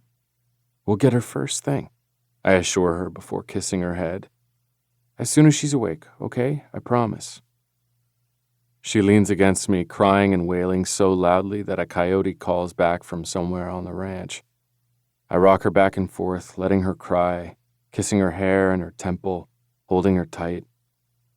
Finally, she takes a long, deep, shuddering breath and seems to quiet, listening to the night sounds around us as she trembles in my arms. Let's go in, she whispers. I don't let her walk. I bend down and scoop her up, and she wraps her arms around my neck and buries her face against me, still sniffling and softly crying as I walk inside and shut the door behind us, pushing it with my bare foot. No bed, she says. So with a nod, I carry her to the couch and get her wrapped up in blankets. I'll be right back. I kiss her forehead before I return to the bedroom, pull on the gray sweatpants from earlier, and then walk back out to her and sit with her. I'm sorry I made you cold. I don't give a rat's ass about the cold. All I care about is you, Abs. She leans into me and I hug her close again. Baby, are you ever going to talk to me about this? Yeah. Her voice is so soft that I can hardly hear her. I am, but I need a few minutes. What time is it? I glance at the microwave. Just past 3. You should go back to bed. I won't be able to sleep, but you should get some rest. She kisses my chest. You had a killer day yesterday. If you think I'm going to leave you here on my couch and go get some shut-eye, you don't know me at all, Blue Eyes. I feel her smile against me, and I start to settle for the first time since I first heard her scream out in her sleep. Jesus, Daisy has to help her through this on a regular basis? The fact that either of them has to deal with this kind of terror is absolutely not okay with me. I hate that it happened with you, she admits, and lifts her head to turn those tear-filled eyes up to me. Because it's not my finest moment, and I know it can be scary. I didn't want you to ever see it. I frown down at her and finally drag my knuckle over the apple of her cheek. Abs, it was going to happen eventually. I must have to spell this out for you, and that's okay. Should have done it a while ago. I'm not going anywhere. I love you and Daisy, and at some point we'll figure out the living arrangements so we're together all the time. It would be hard for me to live in town because I work so much out here, and I know you have a business in town, so we'll have to put our heads together and figure it out. But I want more of you, not less. The nights that I spend without you are fucking torture, so yeah, I was going to be there for the nightmares eventually, and frankly, I think it's better if I'm the one to help you through it rather than Daisy. Her eyes have filled as she stares at me, listening. Say it again. I frown. Which part? I kind of had diarrhea of the mouth there for a minute. The love part. I swallow hard and lean in to kiss her forehead before pulling back to look at her again, gently dragging my fingertips down her cheek. I love you. I tried not to. I really tried. Because I'm still not feeling great about being in a relationship when I still have to get on a bull in a few weeks and ride until October. But it seems that I just can't control the way I feel when it comes to you. And I don't want to hold back, because being with the two of you has changed my life in all of the good ways. She's crying again, but she's smiling too. Same. That's all I get? She chuckles and brushes a tear off of her cheek. I love you too, Brady. And I know that Daisy loves you. For the first time in a really long time, I feel like a woman again. Not just a mom or a business owner, a woman. You make me laugh, and I know without a doubt that I'm safe with you. You are. She threads her fingers through mine as she seems to gather her thoughts, and I'm reminded that I've never seen anyone more beautiful than this woman. Even when she's vulnerable and a bit of a mess, she's absolutely gorgeous. I told you before, I was a foster kid all through my teenage years. Here we go. The hard stuff. Maybe she needed to hear that I loved her before she felt brave enough to confide in me with the hardest pieces of her life. Yes, you did. I would say that my experience was very similar to Jake's. Abusive, mean, pretty fucked up. I clench my jaw and she reaches up to cup my face in her soft hand. I know it's hard for you to hear this, so if you'd rather not... I'm fine, baby. You can tell me. Doesn't mean I don't want to commit homicide, but you can tell me. Her lips twitch at that. I was first raped when I was 14. Jesus. I want to stand and pace. I want to punch the goddamn wall. But I don't, because she needs me with her, and from here on out, Abby will get anything and everything she needs or wants in this life. I'll make sure of it. I never told anyone because it was drilled into me that no one cared. I didn't matter. No one missed me, and no one would check on me. And for the most part, they were right. I was where I was because there was no one else in the world that wanted me. So I was used and hurt and beaten. Often. I did get pulled out of one house because a teacher noticed that I had a bruise around my neck, and I really think that if I'd stayed there, I would have died. Christ. I can't help it. I lean forward and rest my face in my hands. I learned to be small, to not get noticed, to keep things clean, eat what was on my plate, and stay in my room. Don't make a fuss. Don't get sick. I tried so hard not to get sick because I didn't want to inconvenience anyone by having to go to the doctor. I want to kill them. All of them. It got a little easier in high school because I could join clubs and volunteer for things, so I wasn't home as much. I had 2 different homes in high school, and both were close to the school, so I could walk back and forth, kind of come and go. So by the time I was 17, the worst of it was over. But then, it was just neglect. They let me live there in exchange for the money the state paid them. But the damage was done. When I turned 18, I left. On my birthday. My head snaps up. Where the hell did you go? Nate snuck me enough money to pay for a tiny studio apartment and food and utilities, and I started to work. I'd already had a job at a fast food place in the summers, but my foster parents always took my paychecks. Claimed it was for the luxury of living there. If I didn't turn it over, they beat me, so really I was just paying to not get my ass whooped every week. She shrugs as if to say, oh well, and all I can do is watch her. I discovered that I was a pretty good waitress and I got good tips. I also got a night job as a cleaner for businesses, offices, and stuff like that. I really liked that job, and Mrs. Pitkin was super nice. She always slipped me an extra $20 here or there because she knew I was saving up for a car. I'd like to send Mrs. Pitkin $100,000 and kiss her on the mouth. If it wasn't for Nate and Mrs. Pitkin, I honestly don't know what would have happened to me. Her voice is quieted again. I know that sounds dramatic, but it's true. I've never been one to try drugs, but I can see why people do. Because for those few minutes or hours, you can forget how fucked up your life is. You can just escape it all. The small amount of help from those two wasn't so small to me, and it gave me the edge I needed to try to make something of myself. Then Nate and I got pregnant, and like I told you before, he wanted to marry me, wanted to do the right thing. He didn't care that I'd been used and hurt, or that I came from absolutely nothing. He just liked me. He loved me. We were kindred spirits and got along so well. We had a lot in common. His mom, however, hated me. She frowns down at her fingers and then shrugs again. But that's a story for another time. I don't think I was ever touched in a kind way. Sexually, I mean, until Nate and I got together that night at his college party. You were a virgin. She scoffs and shakes her head, but I take her hand. Abs, you were a virgin in every way that matters. What was done to you before, that wasn't sex. It was violence. It was rape. That's not the same thing, and you know it.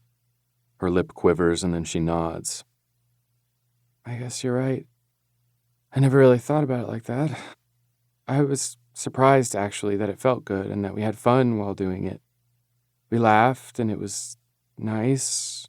It wasn't passion. It wasn't an all-consuming burn that I suddenly couldn't live without. But it was nice, and I love knowing that Daisy came from that. Me too, I whisper. Nate was not the love of my life, she admits with a whisper. But he was my best friend, and he was so kind and good. He was really, really good. It doesn't make me jealous to hear her talk about him.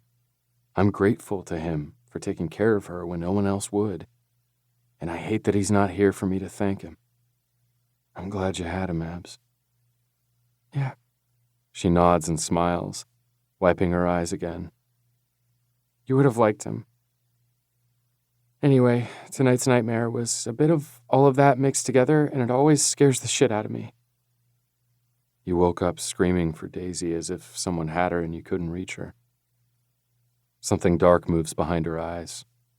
That happens sometimes, too. It's just more mind games, more fear, because if something ever happened to her. She lets out a hiccuping sob, and I immediately reach for her, pulling her against me. Nothing will happen to her, I promise, as I bury my face in her hair and kiss her head. Nothing. She's safe, baby. She's tucked away on the ranch right now, and she's perfectly safe. I won't ever let anyone hurt either of you. I know. She sighs into me, obviously exhausted, and I lean us both back so we're lounging and laid out on the couch with Abby's head on my chest. It's just one of the reasons that I love you, Brady Wilde. What are some of the other reasons? That makes her laugh the way I wanted it to. I'm not going to inflate your ego. Come on, give me 3 things. No. Fine. I'll go first. 1, I love your cooking. Seriously, you're damn good in the kitchen, and I don't mean that to sound misogynistic. She smirks, grinning up at me like a loon. So noted. 2, when you come on my cock, it's the best feeling in the world. She barks out a laugh. Glad I can oblige. What's the 3rd one? You're the best mommy, Abs. Now her eyes fill with tears again. Whoa, no more leaking. Come on, what are my 3? Okay. She sniffs and blinks rapidly, fighting back the waterworks. 1, I really love your ranch, and I don't mean that in a gold digger way. I bust up laughing at that one. Okay. 2, that cock you mentioned. Holy hell, it's talented. It's not the dick, sweetheart, it's the man. She rolls her eyes at that. And 3, you're so kind, so good to us. Always. Always will be, Blue Eyes. I take a breath and kiss her hair. Okay, let's nap just for a couple of hours. I guess I'm sleepy again.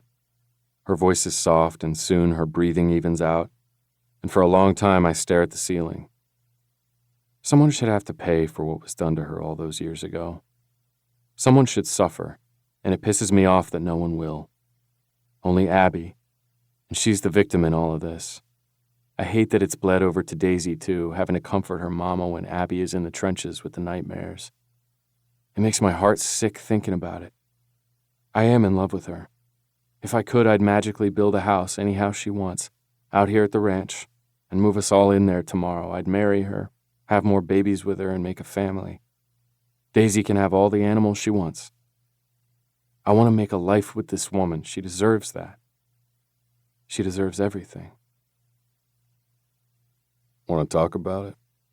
Remington and I have been out on our horses all afternoon, riding fence and checking on the cattle. Talk about what exactly?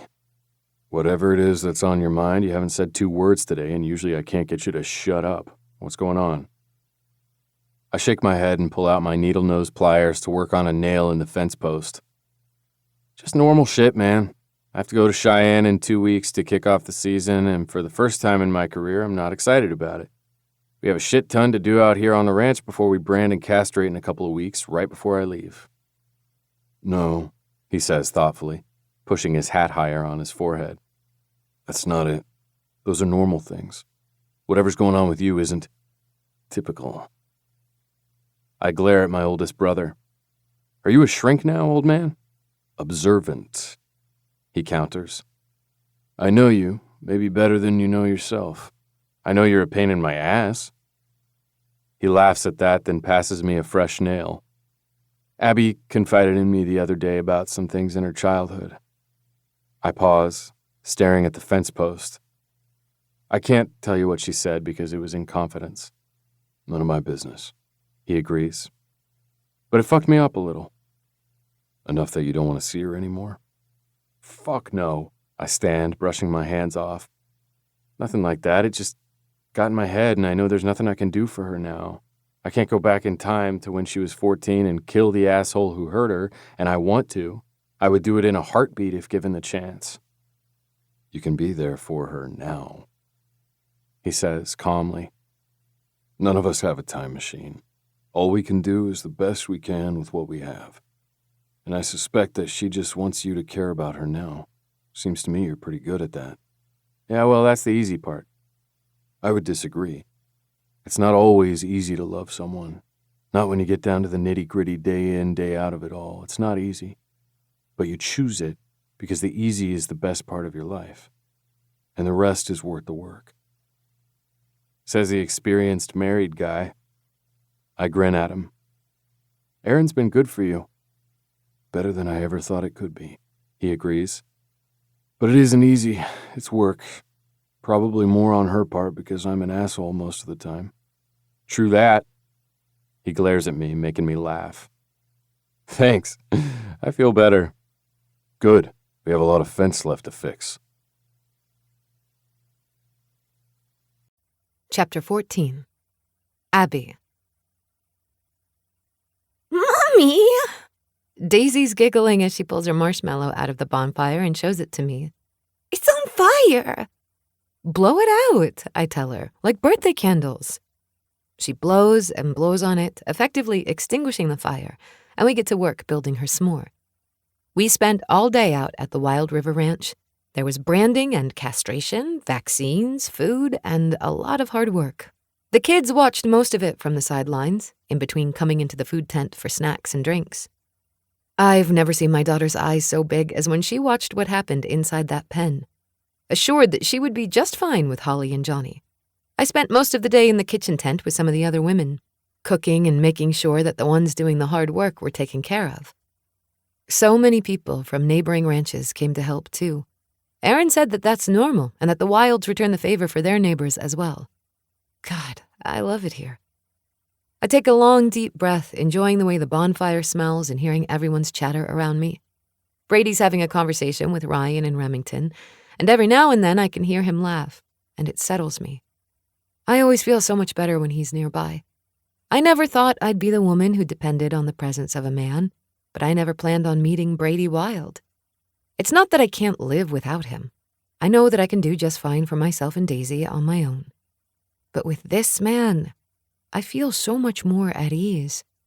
As if I don't have to be hyper-aware of every single thing. I can relax a little, knowing that he will protect us, no matter what might come our way. And for the first time since I was 12 years old, I feel like I can breathe a sigh of relief. I don't ever want to lose that. What are you thinking so hard about? Erin asks as she sits next to me. Daisy has run off to eat her treat with her best friends, and Erin takes my hand in hers and smiles over at me. I'm just happy, really, truly happy, and I sound sappy. And you're a poet. She winks at me and leans in to rest her head on my shoulder as we watch the flames. I'm happy too. Who knew we'd have to come to the middle of nowhere, to this beautiful place to find where we belong? Not me, I admit, and rest my cheek on the top of her head. I'm in love with him. Oh, I've known that for a while. Does he know? Yeah, he knows. Good. I'm really happy for you too. Also, if you end up getting married, we'll be sisters, and that makes me the happiest woman in Montana. Married? Holy shit. Oh, we haven't talked about that. You will. It's just a matter of time. When these wilds fall in love, they do it for life. She pulls away so she can smile over at me, and then she sobers. What's wrong?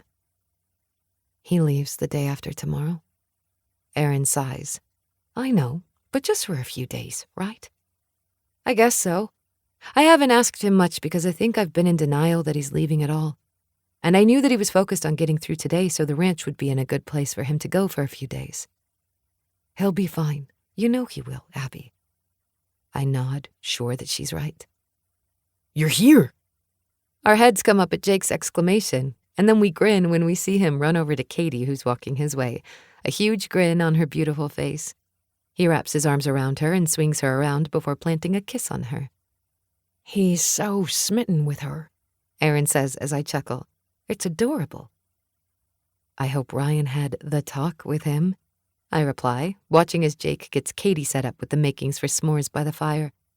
She's so beautiful in a simple pair of wide-leg jeans and a black V-neck t-shirt. Her long red hair is down around her shoulders, and Jake brushes it back so he can whisper in her ear, making her grin. I hope so, too, Erin says with a laugh. I got everything closed up for the night, Katie says to Polly, who's sitting in a lounge chair nearby. Katie works for Polly at Polly's dress shop. Pocket full of Polly. There weren't any issues. Thank you, Katie. Now relax and have some fun. This is fun, Katie says, smiling at Jake. Did I miss the sad parts with the calves? Yeah, we did all that earlier. Good, Katie shivers. I don't like that part. Erin and I grin at each other. Are you two telling secrets over here? I look up and see that Brady and Remington are standing behind us. Jesus, even upside down, they're both movie star gorgeous. All the secrets, I confirm with a grin, and Brady leans down to kiss me.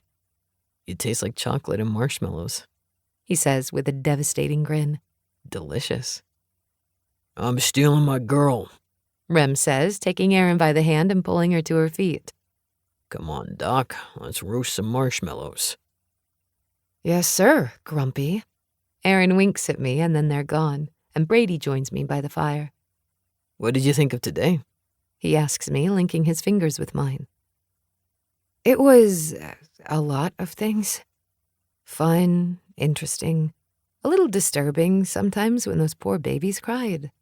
I glare at him, making him smirk. Aw. He kisses my temple. Baby, you're a softie. I mean, you did a lot to them today, and they're just babies. They'll be okay, and everything we did was to keep them healthy. No one wants a sick ranch, Blue Eyes.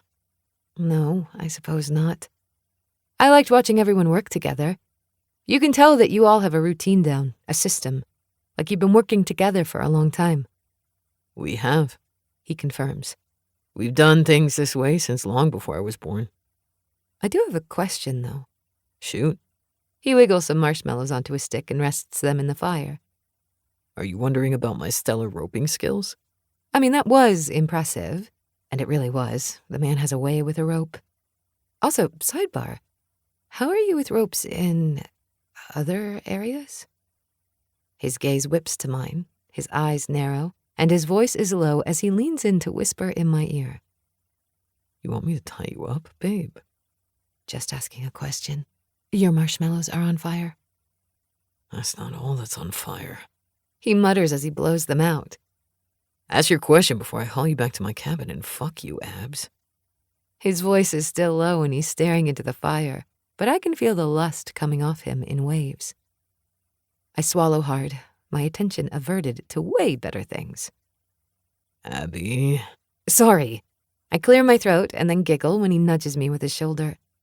I see that there are a lot of neighboring ranches here. Yup. But no Lexingtons. They're right next door, aren't they? They are, he says, looking over his shoulder. Who are you looking for? My dad. He doesn't like that name to be spoken on his property. No, they aren't here. Why? You've heard of the rivalry? Yeah, I guess I didn't realize that it was a Hatfield and McCoy situation. Pretty much. I frown, blinking at him. Did you kill each other in the Wild West days? Sure. Stop it. You did not. Rumor has it that they did. These days, it's been a bunch of lawsuits over property lines and moved fences. Bad attitudes, mostly from old man Lexington, who is a complete asshole. Neighbors help them out, not because they feel any friendship or kinship to that old man, but because of the kids and the hands they have out there that need the help. But no help from the Wilds. His eyes meet mine, glowing in the firelight. No. Personally, I don't have a beef with Holden or his sisters. Never have. Although I know something happened between him and Millie. We both look over to where Millie's sitting with the kids, laughing as they tell their stories. There's something there. I agree softly. Like I said, no beef on my part. But my dad is old school and still remembers some of the shit that happened when he was a kid. And it wasn't good. Maybe as generations pass, things will change. Brady shrugs and offers me a bite of his s'more. When do you leave, Brady? Chase asks from just a little way away. Day after tomorrow. Brady replies. Instinctively, he reaches for my hand and threads our fingers together. I leave before dawn for the airport. Polly's watching me with somber eyes, but I smile, putting on a brave face. He's going to kick ass, I say, squeezing his hand. Hey, is it televised somewhere that I can watch it? Brady's gaze whips down to mine, his eyes fierce, and I know that I've asked the wrong thing. You cannot watch. His voice is almost desperate, full of panic. Absolutely fucking not. I know you don't want anyone there in person, but... It's his thing, Remington says with a shrug. No watching, even on TV. We can watch after, though. There are all kinds of videos of his rides through the years on YouTube. Ryan adds. Oh. I blink up at Brady and see that he's still breathing hard, and it breaks my heart that I made him panic. Don't worry, I won't seek it out and watch it. But I might watch some rides on YouTube. He licks his lips and nods, then kisses my forehead. Those we can watch together. Tonight? He laughs and nods. Sure, whenever you want. I glance around looking for my daughter and find her huddled up with Holly, both of them with heavy eyes watching the fire. I think Daisy should get home for a shower and bedtime. Brady nods, pops the last of his s'more into his mouth and stands, guiding me to my feet as well. After saying our goodbyes, we get Daisy into my SUV and head for town. We're not even on the highway when Daisy falls asleep in the back seat. Brady's quiet as we drive in the darkness, so I settle back against the seat and reflect on the day. The more time I spend out on the ranch, the more I love it. The views of the mountains, so tall and proud, reaching up into the sky, are absolutely stunning. We have amazing views in town too, but there's something extra special out at the ranch. I know that today was damn hard work for everyone. Each and every person there had a job to do, even the kids, and no one sat idle. It was exhilarating. I loved the camaraderie and the sense of community, and that my daughter and I were a part of it, even if it was just a small part. Daisy was enthralled. I could see on her face that she wanted to be in that ring helping, wrangling calves and doing what the cowboys do. And maybe someday she will. My girl loves animals so much and has no fear of the horses. Sometimes that scares me. A little fear is healthy. Before long, Brady pulls into my garage and lifts Daisy out of her booster seat and carries her inside. Baby girl, I croon, brushing her hair off of her face. You have to wake up, baby doll. You need a bath before bed. Tomorrow. She whimpers, but I shake my head. No deal. You're too dirty to sleep like that. Come on, we can make it quick. I glance up at Brady. You can set her down. She needs to walk up the stairs and wake up a bit. Since our night in the cabin, Brady and I haven't spent even one night apart. He stays here every night, and I feel a little guilty about that because he works so early at the ranch and has to leave before the sun even thinks about coming up so he can do his early chores and then train. Honestly, it would be so much better if we lived at the ranch. Come on, baby. Quick shower, I'll help you. I get Daisy stripped down and under the warm spray, and she just stands there like a zombie, so I get to work, scrubbing her down with a washcloth and then using the wand of the shower head to spray the soap away. I have to wash her long, dark hair as well, so I do, loving the way it feels in my fingers. She has such pretty hair. When we're done, I towel her dry and help her into clean pajamas, and then comb out her wet hair and secure it in a braid. It'll be nice and wavy tomorrow, and she'll like that. Come on, my love. I kiss her head and nudge her toward her bedroom, where Brady's waiting with a book on standby. It's become his nightly routine to read her a story, or have her read with him before bed. And it melts my heart every time. Tonight, though, he's not on the bed, but sitting in a chair next to it, because he's also filthy. You go get in the shower, he says with a smile. I've got this. You're the best. I kiss his cheek, then Daisy's, and head for my own shower. I don't remember the last time I was this dirty, and it kind of makes me laugh as I start the water and then get under the spray. Working at the ranch is hard, filthy work.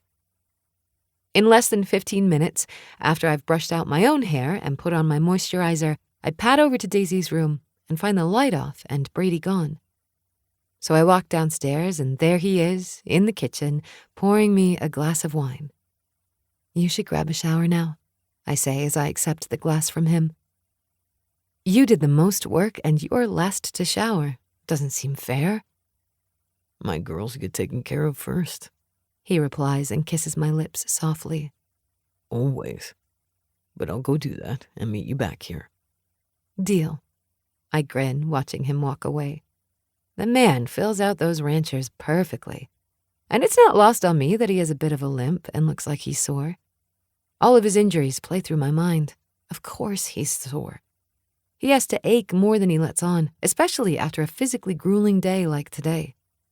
Hopefully that hot shower feels good and helps soothe his poor body. I grab a few ibuprofen and pour a couple fingers of whiskey and then settle on the couch with my computer. Now that I know there are videos on YouTube, I can't wait to watch them. I go ahead and open the browser, search his name, and gasp at the hundreds of videos that pop up. Brady Wild wins second world championship. Brady Wild, an extensive interview with the Montana bull riding legend. Brady Wild, what's inside my gear bag? Dave Fisby talks to Brady Wild about his near-fatal accident. I swallow hard at that one. A look into the life of a real rodeo cowboy, Brady Wild. The list goes on and on. Interviews, a day in the life, and so many rides caught on film. I could go down this rabbit hole for days and never see everything. But something at the bottom of the page catches my eye. Death of Dirks Johnson, an intimate interview with Brady Wild. Tears fill my eyes, and I can feel Brady move up behind me and lay his hand on my shoulder. Don't watch that one tonight, he says softly before leaning down to kiss the top of my head. Not until after the season is over, okay? Okay. I sip my wine and gaze up at him as he circles around the couch and sits next to me. I have ibuprofen and whiskey for you. Which do you want first? Both. He pops the meds into his mouth and then swallows it down with the whiskey, making me cringe. I'm sure your body is grateful for that. It is, he says, laughing at my sarcasm. I checked on Daisy. She's snoring. I chuckle at that and reach up to push my fingers through his wet, dark hair. She does that when she's overly tired. How long into the story did she last? Roughly half a page. He grins down at me. His hazel eyes are heavy with fatigue. Do you get to sleep in tomorrow? Or do you have to be at the ranch early? I ask him. There aren't many days off with ranch life. He replies with a sigh. Besides, I'll be gone for a while and the guys will have to pick up my slack, so I'll be out there most of tomorrow, starting early. I'm sorry. He scowls down at me. Why the hell are you sorry? Because you have to drive so far to get there every day. We'll have to figure something else out. Although, I'm not kicking you out of my bed, so staying apart isn't one of the options. Good. He settles me back against him, my back to his front, and kisses my hair. Because that's not an option for me either. Now, what do you want to see? I didn't know there would be so many, I admit. I've been doing this a long time. 14 years professionally, so yeah, there's plenty to watch. You won the world championship twice? 3 times. He says with pride. Where are all of your belt buckles and trophies? In totes. I don't have the space to display them. I keep a couple out to wear when I'm working, but otherwise they're just stored away. I tip my head so I can stare up at him. These aren't simple bowling trophies, Brady. This is a big deal. You should have those on display. You've been to my cabin, he reminds me. Where do you propose I put them? I twist my lips and then turn back to the computer. Someday you'll show them off. Now, where should we start? Do you want to see me ride? Hell yes, I want to see you ride. He pages back up the screen and clicks on the Brady Wild wins second world championship video. There is commentary, a little interview with him before, and he says, I want bushwhacker. He pushes away, places his cowboy hat onto his head, and the announcers start talking. Bushwhacker again. That's the toughest bull out there, and Wild keeps choosing him week after week. No one has conquered that bull 16 times in a row. Wild wants to set another record. I glance up at him and his eyes are narrow, watching the screen as if he's studying it. You're gonna miss it, Blue Eyes. I turn back to the computer, and now Brady's settling onto the bull, still behind a big gate. Men are around him, helping him, and then a buzzer sounds and the gate swings open, and that huge bull starts to buck and kick, trying to get the human off his back. But Brady holds on, one arm in the air, his body jerking and bouncing. When the 8 seconds are over, which feels like an eternity to me, he falls off and the men hurry to him, helping him scurry out of the pissed-off bull's way. Wow, I breathe, my heart hammering. That's intense. He chuckles. You should be on the bull. I think I'll leave that to you. I look up at him again. That is scary as fuck, Brady. But so fun. He laughs and kisses my cheek. Your arm is limp as you run away. Dislocated it again. He says as if it's no big deal. It happens. Twisted the shit out of my ankle on that one, too. No wonder his body hurts and he has the walk of a man 20 years his senior. Oh, watch this one. He clicks on a link and the noise of the arena is back. I'm only about 23 here. Before Dirks died. Brady's chatting with a man, laughing with him, before he walks to the microphone and says, I want Bruiser. Do you always announce which bull you'll be riding that day? Yeah, it's like a challenge to the bull. He says with a shrug. Bruiser was a son of a bitch. Mean old thing. Not as bad as Bushwhacker, though. Which one will you be riding this week? I'll tell you when it's over. He kisses my head and I frown up at him. Call me superstitious, okay? When it's over, babe. I sigh and go back to watching him, over and over again. He explains the point system to me, the importance of certain things, and why it's done the way it is for the safety of the rider and the animal. Is that Dirks? I ask, pointing to a handsome blonde man, and Brady nods. Yeah, that's him. He pushes play on one ride from last year, where he falls and has a huge gash in his head, bleeding badly, and I have to turn and bury my face in his chest, cringing away from the injury. And that's why I don't want you there. He murmurs as he closes the laptop and sets it aside. You don't need to see me get hurt. You get hurt in some way or another almost every time. Usually. He agrees with a grin, but then sobers when I frown at him. It's not usually that bad, Abs. Mostly what hurts the most right now is knowing that I'll be gone from you two for a few days. When do you fly home? I ask him. Wednesday. But then I'll be back out Sunday. That's how it's going to be for a few months. I'll be in and out. If it weren't for me, would you usually come home between events? Usually, yes. I don't live on the road. And when is the season over? End of October. I let out a long, slow breath. Okay then. He takes my chin in his fingers and makes me look up at him. Are you okay? I have to be. I smile up at him, but I'm trembling inside. Because my man is a cowboy. Listen to me, Abby.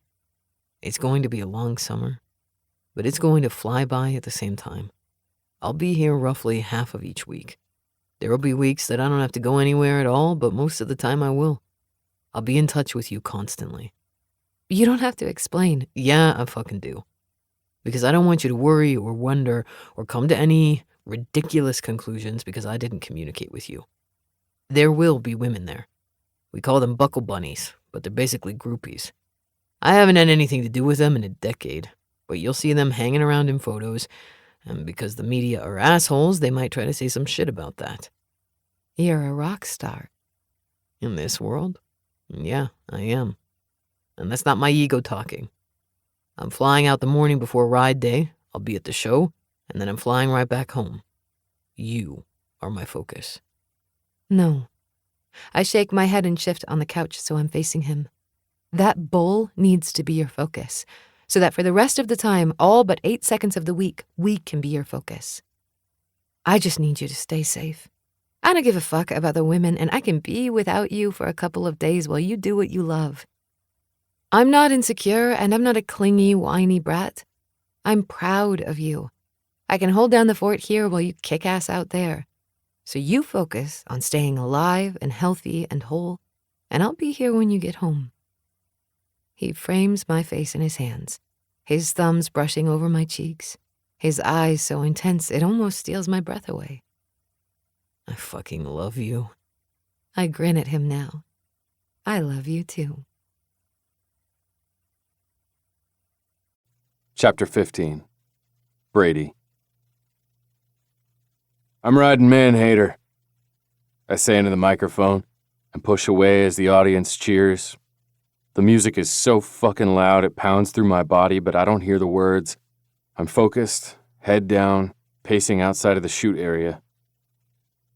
I want to start the season right, with a win and a high score, and Man-Hater is the highest standing bull right now. He's going to help me get that score. Finally, it's time to start. The bull is already in the chute, ready to go, and I go about my usual routine, looking him over in a split second, making sure the ropes and grips are where I want them. Holding onto the railing, I set my foot on his back, letting him know I'm here before I settle onto him, get my grip set, and tell my man to tighten the rope. Finally, I nod and they open the chute, and this son of a bitch takes off, bucking and throwing himself around like a fucking devil. But I hold on, finding his rhythm, clinging to him until I hear the buzzer, and then I let go and fall, scrambling out of his way as Man-Hater continues to buck and throw a fit. I wave at the audience, who are going out of their minds, and then I take off my hat and gloves, ready to give interviews as we wait for my final score. It's all a blur. It always is. I hope I sound somewhat coherent as I answer questions, but the adrenaline is rushing through me so fast I'm almost euphoric. 97.7. Not my best score, but with it being the first ride of the season, I'll take it. I have room to improve, but I'm also the highest scoring rider of the night, and that feels fucking good. Finally, after another hour of interviews and talking with friends that I haven't seen in a few months, I check my phone and see that I have a text from Ryan. I'm coming through Cheyenne to pick you up in my plane. I'll be waiting at the airport. I don't have to wait for tomorrow morning's flight, and that sends relief through me. Because as exhilarating as the past 36 hours have been, I'm ready to go home to my girls. I take a quick shower before I gather my things and ignore the come-ons from the bunnies as I walk through the arena and find the ride Ryan has waiting for me to take me to the small local airport. When I climb the stairs onto the plane, I find my brother sitting in a seat staring down at his laptop. He takes off his glasses and grins up at me. How'd it go? It'll get better, but I had the highest score. Road man hater. That bull is a mean bastard, He says, shaking his head. Yeah, tell me about it. And how do you feel? The door of the plane closes, and the flight crew prepares for takeoff, so I sit across the aisle from my brother and fasten my seatbelt. Like I got tossed around by a pissed-off bull. I chuckle and sit back in the seat for a second, letting my system settle. You didn't have to pick me up. You shouldn't have gone commercial. He counters. If I'm home, you can take the plane. You'll get out and back faster, and I'm paying this crew whether I use them or not. You are? He nods and I shrug. Hell, I'll take you up on that then. This fucker is fancy. The flight attendant asks me if I'd like something to drink. Do you have ibuprofen and some whiskey, maybe a bottle of water? Of course, sir, he says with a nod and turns to fetch it. Fancy, I say again to my brother, who just smirks. Where are you coming home from anyway? I had to make a quick trip to New York for a couple of days for a meeting. I was on my way home, so we made a detour to grab you. Appreciate it. I accept the pills and the drinks are set on the table in front of me. Now that the adrenaline is wearing off, the aches have set in. I'll be stiff as a fucking board by morning. I knock back the pills and the whiskey and then open the bottle of water and take a sip. How's Polly? The best thing that has ever happened to me. I roll my eyes at him, making him chuckle. Yeah, but how is she feeling? She's tired most of the time. The third trimester is no joke. I felt the baby kick. No shit. I grin and take a sip of water. That's crazy. Wait, is it a boy or a girl? Why don't I know this? We want to be surprised. I stare at him for a hot second. That's stupid. You need to find out. Because you know that all of the girls, including the moms, will want to buy all the shit in the universe. They need to know colors and stuff. There's a lot of gender-neutral options, you know. Leave it up to you to be difficult. I shake my head, but I can't keep the smile off my face. It's exciting. Now when are you going to marry her? She set a date for early fall because she didn't want to have the baby bump in the photos. I was fine either way. I just want her to be happy, and I know she's mine for the rest of my life. So the legalities don't really concern me so much. We'll make it official before the end of the year. You're so fucking laid back about it all, so calm and collected. There's no need to be worked up. Not anymore. Anyway, how are things with you and Abby? You looked good at the branding the other day.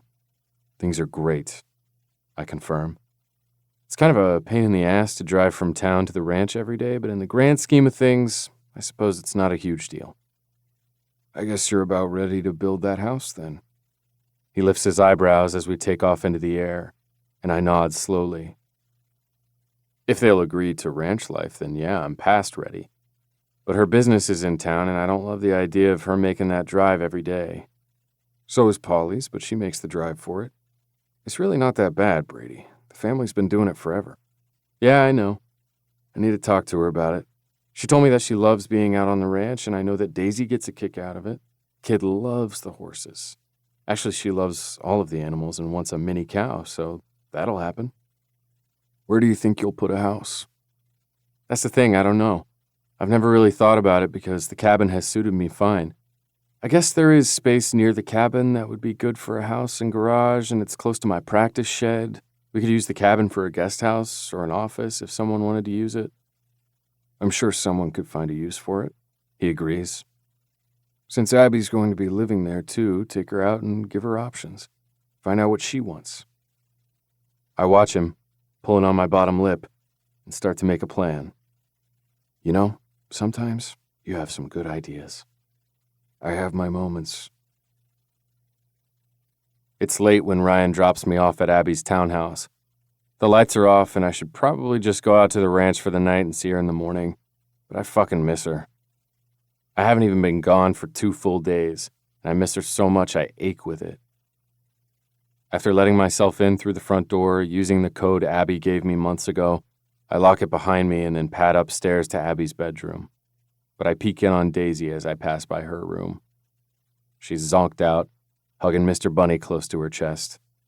That girl is so fucking cute I can hardly stand it. When I walk into Abby's room, I see the light on in the bathroom, and then she's walking out of it wrapped in a satin pink robe, brushing her hair. She jumps, clamps her hand over her mouth so she doesn't scream, and then glares at me. You scared the shit out of me. But then she's running right into my arms, hugging me close. You're early, and it's so good to see you. You're okay? You're not hurt? Shit, I forgot to call you. I bury my nose in her hair and kiss her head. I'm not hurt. When I was finished, Ryan was waiting at the airport to bring me home, and all I could think about was getting here.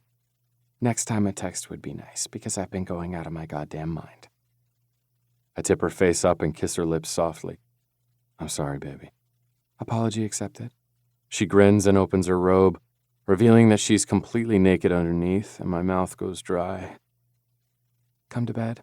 It's late. She moves for the bed, and I close the door, making sure it's locked. When I turn back, already pulling my shirt out of my jeans, she shucked the robe and is lying on her side, head braced on her hand, watching me lazily. Were you happy with your ride? She asks as I strip out of my clothes. Fuck me, I can't get naked fast enough. That's going to be my question in about 20 minutes. She tips her head back and laughs, and then sighs when I take one nipple into my mouth as my hand journeys up the inside of her thigh. Lie back, baby, let me make you crazy. She doesn't argue. She shifts to her back, and her fingers dive into my hair as I kiss down her torso, headed for the promised land. And when my mouth lands on her core, she arches, lifting her perfect tits in the air, and I spend the next few minutes wrapped up in making her come with my mouth. With one finger inside of her, I can feel her start to quake, and I immediately move up the bed and cover her with wet kisses. I missed you, I whisper into her ear, grinning when her hands land on my ass, urging me to push inside of her. I fucking missed you so much, and I thought of exactly this more than I should have. Brady, she whispers into my ear. I need you. I push just the tip inside and growl against the skin of her neck. One touch, 1 inch, and I'm ready to explode. More, she says, and I give her what she wants, seating myself fully inside of her until we're both moaning in satisfaction. You have to be quiet, baby, I remind her with a grin. We don't want to wake up a certain someone. Your fault, she says and bites my chin. Her hands are everywhere, and I know that if she keeps touching me the way she is, I won't last another minute. Hands on the headboard. She frowns, and I lift an eyebrow, and then I pull out of her and quickly move to the side of the bed, reach for her robe, and pull the belt off of it before returning to her. Those gorgeous blue eyes flare with interest. Abby's just full of sexy as fuck surprises. When she mentioned the ropes the other night, it was all I could do not to carry her off caveman style to fuck her senseless. If she wants to play, we can play. Without having to ask, Abby touches the insides of her wrists together, holding them out to me willingly with so much trust and love in her eyes, it's almost more than I can bear. You're so fucking beautiful, I murmur against her lips before kissing her, and then I wrap the satin belt around her wrists and secure them to the wrought iron headboard with a knot that I can easily pull free if she needs or wants me to. You're in charge here, Blue Eyes, don't forget that. This is sexy, she says and licks her lips. And totally new. I don't want to know if it's new for you. I kiss her again. No, it's not new to me, but it's new with her, and that's all that matters. Do you like it when I'm in control, Abby? Yes. There's no hesitation in her voice. Good. Now that she's lying before me, spread out for my pleasure, I move up to push my cock between her tits, watching her closely for any sign that she doesn't like this. But this little vixen just sticks her tongue out, asking for the tip of my cock. Who am I to deprive my girl of what she needs? I offer her the tip, and she licks greedily, pulling on the belt for leverage to get more of me in her mouth. I reach back and circle her clit with my finger. That little patch of nerve sends her body writhing, moaning around the crown of my cock. What a good girl, I croon, and those eyes burn as she stares up at me. I never realized that giving praise was my kink until the first time the words good girl slipped out and she came apart at the seams with the words. She loves it, and I'll give it to her every single time. She's straining against the belt, but not in a let me go kind of way, but in a holy shit this is hot kind of way. And watching her suck my cock is going to send me over the edge. I pull out of her mouth slowly, replacing it with my thumb, and she happily sucks the digit while I make my way down her body, settle between her thighs, and push inside of her. Oh, fuck, baby. With one hand, I jerk the belt free, and Abby wraps those arms around my neck as I begin to fuck her a little harder, a little faster. I never get enough of you. She bites her lip and moans, and I pick up the pace, chasing that climax for both of us. And when I feel her shudder around me and watch her fall off that ledge, I follow her over. How busy are you this afternoon? I ask Abby as she pours herself a cup of coffee and yawns. Not very, she says.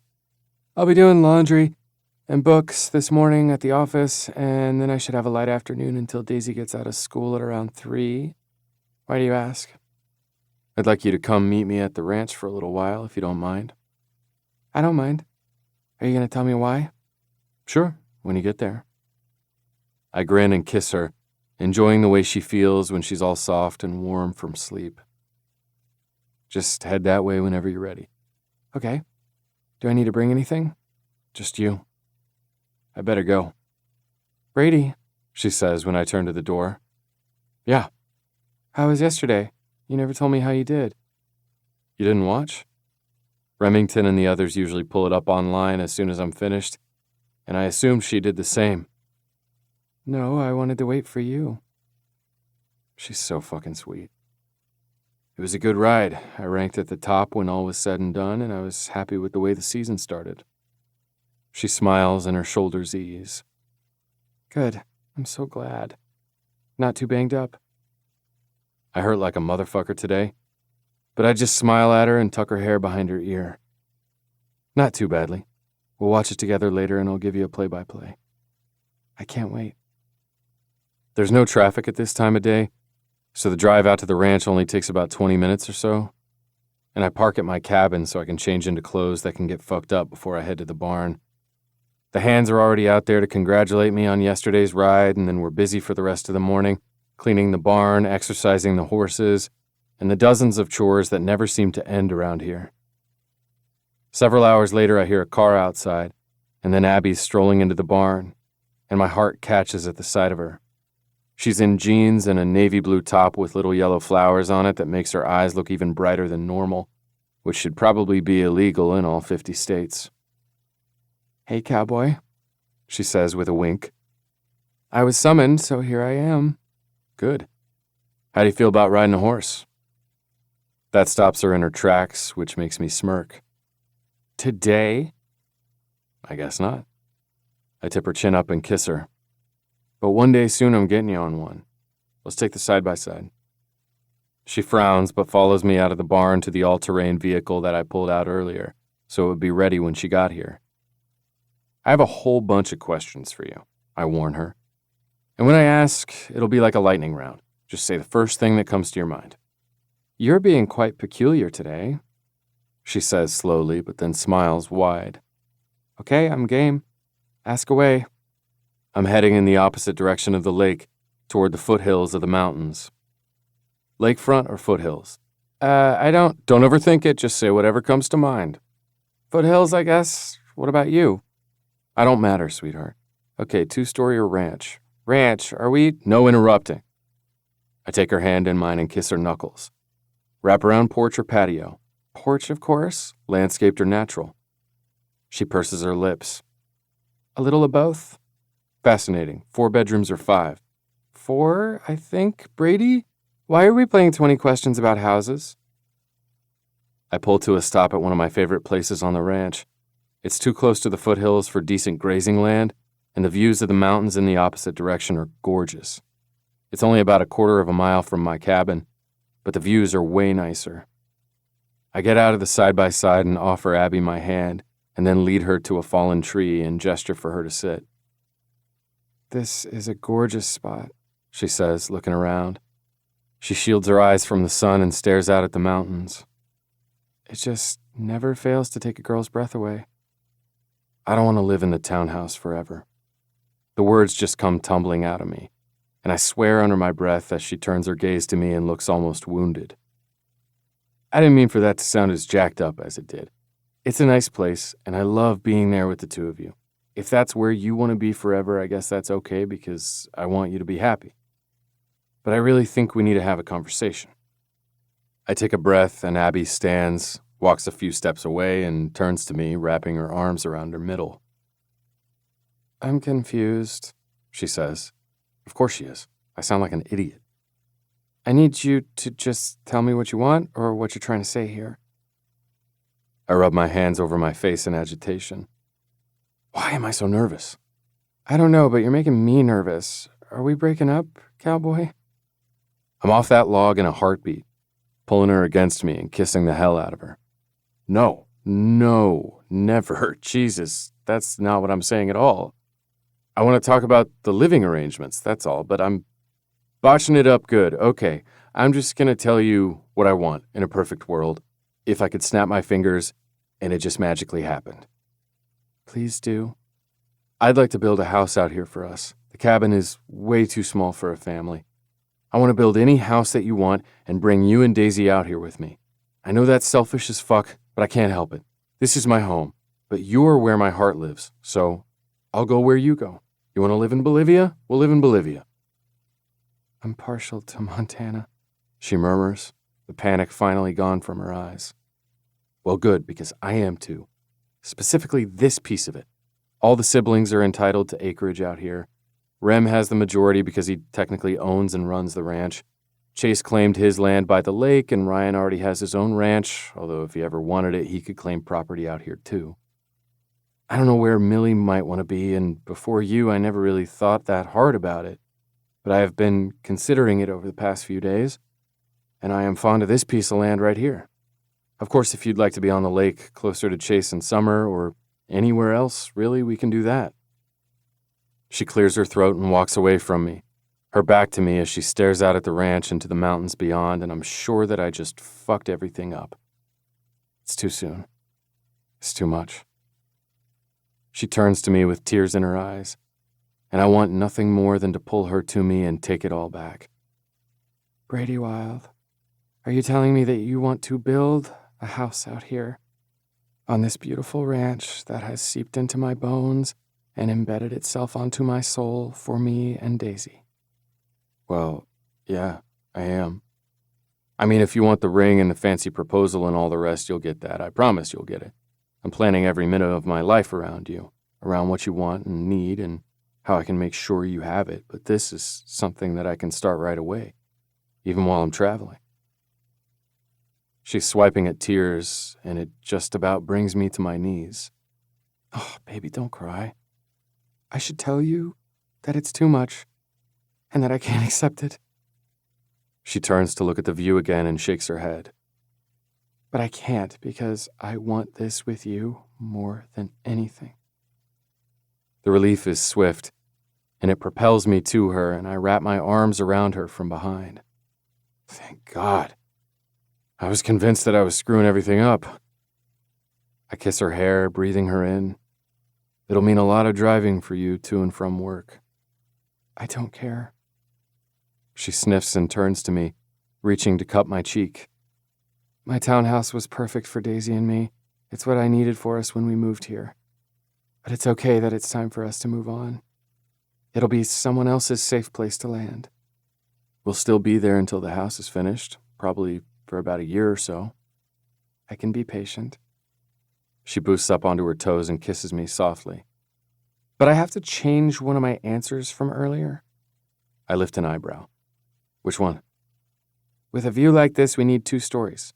I want the main bedroom on the 2nd floor with huge windows so I can look at that view every single morning as the sun comes up. You can have whatever you want, baby. I kiss her back, relieved that I didn't ruin the best thing that's ever happened to me. We'll get started right away. Wait. Her face falls. We're going to need a mortgage, and I don't know if my credit... We don't need a mortgage. I reply with a smile. You really don't pay attention to the rodeo stuff, do you?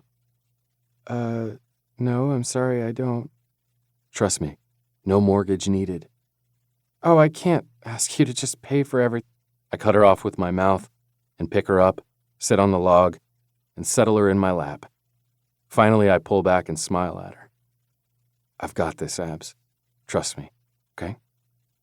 She sighs and leans into me, turning her head so she can stare at her new view. If you insist, I won't say no. Good, I insist.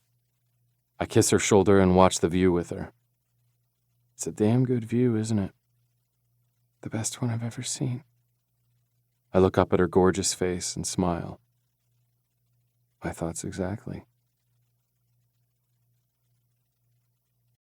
Chapter 16. Abby. The iconic women's collective ranks in the top 5 things that I'm most proud of in my life. Together with my 4 best friends, we founded this collective to help other women in business, whether they already own their own company or want to or simply need mentorship. And it's done so much more than we ever anticipated. We meet monthly for a 2-hour lunch at a local restaurant to network and listen to a guest speaker. It's my favorite day of the month, and it couldn't have come at a better time. With Brady in Santa Fe for the next couple of days at his second show, I need the distraction. It's so nice that the rooftop is open for the season, Summer says, tipping her head up at the sunshine as she takes a break from setting out flower arrangements on the tables. Old Town Pizza is one of my favorite restaurants in town. The plaque on the door says that they've been here for 40 years, and they recently went through a renovation, adding a rooftop area for the warmer months. Since it just opened, we decided to hold our monthly meeting up here, and we couldn't have chosen a better day for it. Montana is so interesting, I comment as Aaron and Polly join me. Millie's on the other side of the patio, making sure the microphone works, but she can hear me. The seasons are so distinct. As soon as the calendar turns to solstice, it's like the universe flips a switch and that season is off and running. It's true, Aaron says with a laugh.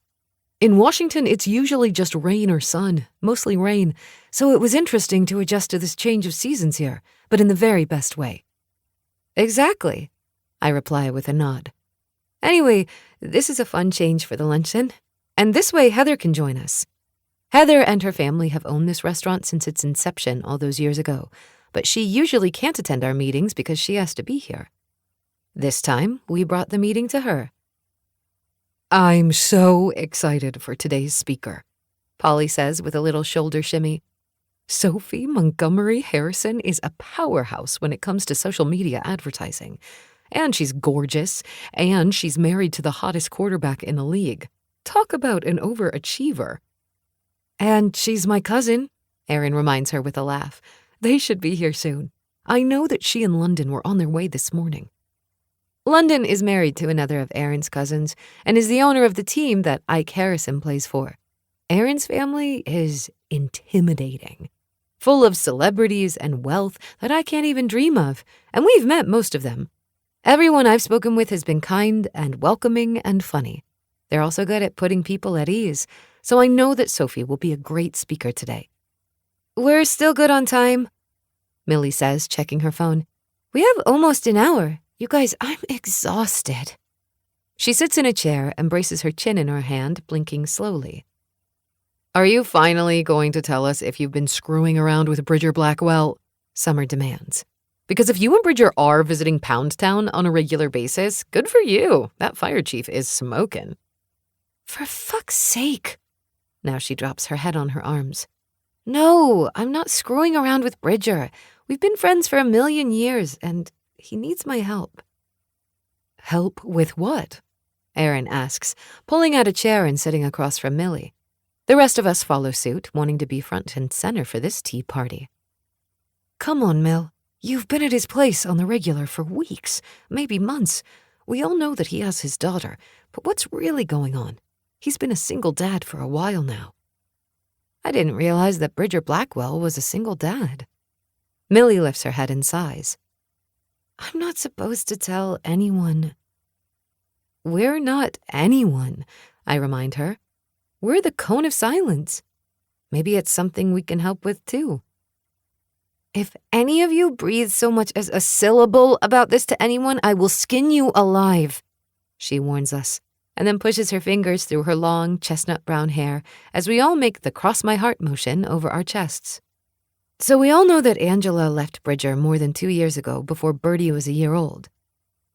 Sidebar, I put in, getting their attention. I love how everyone in that family has a B name, even Bertie. It's maybe the sweetest thing ever, Polly agrees. Okay, continue. Okay, Millie says, leaning forward. Angela didn't want to be a mom. Hell, she just wanted to bang Bridger, and as we've all discussed, who can blame her? He may be my bestie, but even I can admit that he's a hottie. Right? Erin says, nodding. But lately, Bertie's been really sick. Not with anything contagious. We don't really know what it is. And it's not cancer, that's for certain.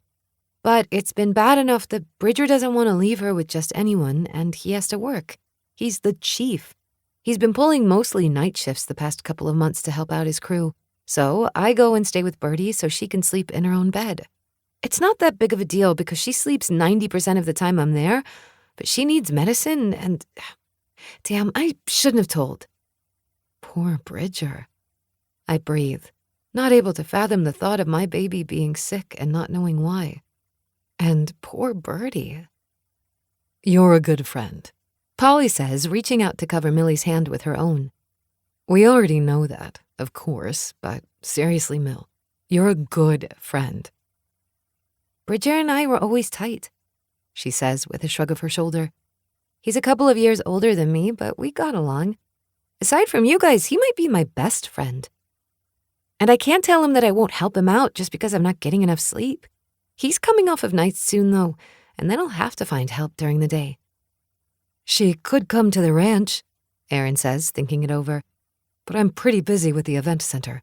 He probably wants someone more full-time. He'd like to be able to put her in preschool this fall with the other kids her age.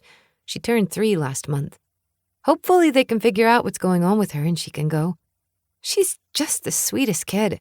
His family's been helping too, of course. She yawns hugely. Anyway, that's the skinny on that. No pound town for me, and let me tell you, I could use an orgasm or two. Holden?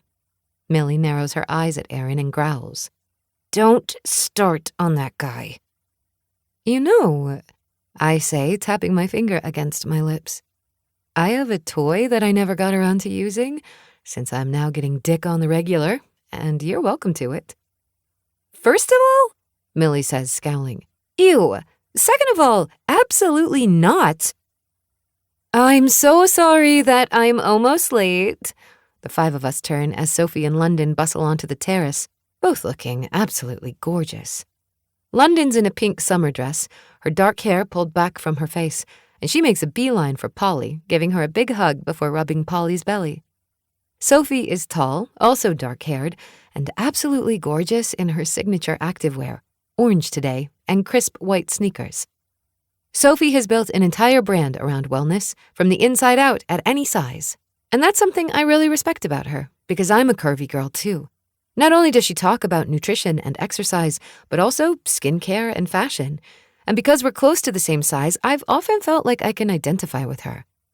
So when she comes over to say hello to me, I can't help but hold on to her hand for an extra beat. Thank you, I say softly, only for her ears. For what you do, and for being here. Her beautiful face softens and she leans in to hug me. It's truly my pleasure, Abby. It's so good to see you again. You look fabulous. She pulls back to smile at me and then her gaze narrows. Are you using a new skincare routine I should know about? You're glowing. Yeah, Erin replies for me. It's called regular sex with a hot cowboy. Sophie's grin spreads and then she laughs and hugs me again. That'll do it. Good for you, girlfriend. Sex is good for us. Now when does this party start? Over the next half hour, attendees begin to pop in. There's lots of mingling and chatting, and servers bring up the first of the pizzas for the buffet. There are gluten-free options here at the end, Heather announces. Go ahead and grab it while it's hot, if you're hungry. The pizza here is the best I've ever had, and she doesn't have to tell these girls twice. People dig in and then return to their seats to eat and talk. Abby, Jackie Harmon, the owner of the sugar studio, says as she walks past, "How is Brady? Is he back on the road right now?" I blink at her and then frown. "He's fine. Why are you asking me?" Jackie grins. "Honey, I know it's relatively new, but this is a small town. Do you think that everyone doesn't know that you two are together? Silly girl." I know that she doesn't mean anything bad by it. Jackie is the sweetest lady. "Small towns," Millie says with a wink. "They get you every time." "Where is Brady this week anyway?" "Santa Fe," I reply, suddenly feeling nervous and shy. I don't like being the center of attention. He rides later today and should be back late tonight. "We sure are proud of him," Jackie says with a smile before she sits down with her pizza. I'm proud of him too. There's no reason for me to want to shut down at the idea of all of Bitterroot Valley knowing that Brady and I are a couple. I love him. He's it for me. But I've never loved being the one under a microscope. Since I lost my mom, it's been in my nature to blend in and not make waves, to not be noticed. "It was rather sad when I heard the last Wild brother was scooped up," someone says. I don't know who, because now I'm staring down at my hands. "They're all a bunch of hotties. No offense, girls. I guess we all hoped it would be a local to catch Brady's eye. That's one fine cowboy." There's laughter, but I feel my cheeks heat. I want the floor to open up and swallow me. With that one statement, I'm reminded that I'm not a local. I don't really belong here. And I don't deserve someone as amazing as Brady Wild. "Stop," Erin whispers in my ear, clasping my hand in hers. No one means anything by that. I take a breath and force a smile. "I mean it," she continues. "You pick your chin up because Brady is obsessed with you. You're absolutely gorgeous and wonderful, and you're not doing anything wrong." I clear my throat and nod, my smile more genuine when I turn it on her. "Thank you for that. I love you," she says. And that alone just about brings tears to my eyes. They love me. And I love them. "Okay, let's not make you wait any longer to hear from our spectacular speaker today," Summer says as she jumps up to introduce Sophie. "This woman really needs no introduction, but I'm going to give her one anyway. Sophie Montgomery Harrison is a multi-million-dollar entrepreneur in the health and wellness industry, but we all know that she's so much more than that.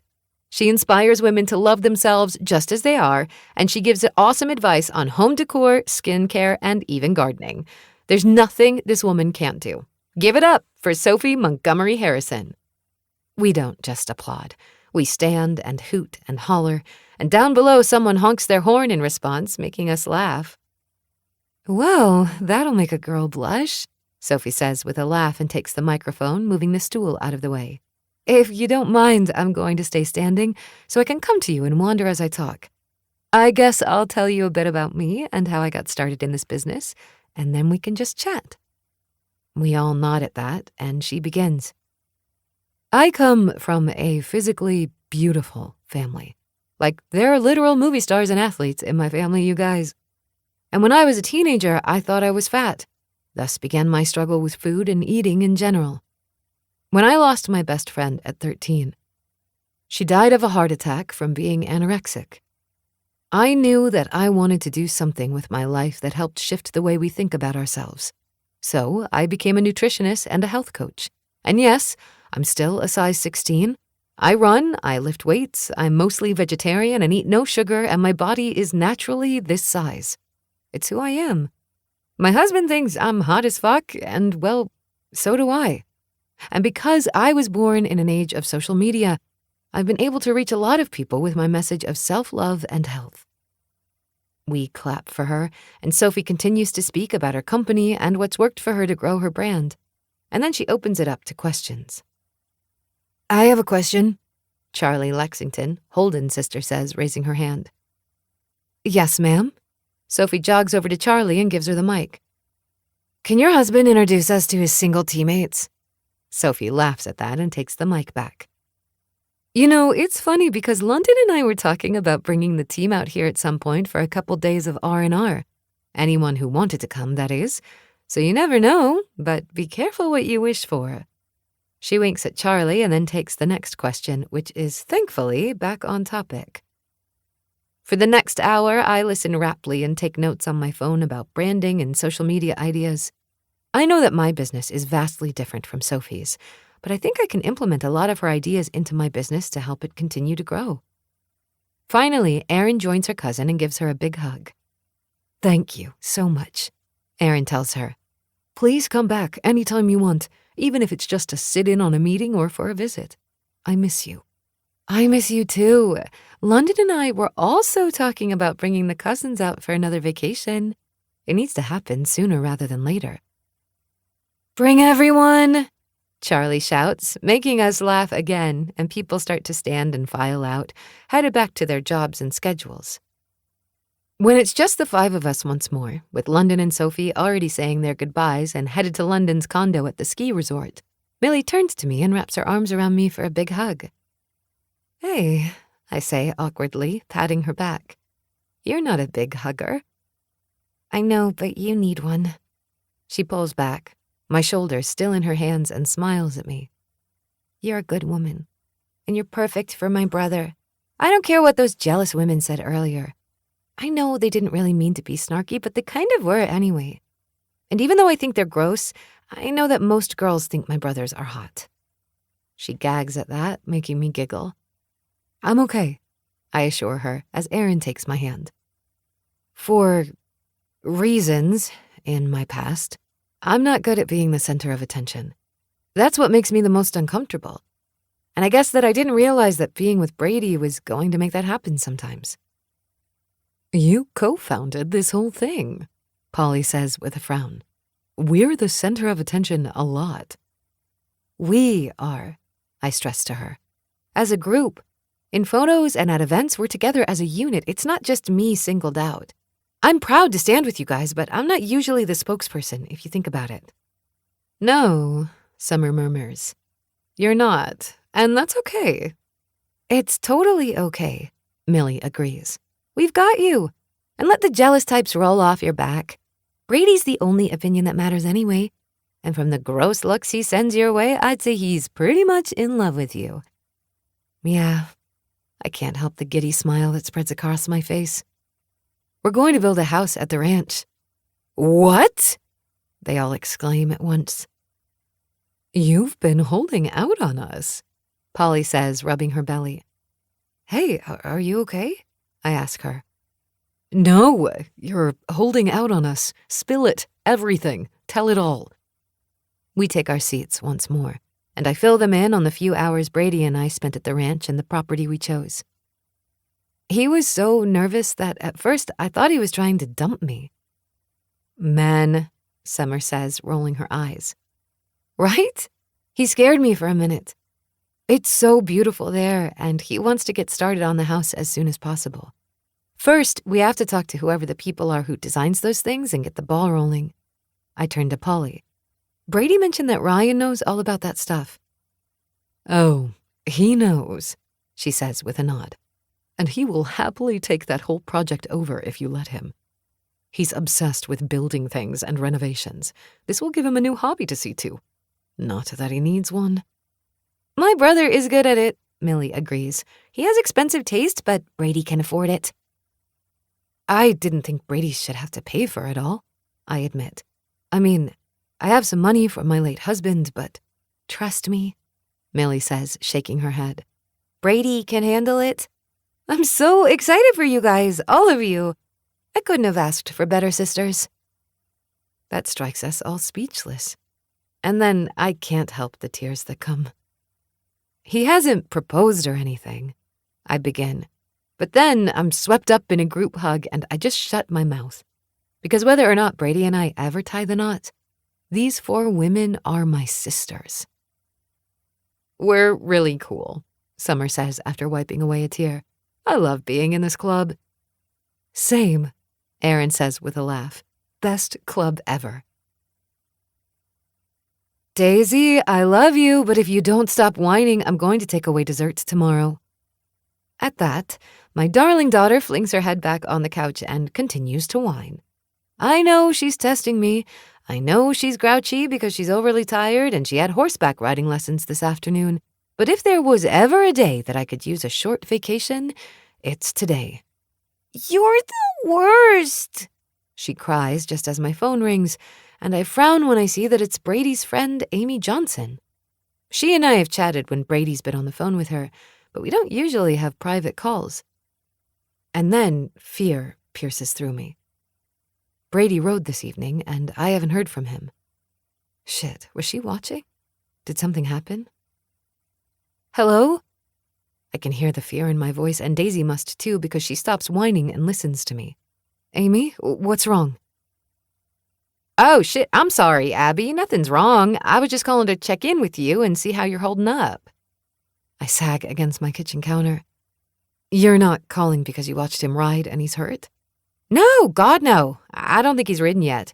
I was just thinking about you and thought I'd call to chat. I know this is only the second time he's gone this season and he won't let you go with him. No, he won't. And I really couldn't even if I wanted to because I have Daisy. I'm doing fine. I just worry most of the time until he's back home. Last week he forgot to call or text or let me know he was okay. I'm waiting to hear now. Let me do a quick search. I can hear her tapping on a keyboard. He just finished a few minutes ago and it looks like all is well. He's talking to an interviewer. Thank God. I close my eyes and let out the breath I've been holding all day. How am I supposed to do this for another 6 months? You'll do it, she says, reassuring me. Because he loves it and you love him. I will say, though, that I'm glad this is his last year. It's time for him to retire. He doesn't have anything else to prove, you know? I agree, but it has to be up to him. That it does. Her accent makes me want to fall into my old accent, so I clear my throat, careful not to.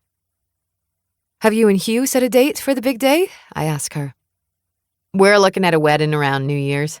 At first, I wanted to do Christmas in the Smoky Mountains, but it's hard for people to leave their families at Christmas time. So now I'm thinking New Year's. I want snow. Is that weird? You're talking to a woman who lives in Montana, I remind her with a chuckle. That doesn't sound weird to me at all. It'll be beautiful. I think so too. But back to why I called. You're really okay? I'm okay, especially now that I know he's safe. If you ever want to talk, you just call me.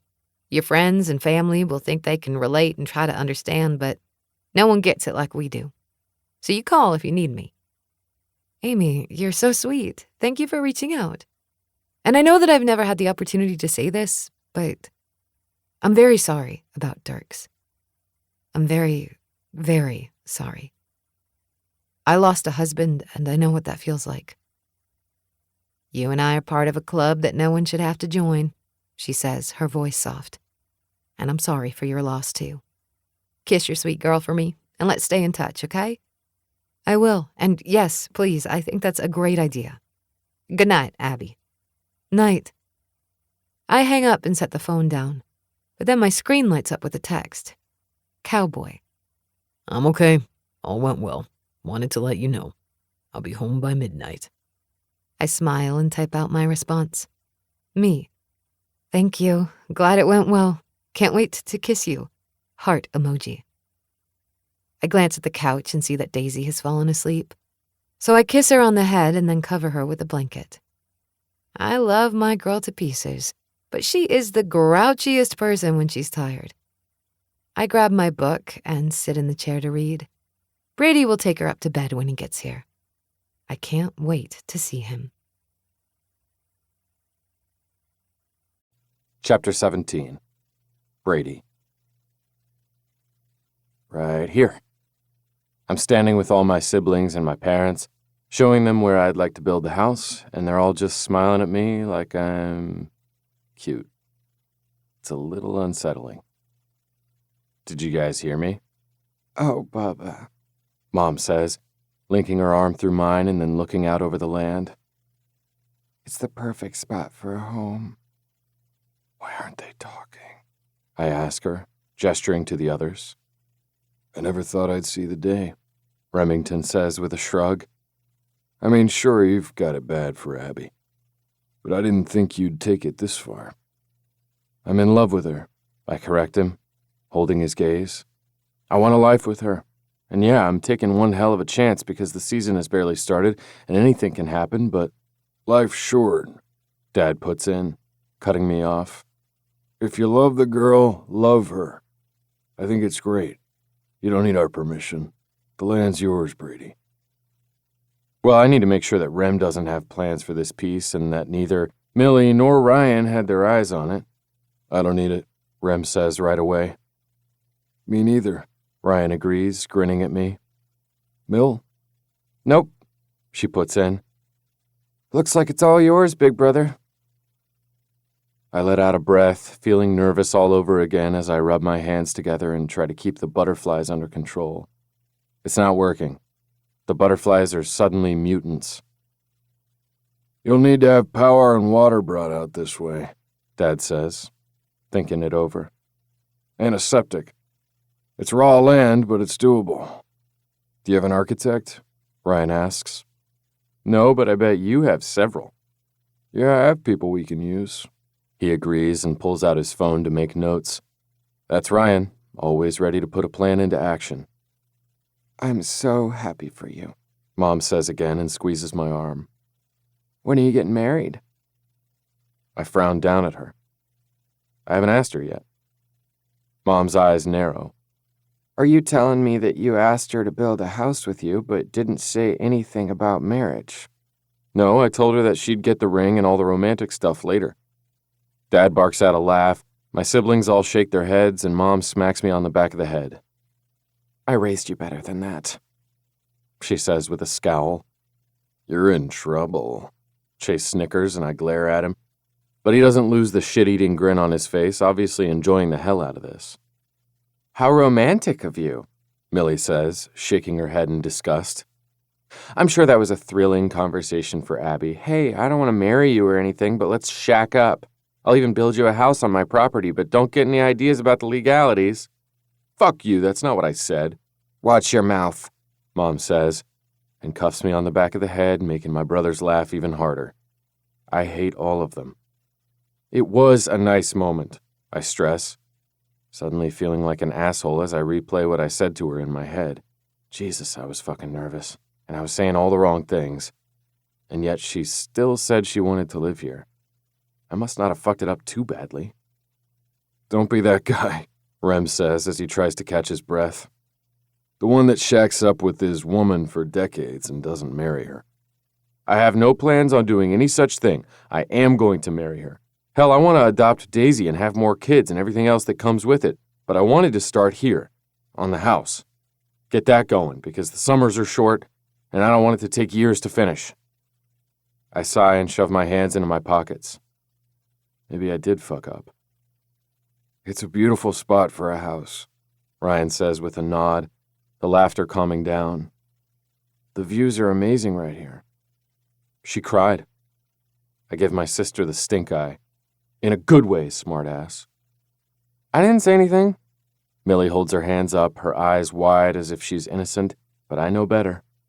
I'm rooting for you, moron. Okay, well, since no one objects, I'll get the ball rolling on things. Thanks, guys.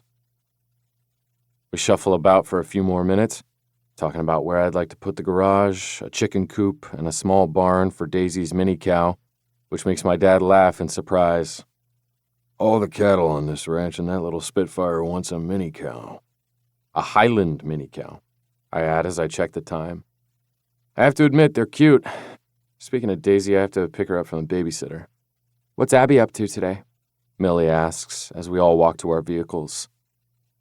I haven't talked to her since our IWC lunch the other day, when some of the girls were idiots.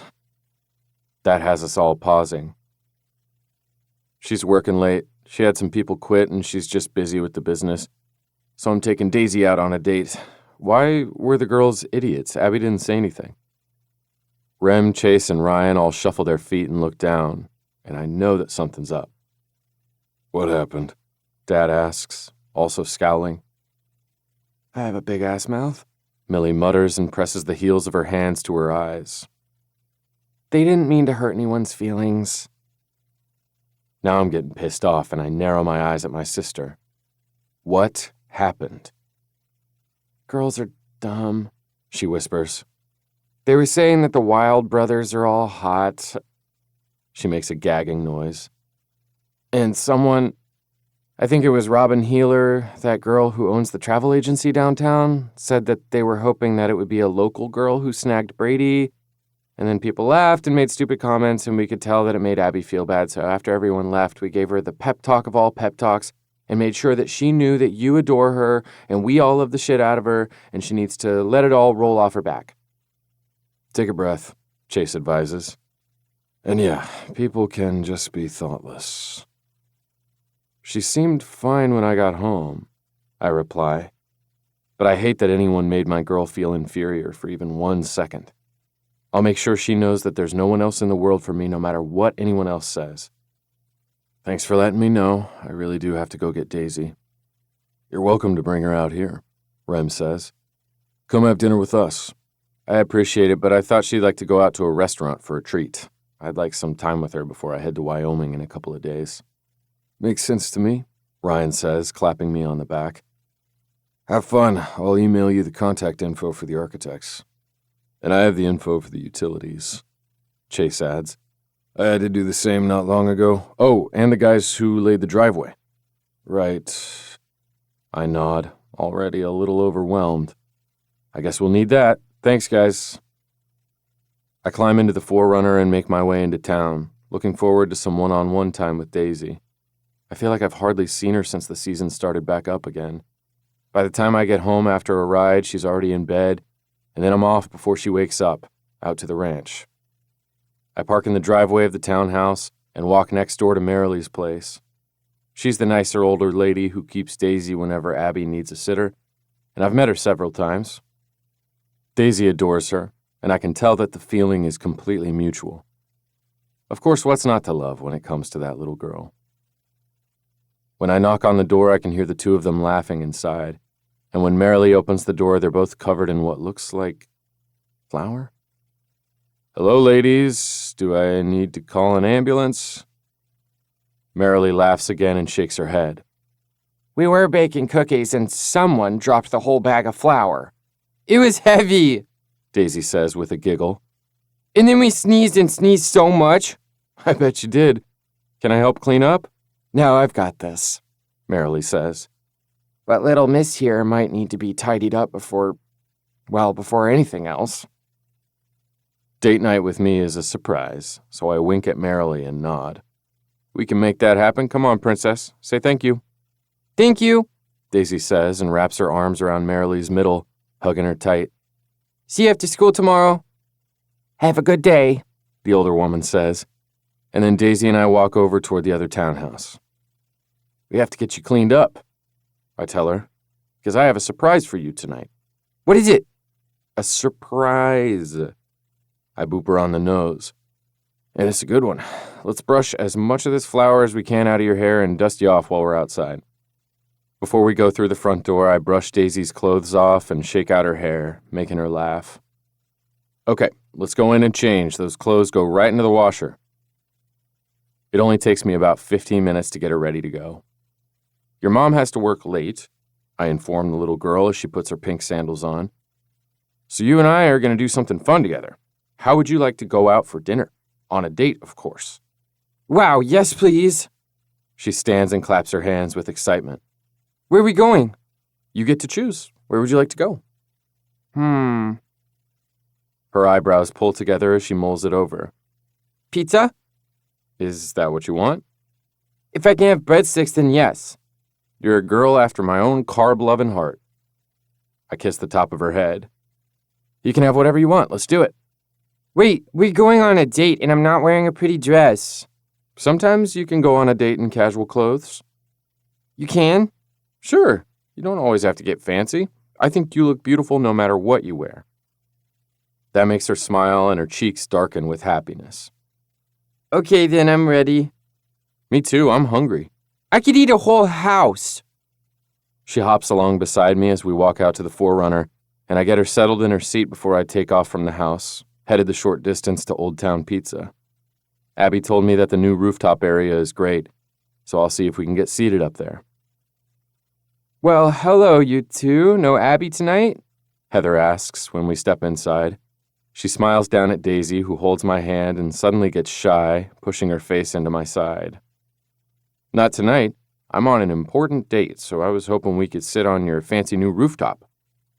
Well, of course you can, Heather replies with a bright smile. I have just the perfect table for the two of you. Follow me. She leads us up some stairs to the rooftop area. Abby was right. It's great up here. There are sunshades to keep the hot sun at bay, lots of tables and chairs, and a bar at one end. It's pretty busy up here, but Heather leads us to a table with a great view of town.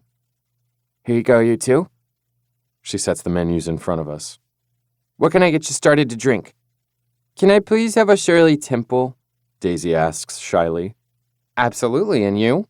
Heather turns to me. Sweet tea sounds good. Thanks, Heather. You betcha. Melody will be your server tonight. Heather winks and then bustles off, and I smile over at Daisy. It's really nice up here. She nods, looking around. I can see my school. Can we see all the way to the ranch from here? I don't think so. I shake my head and point down the street. Wait, come here so I can hold you up and we'll look.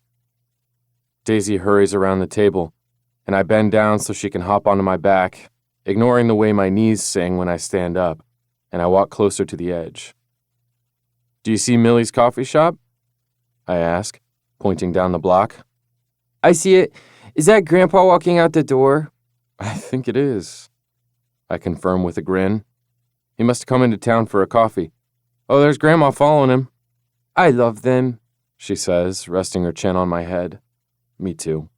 There's Polly's shop over there. She's patting my head, but in a soothing way that makes me grin.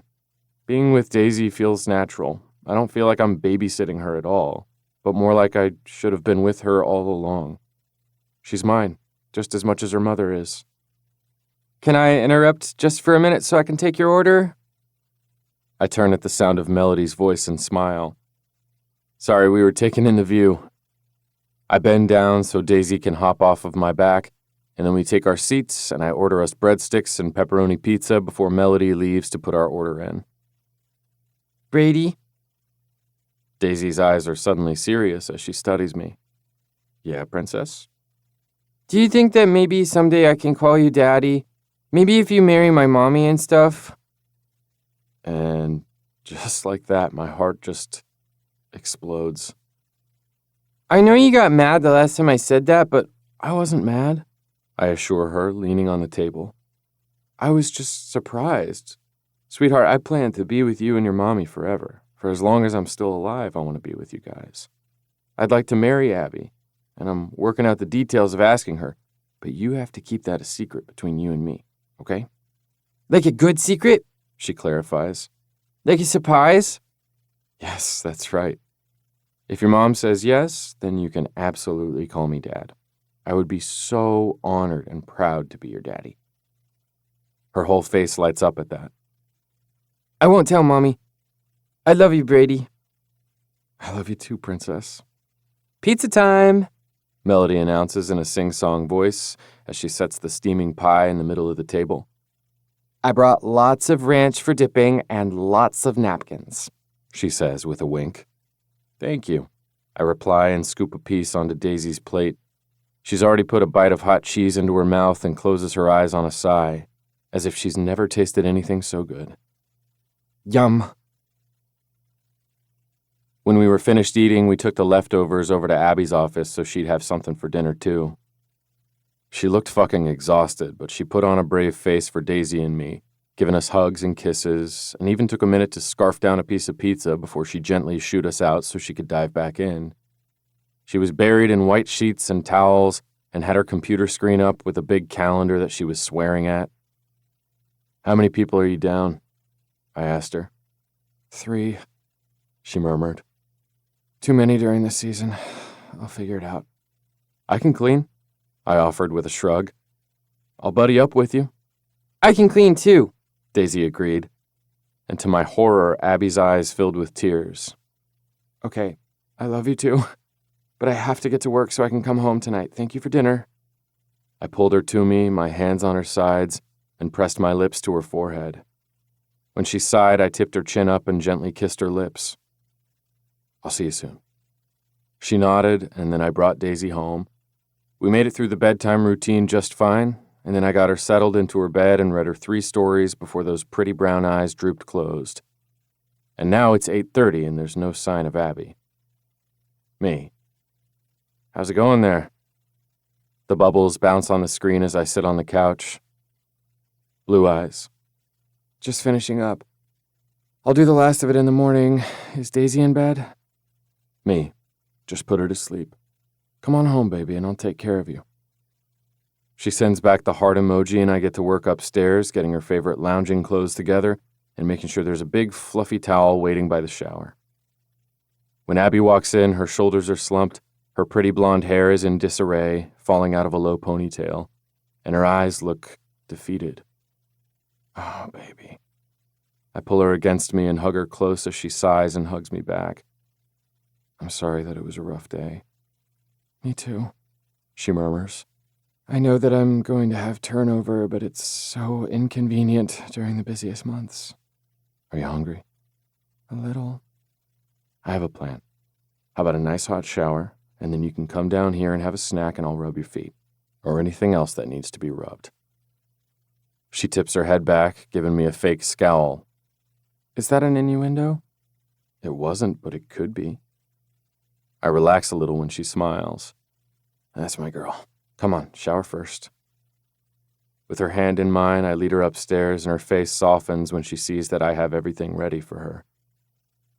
You're the best, she whispers before I start the water, letting the stream warm up. I'm just a mortal man in love with the most beautiful woman in the world. I kiss her forehead before I pull her dirty t-shirt over her head and toss it into the hamper.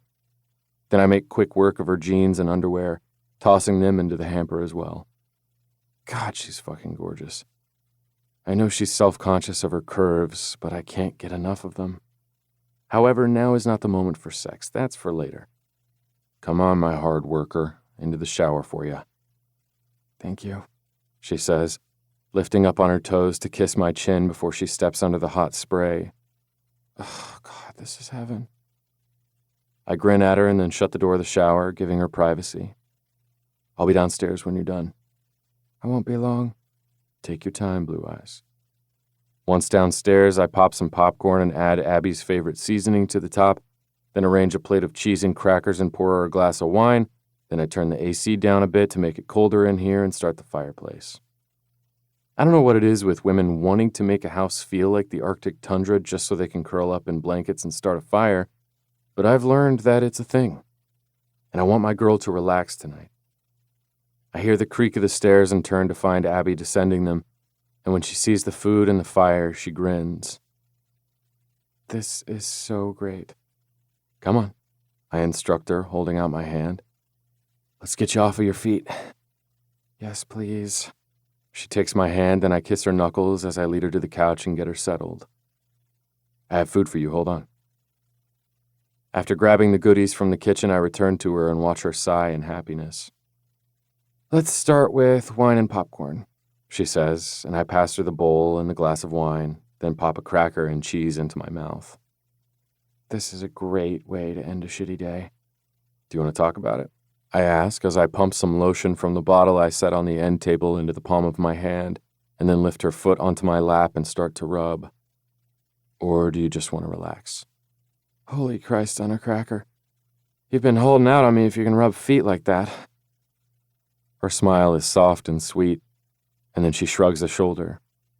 There wasn't anything terrible that happened aside from the fact that 3 people quit on the same day, didn't give me notice, and now I'm severely short-handed. I just got all of the positions filled, and I thought I'd be able to coast through the summer, but no. Not to mention, now I have an odd number of employees again, and I won't let anyone work alone, so that means that I have to help until I can get someone else in, which means that laundry gets stacked up. She pops some popcorn into her mouth and chews. I'll figure it out. It's just a pain in the ass and long hours. Thank God for Marilee and my hot cowboy. Fucking love it when she calls me cowboy. Did you and Daisy have fun? She asks me. There was pizza with a view, so of course we did. She's great, Abs. No worries there. Good. And you're right, I do have a great kid. Where do you head off to next? I frowned down at her foot. I'd rather not have to talk about leaving again, but this is our life for the next few months. I can't avoid it forever. Wyoming. My thumbs move up the outside of her foot and circle her ankle, making her groan with pleasure. And that little groan makes my dick twitch. Give me your other foot. She sets her bowl and wine aside and then shakes her head. I have a better idea. Chapter 18. Abby. You do? Brady asks, his eyebrows climbing as I crawl over the couch and straddle his lap. His hands land on my ass as I wrap my arms around his neck and lean in so I can bury my face against him. And what is that, sweetheart? I need you inside of me. I'm too tired to flirt and play games. I've had the shittiest of shit days, and right now, I want my man naked inside of me, making me forget all about it. Not that the massage isn't nice, but whoa! I'm cut off when he simply stands, hands still on my ass, and carries me up the stairs. He groans a bit, and I pull back to see his face. You're hurting, I'm fine. he says, and kisses me firmly. And as much as I want to fuck you until your legs shake and all of Bitterroot Valley knows my name, I can't do that with your daughter asleep upstairs. So I'm taking you to a room that I can lock. Smart. You're a smart man, cowboy. He grins, closes and locks my bedroom door, and then sets me on my feet. Without hesitation, I strip out of my clothes. No games tonight. I can't take the time to flirt and be cute. I just need you, Brady. You're always cute. He unbuttons his shirt and tosses it aside, and my mouth goes dry at the sight of his fucking stellar torso. Muscles for days and smooth skin make my mouth water. The scars remind me that what he does for a living scares the shit out of me.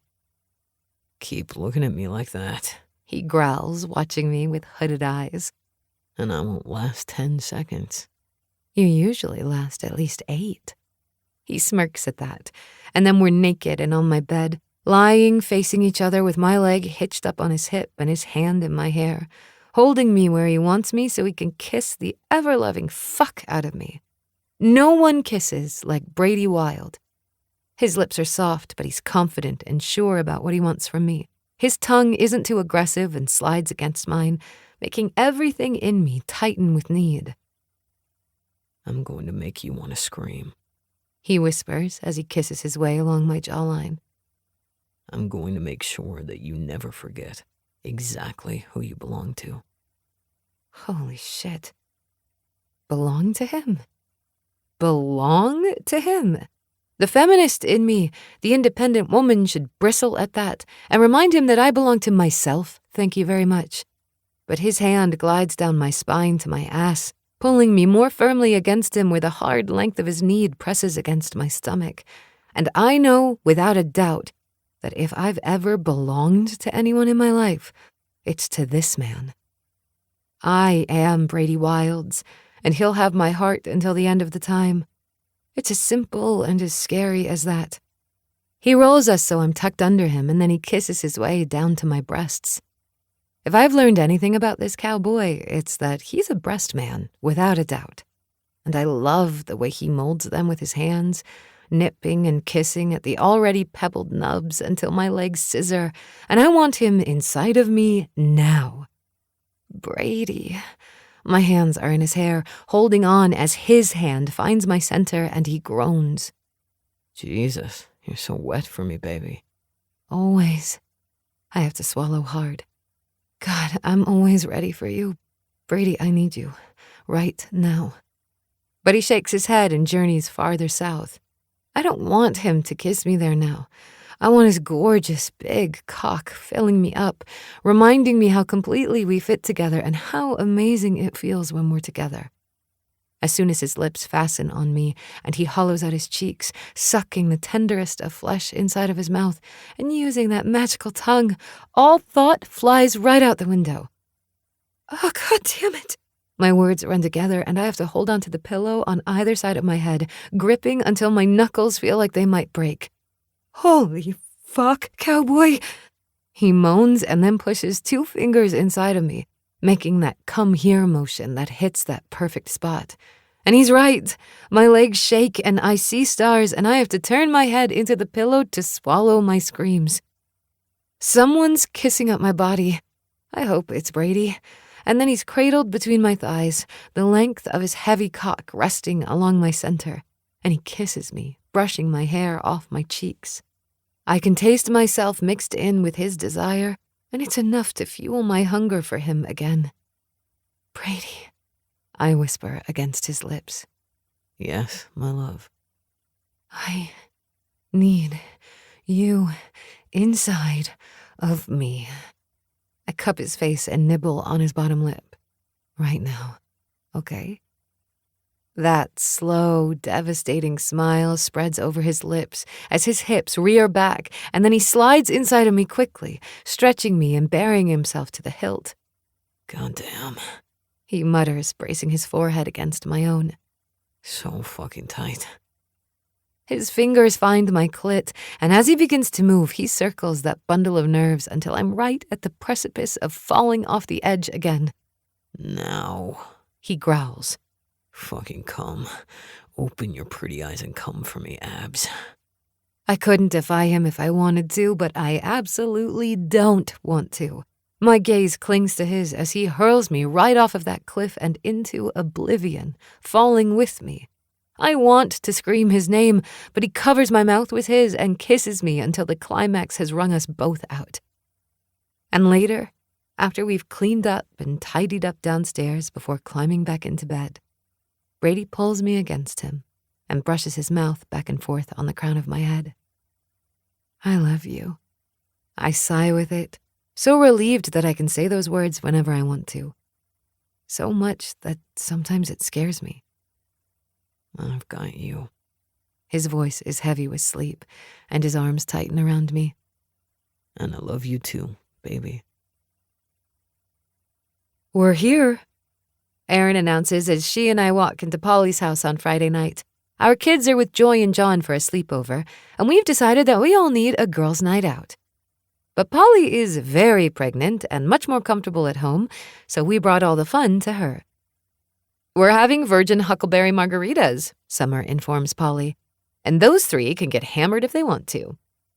And you can all stay out here so that no one is driving, Polly adds, clapping her hands. This is fun, and probably a good distraction for you, Abby. I nod and pour the bag of corn chips into a big bowl. Yeah, I could use a distraction while Brady's out of town. Ryan's gone too, Polly says with a sigh. It's his last big trip out of the country before the little one arrives. He'll be spending the next few months at home with us, so he has to wrap up some business first. He had to go all the way to Amsterdam. That's a long way, Millie says. Way farther than Wyoming, I agree and lean over to pat Polly's shoulder. I'm sorry, friend. Me too, she says, because it means that Brady has to fly commercial on his way home, and that delays things for you. I hadn't thought of that. My stomach sinks, knowing that Brady will now be gone for another day, but there's nothing I can do about it.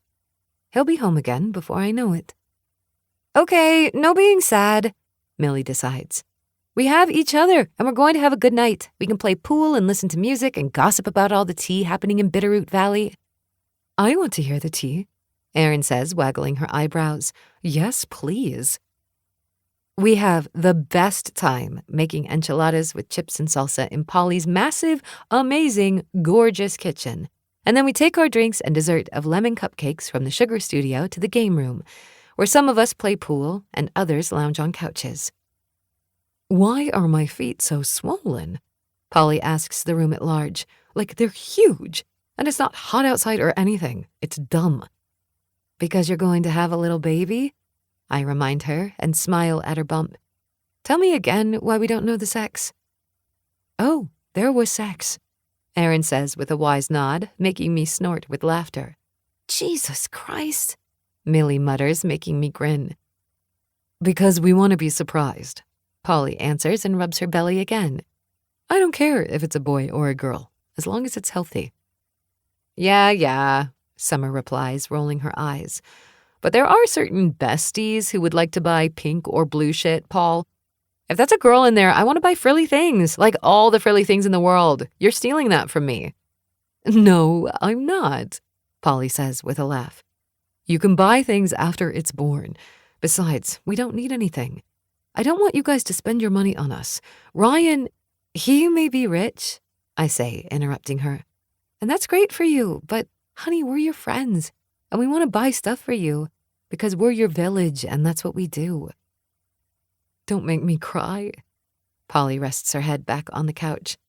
For the love of God, don't make the waterworks start because it's hard to make them stop.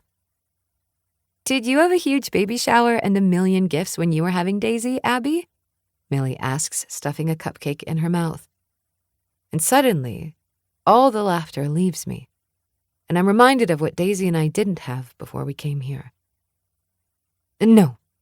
I shake my head and pour myself another margarita. No gifts. Not one gift? Aaron demands. I didn't have family, I remind them. And Nate's family wasn't exactly pleased that I got knocked up and was trapping him into marriage. Bullshit, Millie bites out, clearly pissed on my behalf. It's fine. Nate and I were able to buy everything we needed.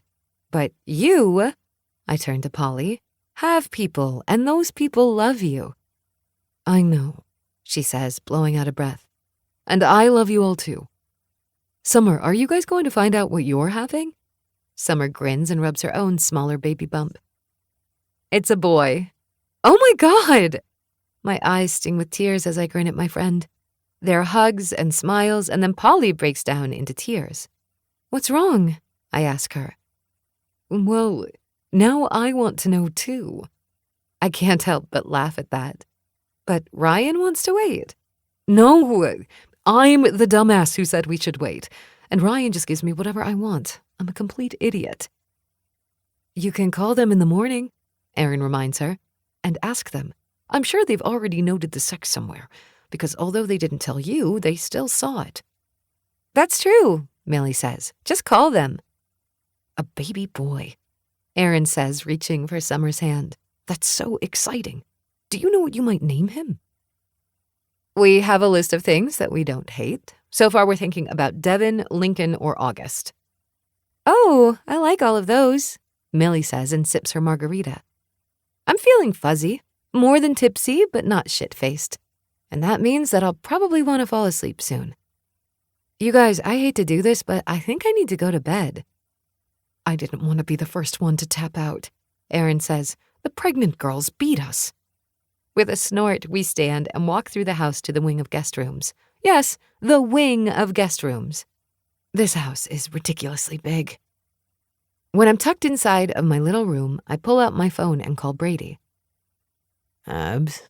He sounds sleepy, and I kick myself for not texting first. You okay, baby? Yeah, sorry. I sound a little slurry. I should have texted, but I'm drunk. He sniffs, and I can hear the bed rustling. You're drunk? Where's Daisy? Hey, I'm not a bad mom. She's with your mom, if you must know. We had a girls' night at Polly's house, and I'm staying here because I can't even walk a straight line. Oh, good. I can practically hear him relax. I'm glad you're safe. Did you have fun? It's always fun when we're together. What are you doing? I bet you look hot, no matter what it is. He chuckles. I was sleeping, remember? Oh yeah, I woke you up. You should go back to sleep and ignore me. Not a chance. I can't ignore you, you're too important. And just like that, I'm a pile of goo. Did you know that sometimes you say things to me that make me feel really good? It would suck if I made you feel bad, Blue Eyes. How much did you have to drink? Don't know. We kept pouring from the pitcher. I roll onto my side, cradling the phone to my cheek. I miss you. I know. I miss you too. And this time you don't get to come home in Ryan's plane. Heard about that, did you? Yeah, sucks. How first world are we?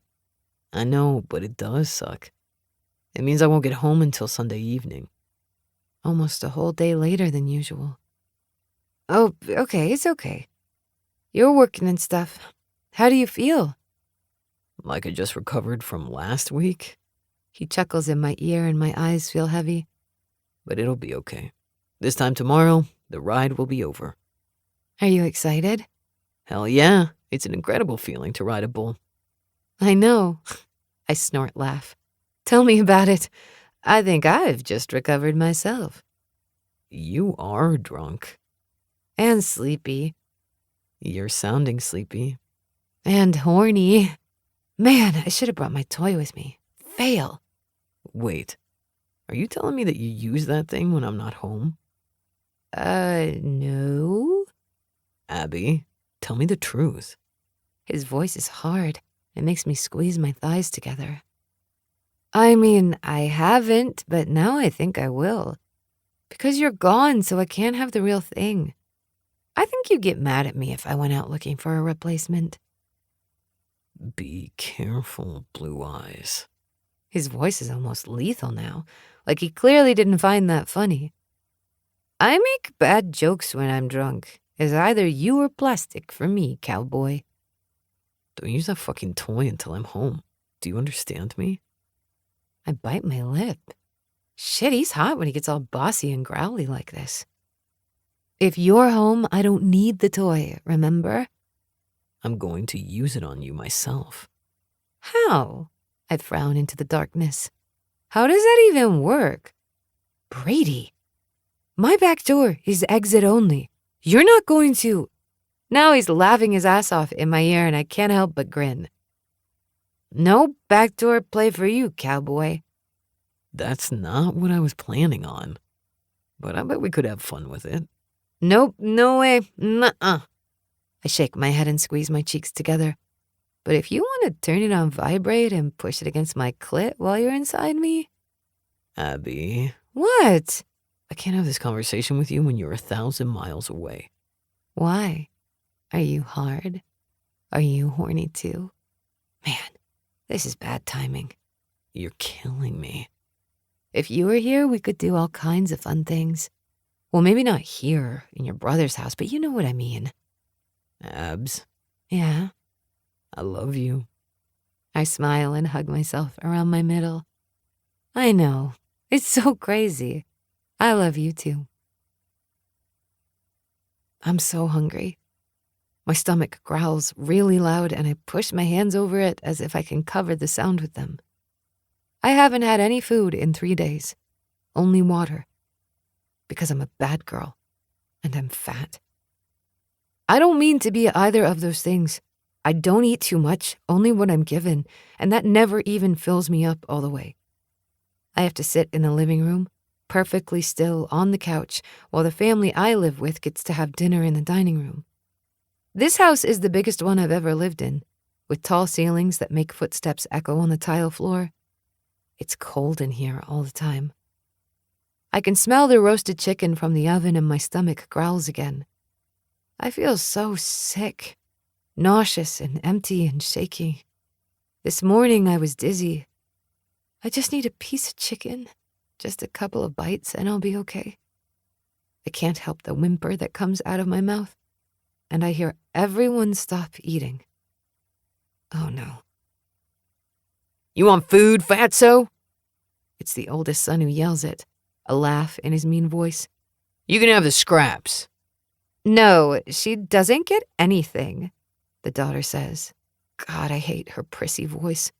She's so mean to me, and I have to share a room with her. It's humiliating when she laughs at me when I have to change my clothes. She's fat. She won't starve. There's more laughter, and I have to fold my lips in so I don't cry out. At least no one in this house has tried to rape me. They just humiliate me here and withhold food from me. I'm always so hungry. I can hear them scraping the silverware over the plates, and then they get up and start to take their finished meals into the kitchen. I wish I could just have whatever they didn't finish. I'd be happy with anything at all. The youngest child, a girl about the age of 8, is the last to leave the table. And she looks around the room, then walks to me and holds out a big chunk of chicken that she must have hidden in her napkin for me. "Hurry," she whispers, and I snatch it out of her hand and shove it into my mouth. But as I chew, the mom comes in and see what's happening. "Go to your room, Elizabeth. Mama, to your room." The mom hasn't raised her voice, but the girl swallows hard, gives me a sympathetic look, and then slinks away up the stairs. I've just finished swallowing the chicken when the mom walks calmly to me, rears her hand back, and slaps me across the face so hard that I see stars. I cry out, so she does it again, and then a third time. Then she grips onto my face, her fingertips digging into my flesh. "You eat when I tell you to eat. You hear me?" I can only whimper a response. "You're a gross, fat pig, and I'm going to get all of this fat off of you. You don't want to be fat, do you?" More whimpers. "Now you have to go another 2 days. No, God, no, I'm so hungry." I sit up in bed, gasping, tears coming down my face. At first, I panic because I don't know where I am. Am I in another foster home? Oh God, will they hurt me here? But then I remember that this is Polly's house, and I'm with my friends. I'm okay. Everything is going to be okay. I miss Brady, and I reach for my phone, but it's not even dawn yet, and I woke him up late last night. He asked a ride today, and I don't want him to be distracted or too exhausted. "You're okay." I set the phone down and pad into the bathroom, where I splash some cold water over my face. "You're fucked up, but you're okay." I look at myself in the mirror and remember the young woman I once was, and feel the tears well for her. She didn't deserve to be treated like that. Hell, no one does. People can be so cruel, so evil and mean, and I just don't understand that. I was a good kid. I was a nice kid. And still, I was brutalized mercilessly by the people who were supposed to help me. And why? Because I'm not naturally thin? Because they could? It's so fucked up. I shake my head and splash the water once more, and then pat my face dry with a thick, soft towel. And then another memory hits me. In that same fucked up house, they didn't let me dry off with a towel after bathing. I had to use my own dirty clothes. Enough. I shake that off and pad back to the bed. That's not where I am anymore. My life is amazing. I have friends who care about me, my daughter is safe and happy, and I have the love of an amazing man who is what dreams are made of. There's no need to dwell on the past. I wish my subconscious would catch up to the rest of me. I have no intention of falling back to sleep, but I lie down anyway and take a long, deep breath. I've had a sinking feeling in my gut all fucking day. Of course, I'm hungover, but that's not it. I did end up falling back to sleep after the nightmare, but still rose early and chatted with Polly over coffee in the kitchen. Everyone else was still asleep when I left to go home to shower and change my clothes and then go to work. I'm working 7 days a week right now. Sometimes I take off earlier than I should, but for the most part, I'm spending a lot of hours working. I usually go out in the field in the mornings to help clean some of the units, and then I go to the office in the afternoon to get laundry underway, work on the schedule, and run errands for more supplies as needed. To say that I'm busy is a massive understatement. I helped clean 4 units all before noon today, and then I came back to my office to do that laundry. But all day, I felt like something bad was going to happen. Please don't let it be Brady. I've texted him more than usual today. I'm never this needy when he's gone, but something isn't right. I don't mean between us. Brady and I are solid. But there's something in my gut that won't shut up. The poor man has texted me back twice, reassuring me that everything's normal and absolutely fine on his end, trying to put my mind at ease. I need to let him focus and do his thing, so it stays that way. The dryer signals the end of a cycle, So I walk back to the laundry room and realize that I'm sloshing through water. About 2 inches of it. Shit. It occurs to me that the washer obviously isn't running anymore either, and it appears that it has a leak. Great. One more thing to worry about and deal with when I have no time or brain space for this. At least I have 2 washing machines, so I'm not completely dead in the water, so to speak. It takes me 30 minutes to find a plumber who has time to come take a look at it today. And then I find out that it's not an easy fix. Because of course it isn't. No, that would be too easy. Maybe this is the thing that was making my gut feel weird. I take a second to take stock of my feelings and realize, nope, that's not it. We have to order a couple of things. Peter the plumber, can't make this shit up, says with a sigh. We can't get much overnighted out here, but it shouldn't be more than a couple of days. A couple of days? I blink, staring at the mountain of laundry. I'll be here all night. I'm sorry, I just don't have it in stock at the shop. I'll see if I can get it FedExed overnight, but inevitably it will take 2 days. The joys of living in the boonies. I force a smile and then shrug. Oh well, looks like my daughter and I will be hanging out here tonight. Thanks for your help, Peter. I'll keep you posted, Abby. He walks out and I give the busted washer the stink eye. Today, of all days? I demand, as if it'll talk back to me. With a deep sigh, I go find a mop and a bucket, and then decide to use the wet vac because that'll pull the water up faster. It's noisy, and I swear I can hear ringing, and when I turn it off, I find that I'm right. My phone is ringing, and I don't recognize the number. Hello?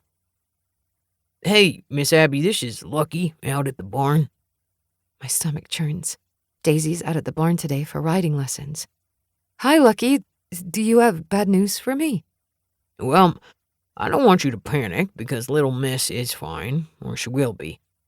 She fell off the horse this afternoon and hurt her wrist. Crap, I whisper. Is it broken? We don't think so, but I think it'll make everyone feel better if she gets an x-ray. What do you think? I agree. I'll come out right away and get her and take her to the ER. I'm real sorry about this, ma'am. It's never fun when the little ones fall off. It's not your fault. I'll be there soon. I click off and then turn and stare at the mess that I haven't finished cleaning up, but then throw my hands up in the air. My daughter is the most important thing. So I send a text to my crew to fill them in on what's happening, and then I lock the door behind me and drive out to the ranch straight to the barn. I think she's fine, Erin assures me as I get out of the car, but she's favoring her wrist a bit, scared her more than anything. I bet it would scare me too. I smile at her and then look over to where my baby is sitting with Holly and Johnny. Hey, baby, I heard you took a fall. She nods and then starts to cry again, and I inwardly roll my eyes. She's already calmed down, but now she has to turn the tears back on for my benefit, which is fine.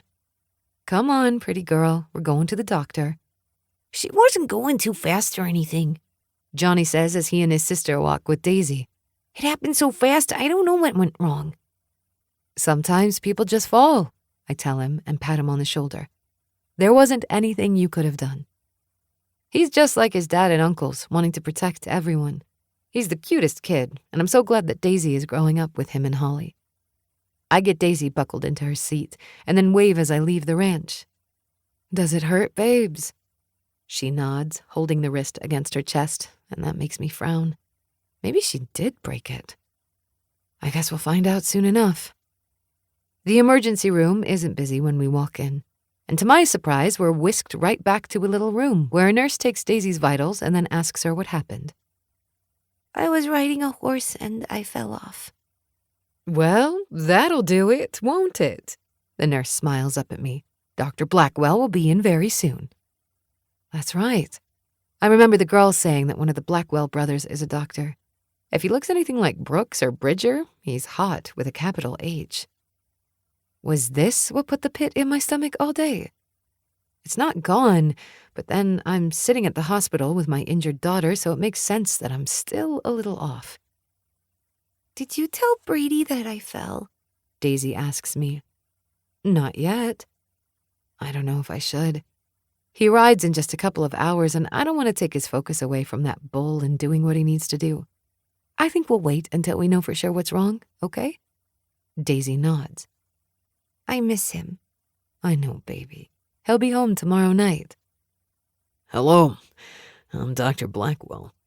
Yep, hot with a capital H. Jesus, do they just breed hot men in Montana? Is it in the water?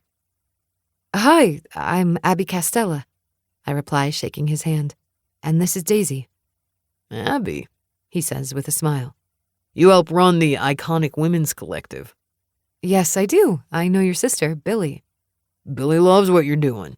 She talks about it all the time. Now, let's focus on Daisy, shall we? What happened? We tell him the story of Daisy falling off the horse, and he nods as he gently takes Daisy's arm in his hands. She winces, but doesn't cry out when he moves her hand side to side and up and down. Well, I suspect that it's just sprained and bruised up, but I want to get an x-ray to make sure, okay? That means we're going to take a picture of your bones. Do you have to take them out of my body? Daisy's eyes are wide with horror, and Dr. Blackwell chuckles. Nope. The machine can see through your skin. You won't feel a thing. Okay, my daughter replies, her shoulders sagging in relief. Good. Less than 30 minutes later, he comes back with the film in his hand and puts it on the lit-up screen. Well, Daisy, I don't see any sign of a broken wrist or arm. That's excellent news. Thank God, I mutter in relief. Looks like it's just banged up really good from that fall. I want you to wear a brace for a couple of weeks so you don't move it around too much. This way, it'll heal faster. He turns to me. You'll want to give her the children's dose of ibuprofen for a couple of days to help with swelling. Ice will be good for it, too. Does that mean I can't ride again? Just until the wrist heals, He assures her. I get it. I don't know what I'd do if I couldn't ride my horse. But don't worry, you'll be back in the saddle in no time. Thank you, Dr. Blackwell, Call me Blake. he says with a wink. Are the rumors true that you and Brady Wilde are an item? Yes, Daisy says with a big smile. he's our Brady. Well then, Blake says with a laugh. my loss. Have a good day, ladies. It's always flattering when a sexy, successful man shows interest, but I definitely only have eyes for my man, and it seems that my daughter shares in that sentiment. With Daisy's injury only being a sprain, I decide to wait to tell Brady about it until after his ride. There's no need to distract him with anything happening around here. Besides, that pit is still sitting heavily in my stomach. It takes another hour to get the brace and other things we need before we get home, and then we're both exhausted. Going back to the office tonight just isn't going to happen. But I have so much laundry to do, so I call Millie. Hey, is Daisy okay? She asks when she answers. News travels fast in this town. Yes, it's just a sprain, but it'll take a couple of weeks to heal up. Hey, I need a favor. There's a ton of laundry at my shop that I need to have brought to me so I can do it here at home. Do you mind grabbing it? Or come over and hang with Daisy while I go get it? Shit, I should have just called Merrily over. Swear jar. Daisy calls out, and I roll my eyes. We've got this, Millie assures me. Why don't I come chill with Daisy since I don't have a key or know what you need from the shop, and you can do that piece of it? Thank you. Yes, thank you. That would be awesome. Okay, I'll be there in 15. I hang up with her, relieved that I have a plan B for work, and then my phone rings again with a number I don't recognize. With a frown, I accept the call. Hello? Abby Castella? I can hear commotion in the background, and every hair on my body stands on end. Yes? This is Dr. Stevens calling from Cody, Wyoming. I have some bad news about Brady. Chapter 19. Brady. I've never been so fucking pissed off in my life. I can hear the goddamn doctor talking to Abby, and if I wasn't seeing two of them, I'd punch him in the mouth. Give me the phone, I growl. As his emergency contact, he continues, as if I didn't say anything at all. I need to let you know that Brady's suffered an injury. He has a concussion, and he separated his shoulder again. Let me fucking talk to her, I say, louder this time. Jesus, I didn't even have time to tell her that I added her as my emergency contact, and this phone call is going to scare the fuck out of her. Doc, I swear to God, if you don't hand me that phone... Yes, he's going to be fine, he says, not looking at me. Calm down, Dan, a fellow writer, says. He's standing next to me, and I glare up at him. You know this is how they do it. If you didn't want her called, you shouldn't have listed her as the fucking emergency contact. Yeah, well, I didn't plan on getting hurt. Dan scoffs at that. We all get hurt, all the time. But I forgot to tell her, and that makes me feel like a son of a bitch. Finally, the doctor hangs up the phone. You didn't let me talk to her. But my phone rings with an incoming FaceTime call, and I immediately answer. Baby, I'm okay. Brady? Her eyes are wide with worry and fear. My God, are you sure you're okay? Yes, I'm gonna be just fine, I tell her. Sure, it hurts like hell now, and I feel like I'm gonna throw up, but I'll heal from this. I always do. I'm sorry I didn't tell you that I added you as my emergency contact. It totally slipped my mind. It's okay, she assures me, holding the phone close to her, as if she wants to wrap her arms around me and hold on. Not gonna lie, I could use that right now, after I'm done throwing up. Hey, don't scare her like that. My sister nudges her way onto the screen. You gonna live, big brother? Looks that way, but I can't fly home. I wince as the nausea rolls through me. Not with a concussion. I'm coming to get you, Abby announces. I'll leave right now. Millie, you stay with Daisy. You can't, Millie interrupts her. Honey, you have so much to take care of for work, remember the shit-tastic day you just had? Abby sighs and closes her eyes. What shit-tastic day? What the fuck happened at home while I was gone, getting pulverized by a pissed-off bull? You stay here, Millie continues. And I'll leave right now to get him. He's 8 hours away, so if I leave now, I'll be there by morning. I don't want you driving overnight by yourself, I tell her, getting her attention. Mill, call one of the brothers and have them come with you. I'll take care of it, she tells me. Don't worry about me. Go find a soft spot somewhere and start recovering. Send me the address of where you are, and I'll be there as soon as I can. Brady, Abby says, her face coming back on screen. It absolutely destroys me to see the tears in her eyes and the fear on her face. I want to come get you so bad. If it were literally any other day, I would drop everything, baby. I interrupt her, keeping my voice calm and soothing. Jesus, I need to get off the phone. It's okay. Millie will take care of it, and I'll see you before dinner tomorrow. Don't worry about me, okay? Not gonna happen, cowboy. She tries to smile. Do everything they tell you to do. Don't be stubborn. Hydrate. Yes, ma'am. God, she's fucking adorable. I'll see you soon. I'll call you in the morning and keep you posted on our drive back, okay? Yeah. She licks her lips. Yes, please do that because I'm gonna be a nervous wreck. I love you so much. I love you, Blue Eyes. Don't worry so much, I'm fine. Text me the info, Millie reminds me. I'm on my way. Call Chaser Rem to come with you. I instruct her again, but she just rolls her eyes. Don't worry about this. Hang tight, I'll keep you posted. She clicks off, and I reach for the barf bag and let my stomach empty itself. I have anti-nausea pills for you, Doc says. Take them every 6 hours as needed. Tylenol for the headache. Get some rest. It's not a severe concussion, so you can safely sleep. I recommend you go back to the hotel and rest until your sister gets here. I'll help him back to the hotel, Dan says. Come on, buddy. I fucking hate all of this. The hotel is nearby, and once in my room, I take the Tylenol, press an ice pack to my shoulder, and call my agent. I need a shower, but I want the ice more, and I can talk to Sandy while I ice down. Hey, Brady, she says. It's late. Not in Wyoming, I reply. I want to retire today. She's quiet for a moment, obviously stunned speechless. What happened? Nothing that hasn't happened before, but damn it, I'm over the fucking concussions and torn shoulder. And I terrified my girl tonight. I'm over it. I'm ready to be done. Brady, she says with a sigh. You can't just quit. Here's the thing. I understand that you're ready to retire, and I don't blame you. Your poor body has taken one hell of a beating over the years. But you're under a contract, and you have sponsorships.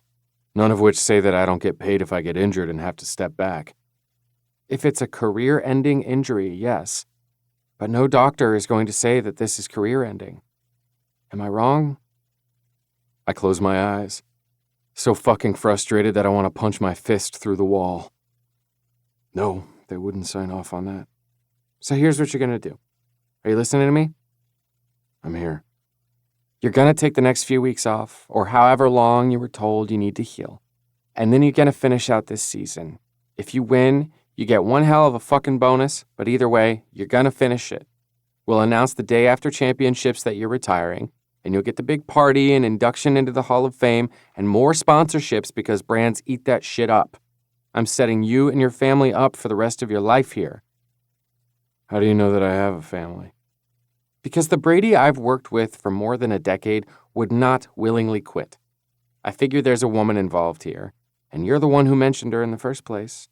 That concussion is fucking with you. I blow out a breath but don't confirm or deny. Yeah, that's what I thought. I'm your voice of reason here, honey. I don't need the money. I want you to remember all the hard work you've put in, all the beatings you've taken, and how much you love getting on that bull, and then tell me that you want to quit. She's right. I don't ever want to quit.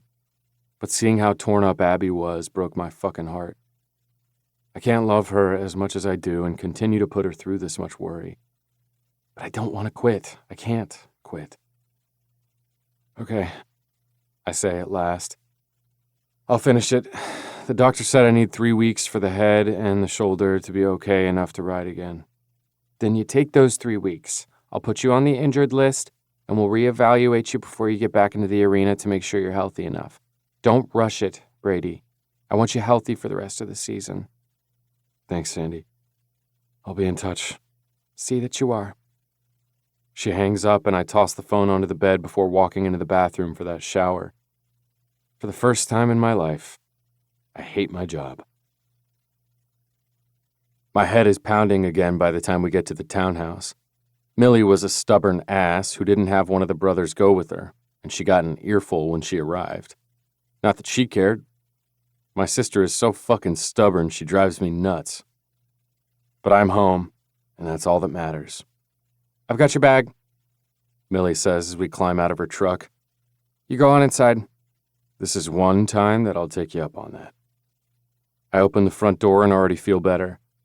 Abby's head pops up from the kitchen and then she's sprinting toward me but comes to an abrupt stop about 2 feet away. Why'd you stop? I don't want to hurt you. Get over here. My voice is deep and my good arm is open wide as she steps gingerly into my embrace and lays her ear against my chest, listening to my heart as I hug her close. I promise I'm okay. Nothing that a couple of weeks of rest won't heal. Scared the shit out of me, she whispers before pressing a kiss over my heart and then stares up at me with wet blue eyes. Don't you dare do that to me again, Brady Wild. Yes, ma'am. I grin and kiss the top of her head. Where's Daisy? I'm here. We turn to the stairs where Daisy's grinning, but my eyes narrow in on the brace on her right wrist. What the fuck happened? Swear jar, Daisy announces. But I ignore her and hurry over to where she stands on the 4th step from the bottom, my heart in my goddamn throat. What happened? I repeat, frowning into her sweet face. I fell off of Good Girl yesterday. She shows me her brace. I whirl to Abby and it makes me dizzy for half of a second. Millie's coming in with my bags. Why didn't you tell me that she got hurt? Because you got hurt too. Abby props her hands on her hips. And I didn't want to tell you before you rode because you would be distracted. It's not broken. If it had been broken or if something worse had happened, I definitely would have told you.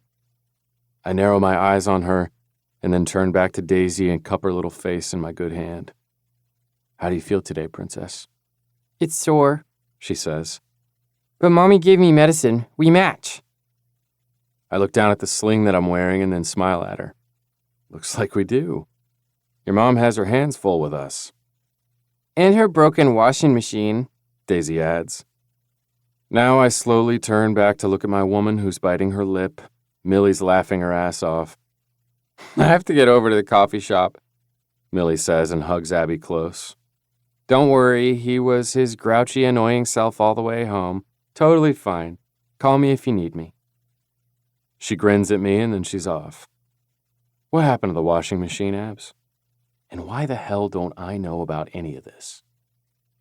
One of the big machines at the shop broke and leaked water everywhere. She sighs and I can see the fatigue in every line of her gorgeous body. Come on, let's have the tacos I made and I'll fill you in on everything. And I want to hear about what happened yesterday, too. That's fair. I pick Daisy up with my good arm and kiss her cheek, making her grin and carry her to a stool at the kitchen island. When she's seated, I bury my nose in her hair and breathe her in. I'm starving. Me too, Daisy agrees as Abby fixes her plate. I wander around the island, into the kitchen, and do the same for myself, having a hell of a time doing it one-handed.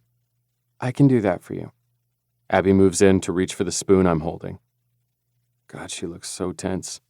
Every muscle in her body is tight and her jaw is clenched, so once she's set Daisy's plate in front of her, I take the spoon from her, set it aside, and just pull Abby to me, hugging her close and rocking her back and forth. Let it go. I whisper into her hair and feel her sag against me. Let it go, baby. Everything's okay. She lets out a sob, and then she's crying in earnest, clinging to me almost desperately. I look over at Daisy, who hasn't touched her taco and is watching us with serious brown eyes. It's okay, I murmur, still looking at Daisy so she knows that I'm talking to her too. I nod at her reassuringly, and Daisy's lips tip up into a hesitant smile. Your mom is just overwhelmed, sweetie. It's okay. I'm sorry. Abby cries against me, sniffling. It's just been the worst 2 days of my life. Or at least close to that, and then I got that call last night, and They shouldn't have called you. I kiss her head again and rub my hand up and down her back. It wasn't that serious. Yes, it was, she disagrees. And they should have called. But I'd just gotten home from the hospital with Daisy, and it was just bad timing. I didn't handle it well, and I'm sorry. You don't need to be sorry. Yes, I do. She pulls back and stares up at me with tears running down her sweet cheeks, and it makes my heart ache. Because you don't need me to be hysterical when you're hurt. I need to be the strong one. I need to pull my weight when you can't. You're allowed to be scared and worried, I remind her. And it's okay to cry. I'm just fine. She nods and wipes at her tears. I'm not very hungry. I'll fill you in while you eat. I don't like that she's not going to eat with us, but I'll get something in her later. So I finish building my taco and sit next to Daisy. Before I pick up my dinner, I lean over and kiss Daisy's head, breathing in her fresh shampoo once more, as if to reassure myself that the kiddo really is safe and sound. I hate that she got hurt when I wasn't here to help. Don't worry, okay? Okay, she says and bites into her taco. Tell me what happened yesterday, I say to Abby as I pick up my taco and take a bite. Well, it all started with a freaking nightmare, then the stupid washing machine. She tells me about finding the flood in her shop and the plumber coming out to take a look, having to wait for days for parts and then getting the call about Daisy. I knew she was going to be okay. Lucky didn't sound panicked at all, and I knew that if something catastrophic had happened, Erin would have either called an ambulance or brought her into town herself. So I didn't panic. I really just felt bad that she hurt herself. Falling off a horse hurts, I say, turning to the little girl who nods. They're really tall. I know, she says. It felt like I fell forever, and then I reached out with my hand and owie. I nod, understanding all too well what that feels like. My shoulder twinges at the memory. Dr. Blackwell was great, Abby continues. I think he liked Mommy, Daisy adds. Why do you think that? I ask as Abby bites her lip. My eyes narrow on her. Because he asked her if she really was with you. He smiled at her a lot. He liked her, but I told him that you're our Brady and he was okay with it. Why do you sound so grown up? Abby asks her. Blake Blackwell hit on you? Stand down, cowboy. I only have eyes for you. She smirks and then pulls a piece of meat out of the bowl and pops it into her mouth. He was nice and totally fine when I assured him that I am, in fact, in a committed relationship. Good. So all of this was happening, and I still had laundry piling up at the shop, and my original plan of bringing Daisy back with me while I did it was thwarted because she needed to be at home to rest, so I decided to do it all here. I called Millie and asked for her help, and she was awesome about it. But just before I was about to head out the door to collect said laundry, I got the call. Her gaze falls to the countertop, and the smile from a moment ago is gone. And it scared 10 years off my life. She clears her throat. I had a sinking feeling in my gut all day, like something bad was going to happen, and it was driving me nuts. After each thing, I'd think, was that the thing? But no, the feeling never left. I guess things happen in threes, 4 this time if you count the nightmare. I'm sorry, sweetheart. It's not your fault. Okay, your turn. What the heck happened out there? Yeah, Daisy echoes. what happened? I push my empty plate away. Can we sit in the living room? It's more comfortable. Oh, of course. Do you need some ice for that shoulder? That would be good, I need ice too, Mama. Daisy says. And for the next 10 minutes, Abby gets us situated in the living room with ice packs. Sit with me, Brady. Daisy snuggles up with me on the couch, and Abby sits across from us in the rocking chair. It's then it hits me that I'm so relieved to be home. Okay, tell us the story. Abby says. Well, it all started with a bull. I grin at her, but she doesn't smile back. I didn't have my rope with me. I forgot it in the truck, so I had to use someone else's. All of this is because of a rope? Abby demands. We have routines. I have a rope that I prefer. I feel confident in how it feels in my hand. It's familiar. Okay, I get that. I knew as soon as that chute opened that it wasn't going to be a good ride. You always know. I was right. I made it just under 5 seconds before I lost my grip and was thrown off. I couldn't roll the way I wanted, and my shoulder and head took the brunt of it. Knocked me out for a second, and the cowboys had to pull me out of the way of the bull. Abby covers her face with her hands. This is why I don't ever want her near an arena. She doesn't need to see that. Still, she says after taking a breath. 5 seconds is a long time. Anything less than 8 seconds is failure, I reply, sounding harsher than I mean to. My standings are still fine for now, but I'm not happy. I have to sit out for at least 3 weeks. Only 3 weeks? She asks. You don't get it. I'm not even allowed to practice for those 3 weeks while I heal. I'll be rusty, and my body won't know what to do. This isn't good. Muscle memory is a thing, she reminds me. Daisy's snoring against me, and I grin at Abby. We board her. She's tired. She was uncomfortable all night with that brace on. I frown and kiss Daisy's head. In the future, if either of you gets hurt while I'm gone, I want to know immediately. Brady, no argument. You two are my world, and if something's wrong, I need to know. Not after I ride, and not the next day. Understand?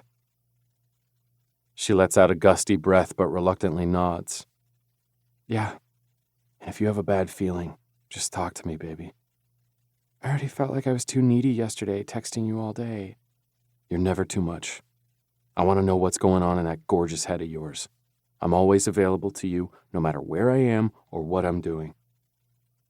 She smiles softly. Thank you. Now tell me about the nightmare. Her eyes widen, and she almost shrinks into herself against the chair. Baby, tell me. She swallows hard. There was a home I was in that refused to let me eat. You have got to be fucking kidding me. Because I'm fat, she continues softly so she doesn't wake Daisy. You are not fat. I've always been curvy to different degrees. I'm bigger now because of being pregnant with Daisy and hormones, but anyway, I was a larger kid, and this particular house didn't like it, so they withheld food. Oh, and I wasn't allowed to use towels in the bathroom.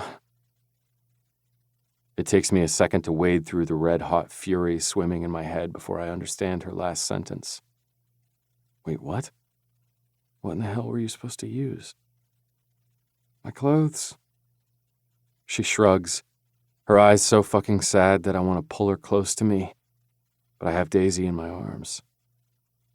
Abby. I clear my throat. You will never have to worry about anything like that ever again. Never. I know, she says with a nod. Even if something happened to us, I would make sure that you're safe and taken care of. Her throat works as she fights tears.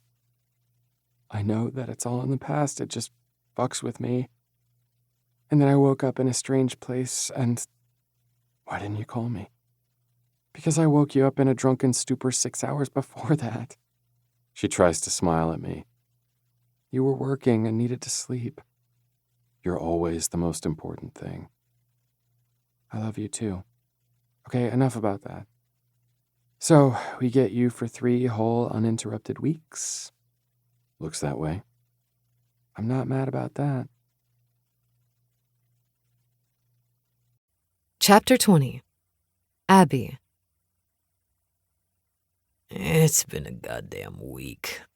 Brady grumbles in that sexy, sleepy voice he gets in the morning. His face is pressed to my neck, and he's kissing me right where he knows that I can't resist.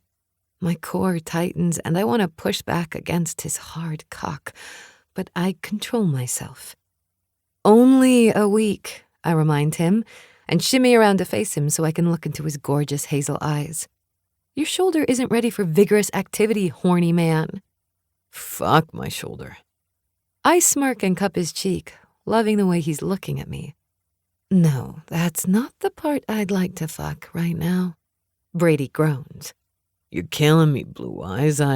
He kisses my nose. Kisses my forehead. You. I bite his chin and urge him onto his back. If we're going to do this, I'm doing the work. That's not how I like things to roll, and you know it. Take it or leave it.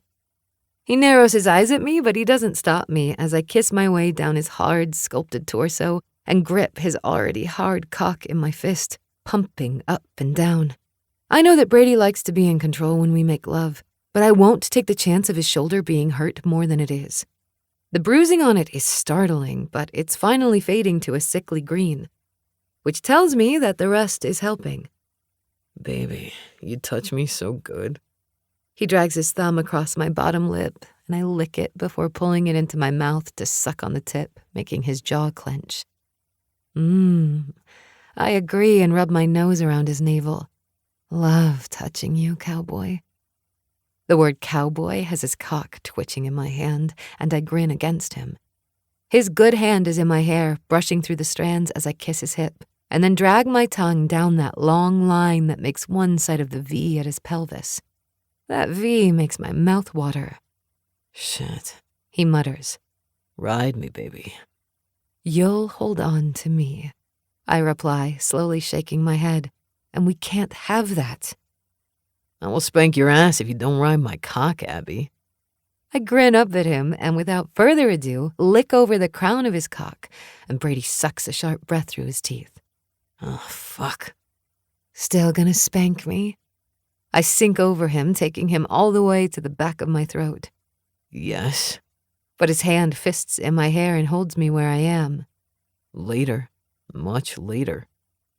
I moan around him and work him up and down. His hips move with me, and he's making the most delicious noises as I take my time with him. I'm going to come, baby.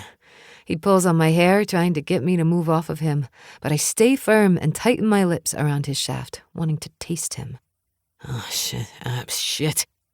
He comes, letting go in my mouth, and I lap him up. And then, as he's panting and watching me with bright hazel eyes, I pad into the bathroom to wash my hands. When I return, he's sitting on the edge of the bed watching me. I don't just want you to blow me, babe. Not that it isn't the best fucking blowjob of my life, and you're a goddamn goddess for doing it. But I need to be inside of you. I need all of you. I know, but you're too active when we have sex, and you have to take it easy. I need you healthy. He wraps his arms around my legs, his hands cupping my ass as he pulls me to him. And you should be wearing your sling, I add. But he leans in and plants a kiss on my belly, and my hands instinctively dive into his hair. How's your headache?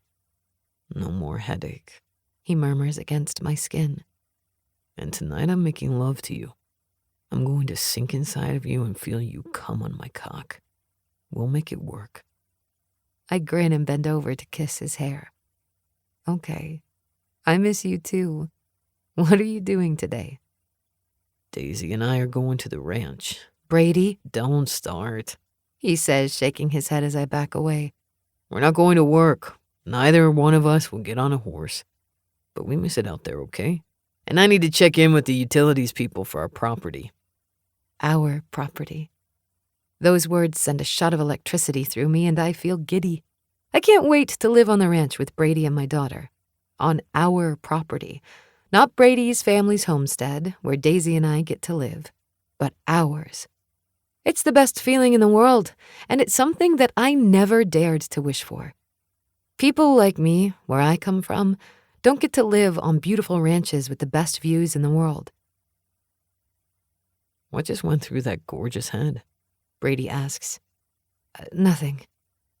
But I smile at him and he tips my chin up so he can cover my lips with his. You promise you won't do anything stupid? Of course I won't do anything stupid. Daisy will babysit me. I smirk at that and lean down to kiss him. I don't mean to be a nag. I just want you better. You're not a nag. He chuckles when I lift an eyebrow at him. Okay, you're not much of one. I'd do the same if the tables were turned. Which they'd never be turned, because I would lose my mind if you were injured. I kiss him again and then pull away to get ready for work.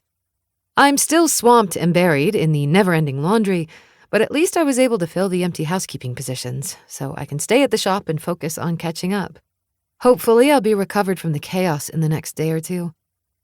Daisy wanders down the stairs, rubbing her eyes, as I pour myself a cup of coffee and pull together some things for lunch. Good morning, I say to her as she wraps her arms around my waist and hugs me close. How did you sleep, babes? Fine, she says. Can I use cereal? Sure, I've got this. Brady says with a wink. You head off for work. You sure? He smirks and turns his back on me to pull a bowl down for Daisy, and I shrug a shoulder. I guess you're sure. Give me a kiss. Daisy tips her lips up, and I press them to my cheek. And then Brady's there, offering me his lips too, which I buss with my own. Have a good day, Blue Eyes. You guys too. Stay out of trouble. There's a light at the end of this wet, dark, annoying tunnel. For the first time in almost 2 weeks, I have the last load of sheets in the dryer. My arms are so sore from all the lifting and moving and sorting, not to mention the folding. But I've reached the bottom of the pile. Finally getting the washer fixed a few days ago made all the difference. Of course, my crew is about to get here with today's dirty laundry, but it will finally be a manageable amount that, with my machines, should only take a couple of hours. And I can do that in the morning. At last, I'm back on schedule. It feels so good I could cry. With the workday almost finished, I clean the office, both the front area where my desk is and the workroom, with the washers and dryers, tables for folding, and all the shelving where the linens sit, waiting for the next day. After my crew drops off their supplies and today's laundry, they head out for the day. And I'm just about to lock the door when a woman comes sauntering in. She's beautiful, taller than me, with long dark hair and olive skin. Her eyes are also dark and her complexion is flawless. She's willowy thin and is wearing tight jeans with a tucked-in cami, and her laser-sharp gaze finds mine. Wow, she says, looking me up and down. I wouldn't say she's watching me with appreciation. I instantly don't like her. Hello? Can I help you? I wanted to come in and see you for myself. She nods as she walks closer to my desk. That rancher ad is impressive, and I can see that they did you justice. What rancher ad? I frown up at her and purse my lips. You haven't seen it yet, she says with a smug smile. Don't worry, it's a good one. Of course, Brady looks good enough to eat. He always does. That man is delicious, with a cock that makes a girl just about beg for it. Who are you? I'm no longer perplexed, now I'm pissed. Jen, she says, and doesn't hold out her hand. And you're the bitch he dumped me for. My mind whirls and then goes back to that night before Christmas when Brady came to the house and admitted that he'd been to his fuck buddy's place before he found his way to me. And all I can do is grin. He came to me. From what I hear, I say as I prop my hands on my hips, it wasn't really a dumping. I didn't think fuck buddies could be dumped. Her eyes narrow and her lips firm in agitation as she looks me up and down again, disgust written all over her face. If he wanted to leave my bed and move on to a fat ass like you, I guess that tells me all I need to know about his taste. Yeah, it hits the mark. But I just laugh at her again because this bitch will never see that she hurt my feelings. You know, it occurs to me that he stopped fucking you months ago. Why are you coming in here now? Our relationship isn't a secret. Jen doesn't lose that look of disgust. I suspect it's on her face all the time, not just when she's looking at me. I didn't buy that it would last. Then I saw the ad. With one last look, she spins on her heel and strides away. As soon as the door closes behind her, I open my laptop and search for the newest ad and sit back watching it. I remember not long after the shoot, they set Brady up in a sound booth and asked him to record some lines for it so they could play his voice in the background. And I'm surprised to see that the ad runs for 1 minute and 30 seconds. That's a long-ass commercial. Here in Montana, we do things a little differently. Brady's voice fills the room as images from the ranch come on screen. The men fixing the fence, laughing with each other. Brady leading blackjack around the arena, smiling up at him. Of course, there are plenty of images of his ass in those jeans, and that makes my mouth water. Brady doing just about anything makes my mouth water, but he looks particularly hot in this commercial. Family isn't just meeting up for Thanksgiving dinner. We're saying hello at a wedding. Family is a way of life, a promise. And now I'm choked up as Brady and his dad fill the screen, and then his siblings all sitting on the fence line. Here at the Wild River Ranch, we take pride in our history, of how our ancestors worked this land long before we were here. They paved the way for us to succeed, far beyond their wildest imaginations. I like knowing that we live on the wild side here, taking what comes and not letting the small stuff bother us too much. It's a quiet way of life that we plan to pass on to those who come after we're long gone. With 20 seconds left to go, my tears dry up and I stare in shock as I watch myself walk over to Brady in the arena and he bends down to kiss me. His arms flex as they come around my waist and he's watching me with eyes so full of love that it takes my breath away. I don't remember taking his hat and putting it on my head, but I do. And now we're laughing together. We live this life because we love it, and who we are because of it. Those who care about us despite it. Bitterroot Valley, Montana is where my heart lives. The image shifts to the barn at the end of the day as soft music plays. Brady's brushing blackjack, then leads him into his stall and kisses his nose. And there is my daughter, running to greet Brady. Every part of me goes cold. Please don't show her face, I murmur, watching closely. Please, for fuck's sake, do not show my daughter's face. But she turns and smiles up at me, and there she is, for all the world to see. For all the goddamn world to see. And my heart starts to hammer in my chest. Without another thought, I pick up my phone to call Brady, to rail at him. How could he do this without checking with me first? He has no idea the danger he just put us in. We have to move, is all I can think. I have to go straight home and pack our things and get us the hell out of here. Before I can dial his number, Aaron's calling. Hey, I say, trying to act casual. I can't talk long. You need to come to the ranch, she says, We all just saw the commercial and everyone is pissed off. No one gave permission for them to use you, Daisy, or anyone else's faces in the ad, and the men are on the warpath. Thank God Brady didn't know. I just saw it. I swallow hard, trying to calm down despite the panic making its way through my body. The panic attack is right there, and I need to keep it at bay. It's a beautiful commercial, but yeah, I wasn't expecting that. We're all here, Abby. Even Chase is leaving work early to come here. We're making a big dinner, and we can all be together to discuss the next steps. Trust me, this wasn't on purpose. As a mom, I'd be freaking pissed. Yeah, okay. We'll be safe on the ranch, and then I can figure out what to do next. I'll be there in 30. I lock the door and hurry out to my car. And as I'm driving out to the ranch, Brady calls. Hey, I say as I answer. Baby, I'm so sorry. I didn't know that they were going to put you and Daisy in that fucking commercial. We'll talk about it when I get there. I swallow hard. Shit, I'm going to have to tell them everything. I don't have a choice. It's going to be okay. But I don't believe that. I don't believe for a second that everything's going to be okay after this. Wait, how did you know about it? I clear my throat. Your old pal Jen came into my office to check me out and told me about it. Fuck. His voice is tired and irritated. I'll take care of her. She was also sure to make it clear that you left her for a fat-ass bitch. He snarls as I blink quickly, fighting the tears that want to come. Quite a nice girl you had there, cowboy. Fuck that, and fuck her. I'll take care of her, baby. I did that myself. She won't make any more trouble. Are you almost here? He asks. Yeah, 5 minutes. Okay, babe. Love you. He clicks off, and I want to succumb to the tears. He loves me, and I love him so much I can't think straight. I don't want to leave him. I don't want to give up this life that Daisy and I have worked so fucking hard for. But I don't see any other option. Janet will find us, and she'll take Daisy away from me, and that can never happen. It won't happen. Because I'll disappear again.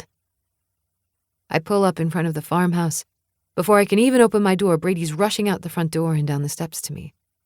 I step out, and then I'm in his arms, and he's holding me tightly, kissing my head. I'm so sorry. He kisses my forehead. About the whole situation, but especially about Jen. She's a mean bitch, Abs. And I'll make sure she knows that she fucked with the wrong girl. I pat his back, already trying to mentally distance myself from him. God, this is going to be the hardest thing I ever do. I don't really care about her and her jealousy. It's actually a really beautiful commercial and makes this place and your family look amazing. But they showed you and Daisy. He murmurs, anguish in every word. And I didn't say they could do that, Abby. I didn't know. I'm glad to hear that. I step out of his arms, already missing him so much and trying to smile up at him. Why are you looking at me like that? He scowls and frames my face in his hands. Talk to me, Blue Eyes. Let's go inside. Again, I step out of his grasp. We'll talk everything through. Baby, I understand being upset. I know how you feel about Daisy's face being shown. You don't know. I want to scream at him. But I just nod and walk ahead of him into the house where everybody else is already waiting. Abby, Joy says with a bright smile. She hurries to me and wraps me in a hug, and I just want to lean into her and sob. But I don't. We're going to sue the fuck out of them, Ryan says from across the room. His hazel eyes, so much like his brother's, are feral with rage. By the time I'm done with them, I'll own that entire goddamn company. I believe him. He will. A lot of money is going in the swear jar today, I hear Johnny say to his sister and Daisy, who both nod. I do believe Ryan, but the damage is already done. I have to hurry up here so I can rush home and get Daisy and me ready to leave. I have no idea where we'll go, but I can't stay here. It's not safe. My phone rings, and when I pull it out of my pocket, I see that it's Jerome, my PI. And I swallow hard but answer. Someone fucked up, he says in my ear. It's loud enough that Brady can hear. Who was that? Brady asks, but I shake my head.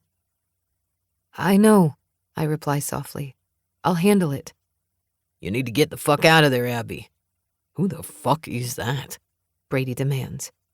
I'll handle it, I say again and click off, just as Chase approaches me, his face hard. Oh, God. Abby? Chase says, but Brady puts his hand on Chase's chest, holding him away. Mommy? Jake, I say, without taking my eyes off Chase. Would you please take the little kids outside? Don't go far, okay? And don't take your eyes off of them. That's very important. Sure, Jake says. Come on, you little turds. Let's go find some trouble. When they're gone, Chase shakes his head at me, and Brady's watching both of us. Abby, Brady says, his voice hard. I need you to tell me what the fuck is going on. First, Chase says, holding up his phone. There's a missing child image on the screen with Daisy's smiling face on it. Tell me what the fuck this is about. His voice is all cop, all ice. Brady's gaze whips to me and he backs away as if he's been burned. My life is falling apart around me, and the panic attack wants to surface, but I swallow and then look around the room. Aaron and Remington, all of my friends and their husbands, Millie, their parents. They're all staring at me, waiting for me to talk. Did you kidnap Daisy? Brady demands. No, it's a whisper, and I rub my hands over my face before Joy jumps in. Come on, everyone, Joy says. Let's sit in the dining room and talk this out. Abby, it's okay, darling, let's sit. I follow the others and I sit at the end of the table so I can see everyone. If I have to tell those who mean the most to me that I've been lying to their faces, I'm going to look them in the eyes while I do it. Brady sits next to me, but he won't touch me. He's iced me out, and that alone shatters my heart. I'm going to tell you the story, I say, my voice not wavering, my chin up. And then I'm going to leave. Daisy and I will disappear. Like fucking hell. Brady's voice is hard, bordering on mean. I reach for his hand, but he pulls back out of reach. Most of you know that my mom died when I was young. I spent my teen years in foster care. It was not easy. I was emotionally, physically, and sexually abused. Jesus. Chase whispers as Polly covers her mouth with her hands. In high school, I made a friend named Nate Channing. He was from the other side of the tracks, so to speak, and he was super smart and really nice to me. Anyway, we were friends all through school. He had helped me with money, especially after I turned 18 and left the foster home I was living in. This is relevant, trust me. When he was in college, we ended up getting pregnant. I swallow hard. On accident, of course. He wanted to do the right thing and marry me, and I agreed. His parents did not like me. Not at all. Not even a little. Assholes, Millie mutters. What I haven't told you is that Nate had an older sister, Natalie. She died before he was born, but that death kind of sent his mom into a bad mental space. And when I had Daisy, my daughter looked a lot like Natalie. Oh, shit. Ryan says. Yeah. She was convinced that Daisy was her daughter. She went mad with it. She'd steal Daisy away and wouldn't give her back, and we'd have to call the police. She tried suing us for custody several times. If it weren't for Nate's dad, she would have yanked all the money out from under us, so we'd have no choice but to come to her for help. She's a fucking peach, John says, his eyes narrowed. It gets worse.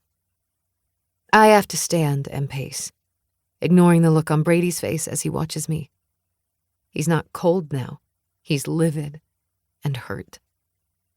Nate got sick right before Daisy turned 2.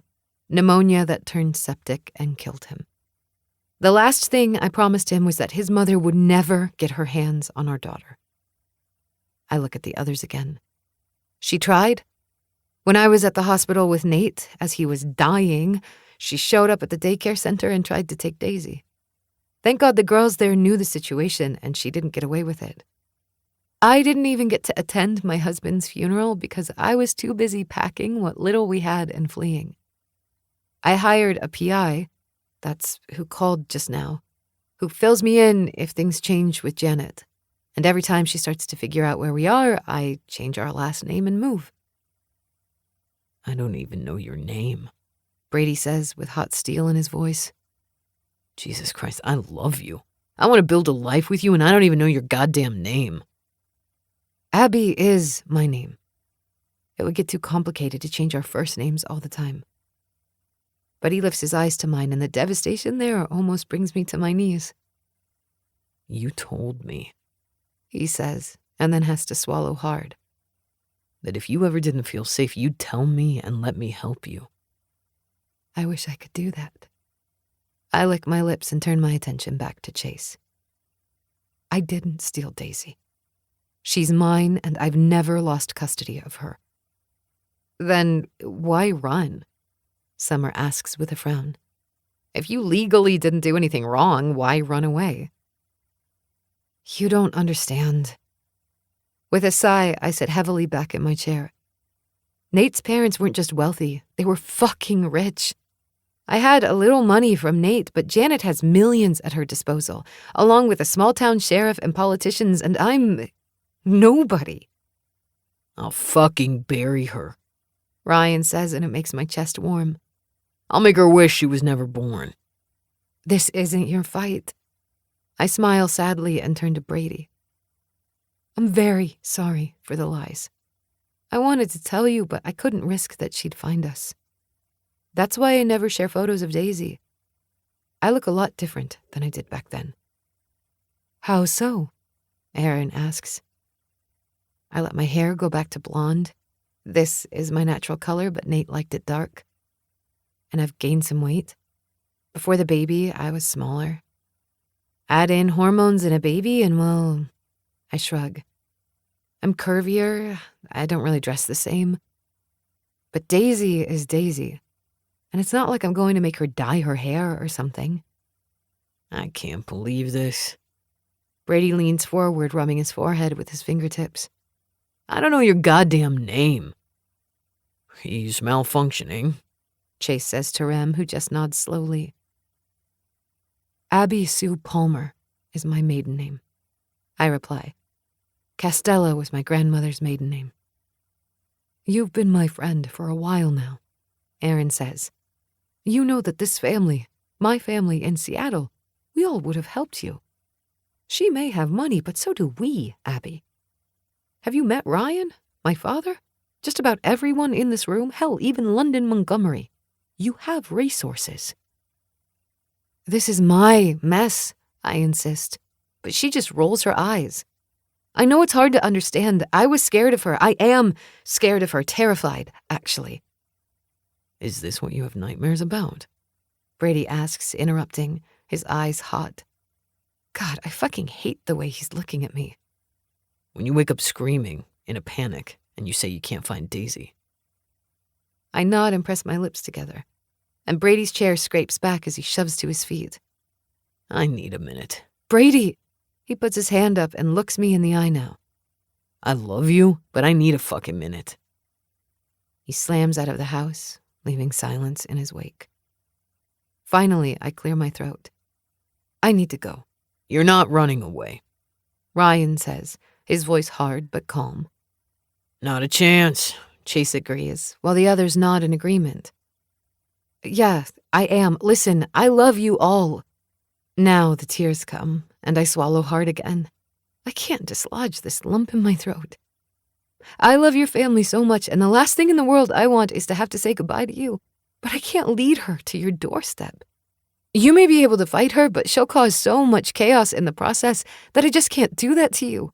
She's not just mentally ill, she's evil. I stand now and wipe the tears from my cheeks. Thank you for everything you've done for us. I turn and walk out the back door, looking for my daughter. She's playing with the other kids, laughing and singing with them. God, she loves it here so much. These are her best friends. This is her family. Come on, babes. We have to get home. But we haven't had dinner, she says with a frown that reminds me so much of her father's. I know, but I'll feed you at home. Is Brady coming? No, come on, and don't sass me. I'm not in the mood. Daisy frowns, but she doesn't say anything as I lead her to the car and help her get buckled in. I'm not usually short with my daughter like that, but I have to go before I break down into a sobbing mess and accept any help that the Wild family is willing to give me. Before I scream for Brady to hold me and tell me that everything is going to work out.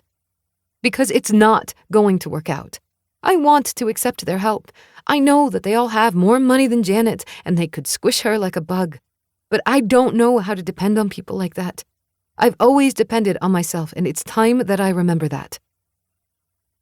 We're quiet in the car on the way into town, and once we're in the house, I tell Daisy to go to her room and choose her favorite things to pack. No. She watches me with wide brown eyes. No, Mama. My girl is smart, and she remembers more than I give her credit for. Baby, we have to go. I don't know what I'll do about this house and the business, but I'll figure it out when we get wherever we're going. No! She shakes her head and tears fill her sweet eyes. We need to stay. I don't want to move again. Please don't make us go. We have Brady. What about Brady? I close my eyes and sigh. I should have known better than to get too comfortable. To fall in love and let my daughter fall in love too. I royally fucked all of this up. Daisy, I'm sorry. I'm so sorry, my love, but it's not safe for us here anymore. Brady will protect us, she says, propping her fists on her hips. We're safe with him. Before I can argue, the doorbell rings. It has to be Brady. I don't want to see him and have to tell him all over again that we can't be together. It's only going to make this so much harder. Jesus, I don't know if I can recover from this. With another heavy sigh, I walk to the door and open it. Oh, God. Crazy eyes stare back at me. Where's my daughter? Chapter 21. Brady. You've got to be fucking kidding me. I mutter as I brush Blackjack. She's been lying to me since the day I met her, boy. How can I even know her, really know her, if I don't know her name? He blows out a breath and nudges my shoulder, hoping for an apple. Exactly, I can't. I've held her while she screams and cries and has a breakdown about night terrors that I thought were about the bullshit she went through as a teenager. I shake my head and move around to the other side of the horse. And maybe there was some of that laced in there, but it was really about shit that I didn't even know about because she didn't tell me. My heart won't quit hammering. From the minute she got out of that car this afternoon, my heart has been hammering like a jackhammer. And when I saw that missing persons poster on Chase's phone, I thought I was going to come out of my skin. How am I supposed to help her when I don't even know what's going on? I can't protect her like this. What else is she hiding from me, for fuck's sake? She told me that she had secrets. She never lied about that. But I thought that over the past couple of months, we'd worked our way through them. We've been living like a motherfucking family for weeks. I have house plans, and the septic has already been dug and set where I plan to build her a house, for the love of God. Everything I've done has been with her in mind, and she's been lying. Sure, she was scared. I concede as I pull an apple out of a barrel and hold it out for the horse to munch on. And I get that she could have some trust issues with the past that she has, but Jesus Christ, this is me. I'm supposed to be her safe place. I'm supposed to be the one that she can count on for anything. I thought she was that for me, and now I don't know. I felt so guilty over that stupid commercial, and now my whole fucking world has fallen apart. I lean my forehead on Blackjack's neck and take a breath. She talked about leaving, and I can't have that happen. Because as fucking pissed off as I am right now, I love her. Can't do this life without her. We'll figure the crazy lady out because she is not leaving. I hear footsteps behind me and hope fills me that it might be Abby. But when I spin around, I find Rem, Ryan, Chase, and Millie watching me. I know, I say before they can speak. I shouldn't have walked out, but I was about to say some shit that I couldn't take back, and I needed a minute. I get it, Millie says. As long as you're not going to do something stupid and give up on her or something. No, I don't think that's possible. She's my heart, beating outside of my chest. I look at the four of them and shove my hands into my pockets. I've already figured out who this Janet person is, Ryan informs me. It'll be taken care of. You're kind of scary, Rye. I know. He doesn't smile at me. If she'd just said something a year ago, it would all be over by now, Chase says, shaking his head. She doesn't trust people very easily, even when she loves them, Remington replies. And with all the shit she's been through, I can see why. We'll just have to keep showing her why she can trust us. How is she? I ask, kicking a rock. Is she okay? Is she crying? Shit, I should get back in there. She's gone, Millie replies. She scooped up Daisy and left. What the fuck do you mean she's gone? She's pretty insistent that she doesn't want us to help her, Ryan says. She says that she won't bring that mess here, so she's planning to skip town with Daisy and run. And you let her go? I stare at Chase. You fucking let her go? She hasn't done anything wrong, he replies. The missing persons bulletin is trash, so she changed a name here and there. It's not illegal. She is free to go wherever she pleases. Fuck that. I push through them, ready to go to war to make sure Abby does not leave. I have to go get her. Good luck, Millie calls after me. I'll be behind you, Chase adds. I have to stop at the station and then get Abby's official statement so I can resolve the missing child bulletin that was sent here.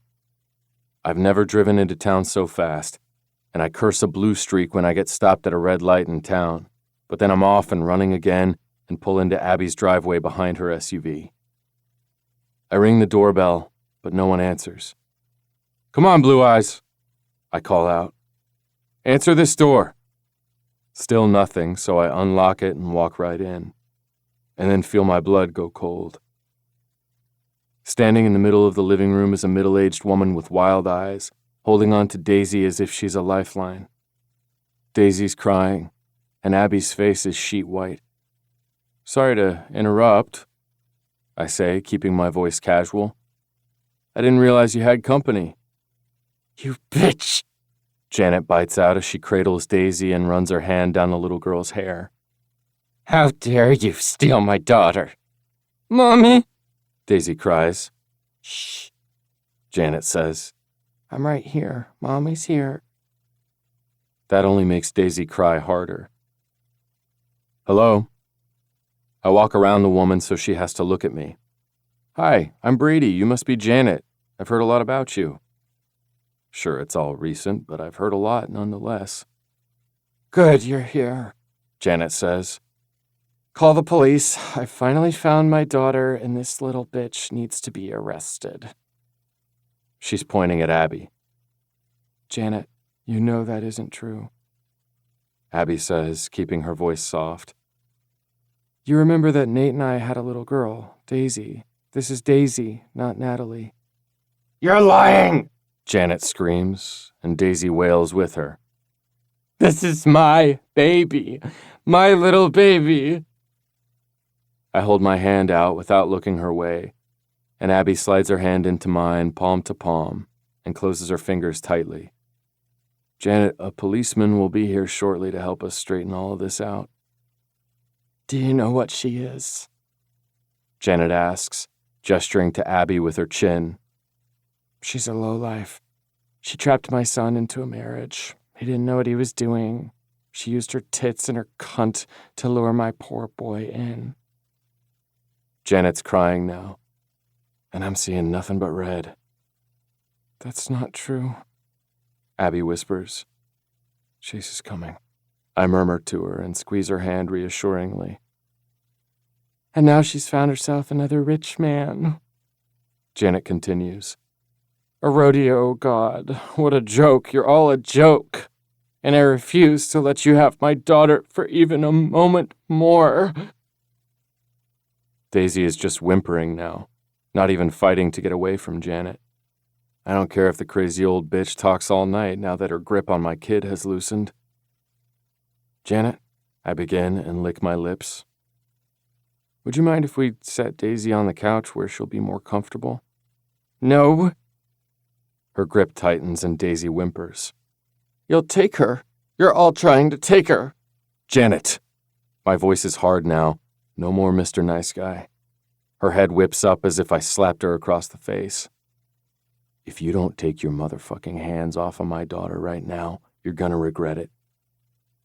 Janet blinks and then frowns down at Daisy, but her grip has loosened, and she looks back at me. Who are you? I'm her daddy. Now please hand her to me. Oh. With a scowl, she crosses over, and I take Daisy from her, relieved when the little girl buries her face in my neck and holds on. My shoulder sings from the weight of Daisy, but I don't give a flying fuck. But she's my baby. No! Abby's voice is full of rage now that Daisy is safe. This is Daisy, your granddaughter, not Natalie. Janet is crying hysterically and sinks onto the floor, her arms wrapped around her middle, rocking as if to soothe herself. And Chase walks through the open door. Just in time, I tell him. That's Janet. She was trying to take Daisy. I just want my baby, she cries. I want my Natalie. Where's my baby? Jesus. Chase pulls his hand down his face. I'll call for the ambulance. She'll be going to a psych ward. You've got this? I ask him. Yeah, he says with a nod. Get them out of here. With Abby's hand still in mine and Daisy in my arms, I march us outside to my Forerunner. I'm taking you to my cabin. Abby crawls into the back seat with Daisy, cuddling her as close and as hard as she can while I drive us back out to the ranch. I keep checking them in the rearview mirror, and as Abby has a small panic attack, Daisy holds her tiny fingers up so Abby can blow them out like candles. It's the sweetest and most heart-wrenching thing I've ever seen in my fucking life. Do you want the cabin or do you want Aaron? I ask her after she takes a long, deep breath. Cabin, she whispers. Please. With a nod, I turn toward my little place and get them both inside and onto the couch where they stay huddled up together. Baby. I press my hand against Abby's cheek. It's done. She can't hurt either of you ever again. I'll make sure of it. It's all done. Abby watches me with wide blue eyes brimming with huge unshed tears. How can that be? It happened so fast. I've been protecting Daisy from her for years. I know. Daisy's face is pressed to Abby's chest, and it looks like she's fallen asleep, likely from the exhaustion of everything that's happened over the last hour. I'm so sorry. Abby dabs at the tears on her cheeks. I wanted to tell you so many times, but I couldn't risk her. I just couldn't, Brady. Hey. I lean in and press my lips to her forehead, breathing her in. I asked you before if your secrets would hurt my family. I don't have any more secrets, she assures me. But you lied. That has her stopping and staring at me. I didn't lie about that. Yes, you did. Because this secret did hurt my family. You and Daisy are my family. You're part of my whole family, too. And this hurt all of us. Brady. Her voice is a whisper as she grips my shirt. I guess you're right, because you're my family, too. You're ours. But when I promised you that, we weren't what we are now. Maybe not for you. I grin when she gulps. I know you well enough to understand why you couldn't tell us, but baby, that was one hell of a bomb to drop. Yeah, pretty dramatic, huh? Pretty fucking dramatic. Swear jar, Daisy whispers, making me chuckle. She doesn't even open her eyes or move away from her mom, but she's obviously been listening. Would you have really left me? I ask her as I drag my knuckles down her cheek, then brush her soft blonde hair behind her ear. Yes. Her lip wobbles. If it meant keeping Daisy safe, I would have. Although Daisy and I were fighting about it when She rang the doorbell because Daisy was having none of it. That's my girl. I brush my hand over Daisy's hair. My sweet princess. I want you to know that I would have followed you and I would have found you. There is no world where you run from me, Abby. You're it for me. You're the love of my life. And I plan to make a home and a family with you out here. No crazy broad is going to ruin that for us. Not today or any other day. She sniffs and turns her face so she can kiss my palm. I panicked. I can admit that now. I'd let my guard down for so many months and had become so comfortable in our life here. And when that threat showed up again, every instinct told me to run, to protect my girl. And from now on, you run to me, and we figure it out together, no matter what it is. You do not run away from me. Abby nods. Cowboy? Yes, Blue Eyes. I love you forever, and I won't run ever again. Good. I kiss her cheek and then her lips, and I slip beside her, pulling her against my side so I'm snuggling both of my girls. And this is where we stay for quite a while, until Chase comes calling, and then chaos ensues once more as we're called back to the farmhouse so my girls can be fussed over and Chase can ask Abby some questions. It's over, Chase informs Abby. She'll be moved to a psychiatric hospital in North Carolina. Her husband is on his way to collect her. He doesn't want to see Daisy, does he? Abby asks, fear moving over her face once more as she looks at the ceiling, where Daisy is in Holly's room playing. No, Chase replies, shaking his head. He didn't say a word about Daisy. What will happen to them? Abby asks. If she's as mentally unstable as you say, Chase, what will happen next? They'll escort her to her home state, and she'll be admitted. I'm no doctor, but based on what I saw, it wouldn't surprise me if she's committed for the rest of her life, but just in case, we'll file a restraining order, and if she does ever come out of the hospital, she'll face charges of trespassing, attempted kidnapping, and a whole host of things. Basically, she'll spend the rest of her life pretty miserable. Good. Abby deflates in relief. I'm sorry for all the drama, you guys. Are you kidding? Millie grins as she sips her beer. We love some good drama. We'll be telling this story for generations. So, Abby, Remington says, catching our attention, do you still plan to move away? I start to speak, but Abby shuts me up by pressing her hand to my mouth, making my family laugh. No, she finally says, as if she's really thinking it over, and then she grins. I'm already home, right here at this ranch with these amazing people. I kiss her palm and then move her hand aside. Damn right you are. Chapter 22. Brady. Where are my girls? The townhouse is still as I push inside and then drop my bag on the floor by the front door. I had to stay the night in Oregon last night rather than heading right back home, but it's Saturday morning and they should be here. So much has happened in the past month since everything came to a head with Janet and Abby's past was finally put to rest. The man who attacked Abby in the condo all those months ago is officially back in federal prison where he belongs. He won't have the possibility of hurting another woman for more than 20 years, and Ryan made sure that the father wouldn't be able to pay off another judge. Rancher Jeans was sued by Wild Industries, and they settled out of court for $2 million, and in exchange they got to keep the commercial. Every dime from that settlement went into a trust for Daisy. I'm back to writing and don't actually feel too bad. I'll get through the rest of the season and then I'll propose to Abby. I need to officially close that other door before I can ask her to take that last step with me. But our house is framed in and should be finished by spring. Now I just need to see my girls. Ladies? I call out, but the house is quiet.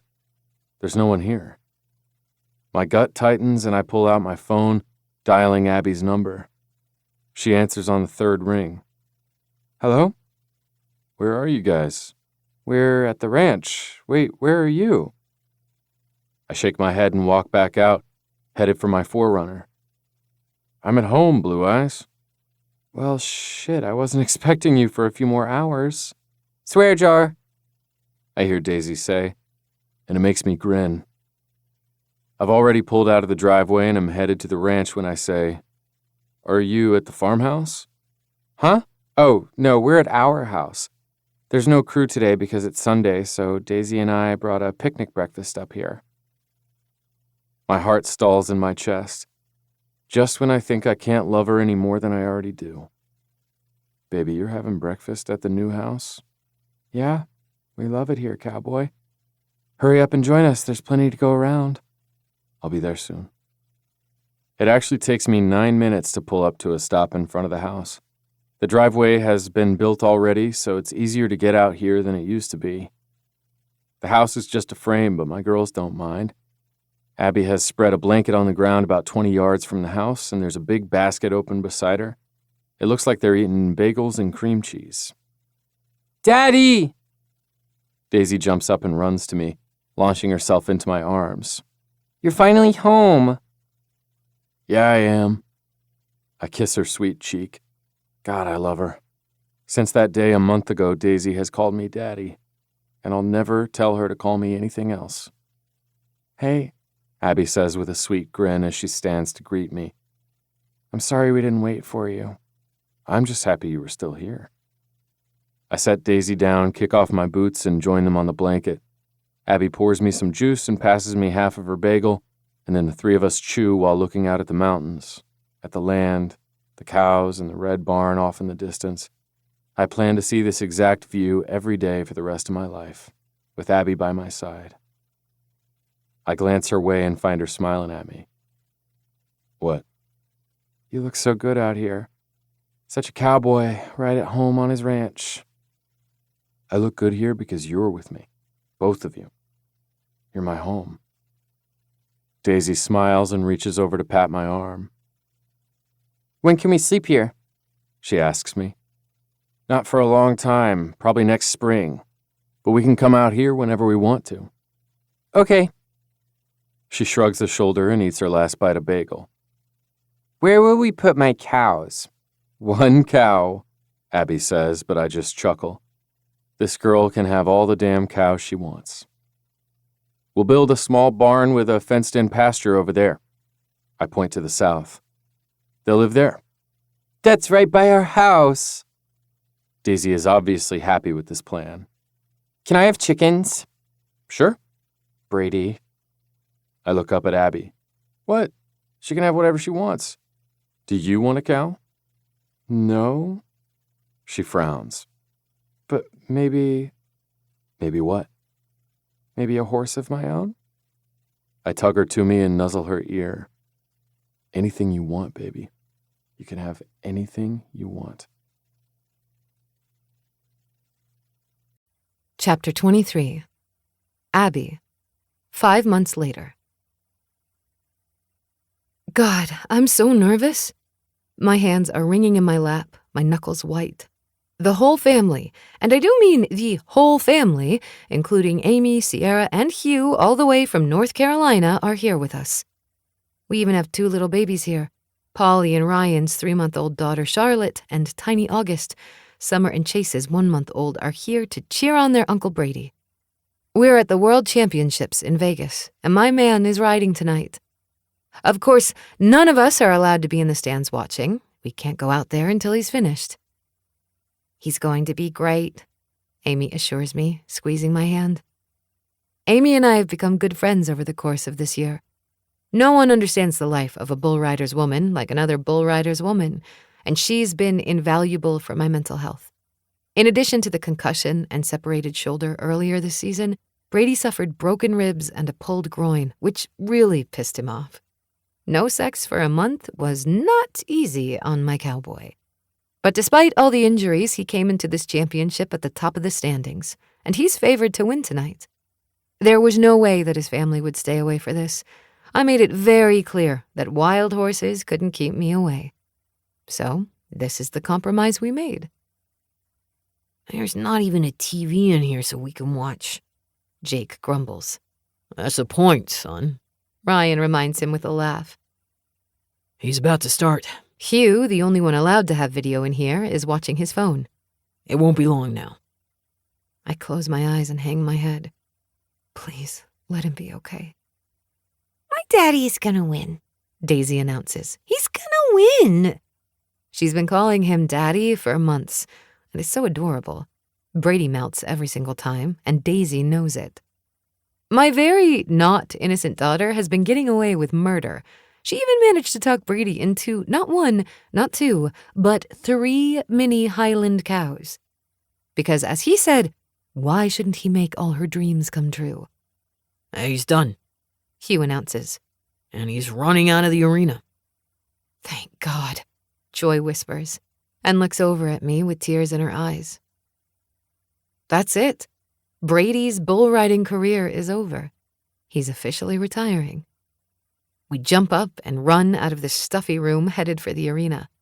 He was the last rider, and it's been announced that he's the official world champion, and I can't see him. Over there. Chase shouts, pointing, and then I see my cowboy. He's already giving interviews. I make my way through the crowd with Daisy's hand firmly in mine, and before we can reach Brady, I see that mother-freaking Jen sidle up next to him. Brady scowls, and I can't hear him, but I read his lips when he says, "Fuck off." That's right, bitch, you can fuck all the way off. When Brady glances our way, his face transforms into the biggest smile. Excuse me, I need to hug my family. He rushes to us and pulls us in. He's sweaty and filthy. It's amazing what only 8 seconds on a bull will do, but I don't care. I'm so proud of you, I yell into his ear. So damn proud of you, cowboy. Thank you, he says, and kisses me right on the mouth for the whole world to see. I don't pay any attention to the cameras flashing around us. I love you so much. I love you. Me too. Daisy's jumping up and down. Me too, Daddy. Brady lifts her in his arms, and then we're surrounded by the rest of the family with hugs and congratulations. Come on, Brady yells out. I want my whole family on that stage with me. Aren't you Dirk Johnson's widow? I hear behind me as a reporter approaches Amy. Ma'am, I'd love to get a word from you. Later, Amy says. I'll stick around to talk after the ceremony. You don't have to talk to them, Brady assures her, but she just smiles and shakes her head. I want to. Dirks would be so proud of you, Brady. I should say something on his behalf. It's not often that I see Brady at a loss for words, but Amy has managed to render him speechless.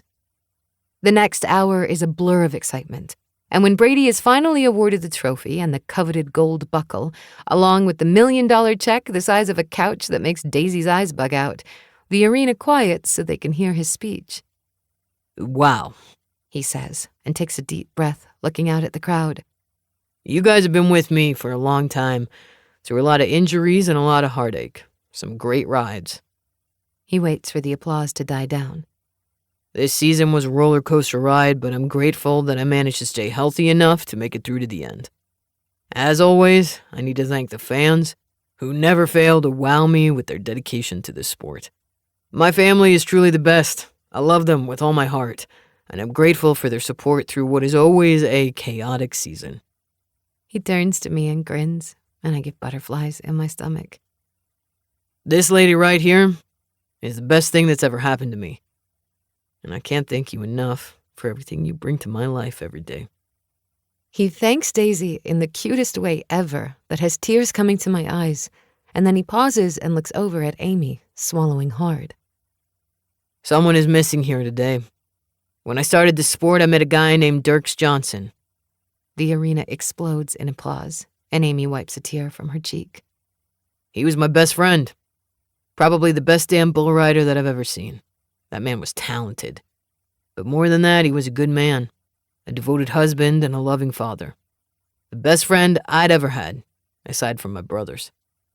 Dirks was the kind of guy who gave 100% of himself in everything he did, and that included getting on a bull.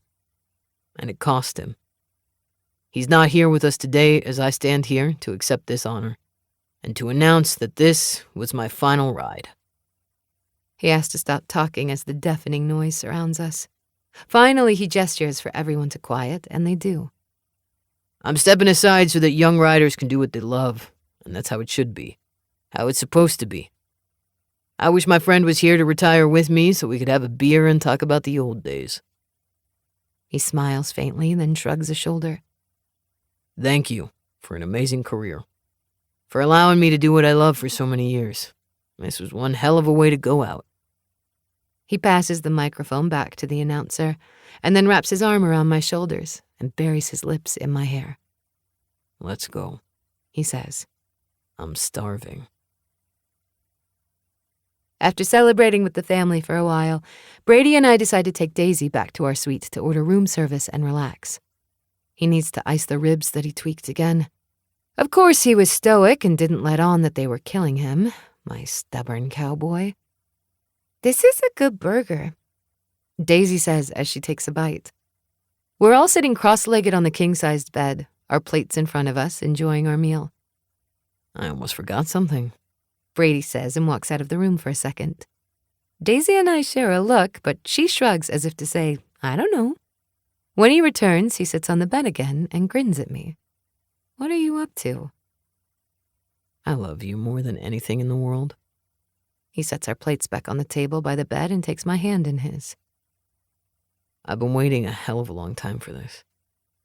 I didn't want to make this one last promise to you until the season was over.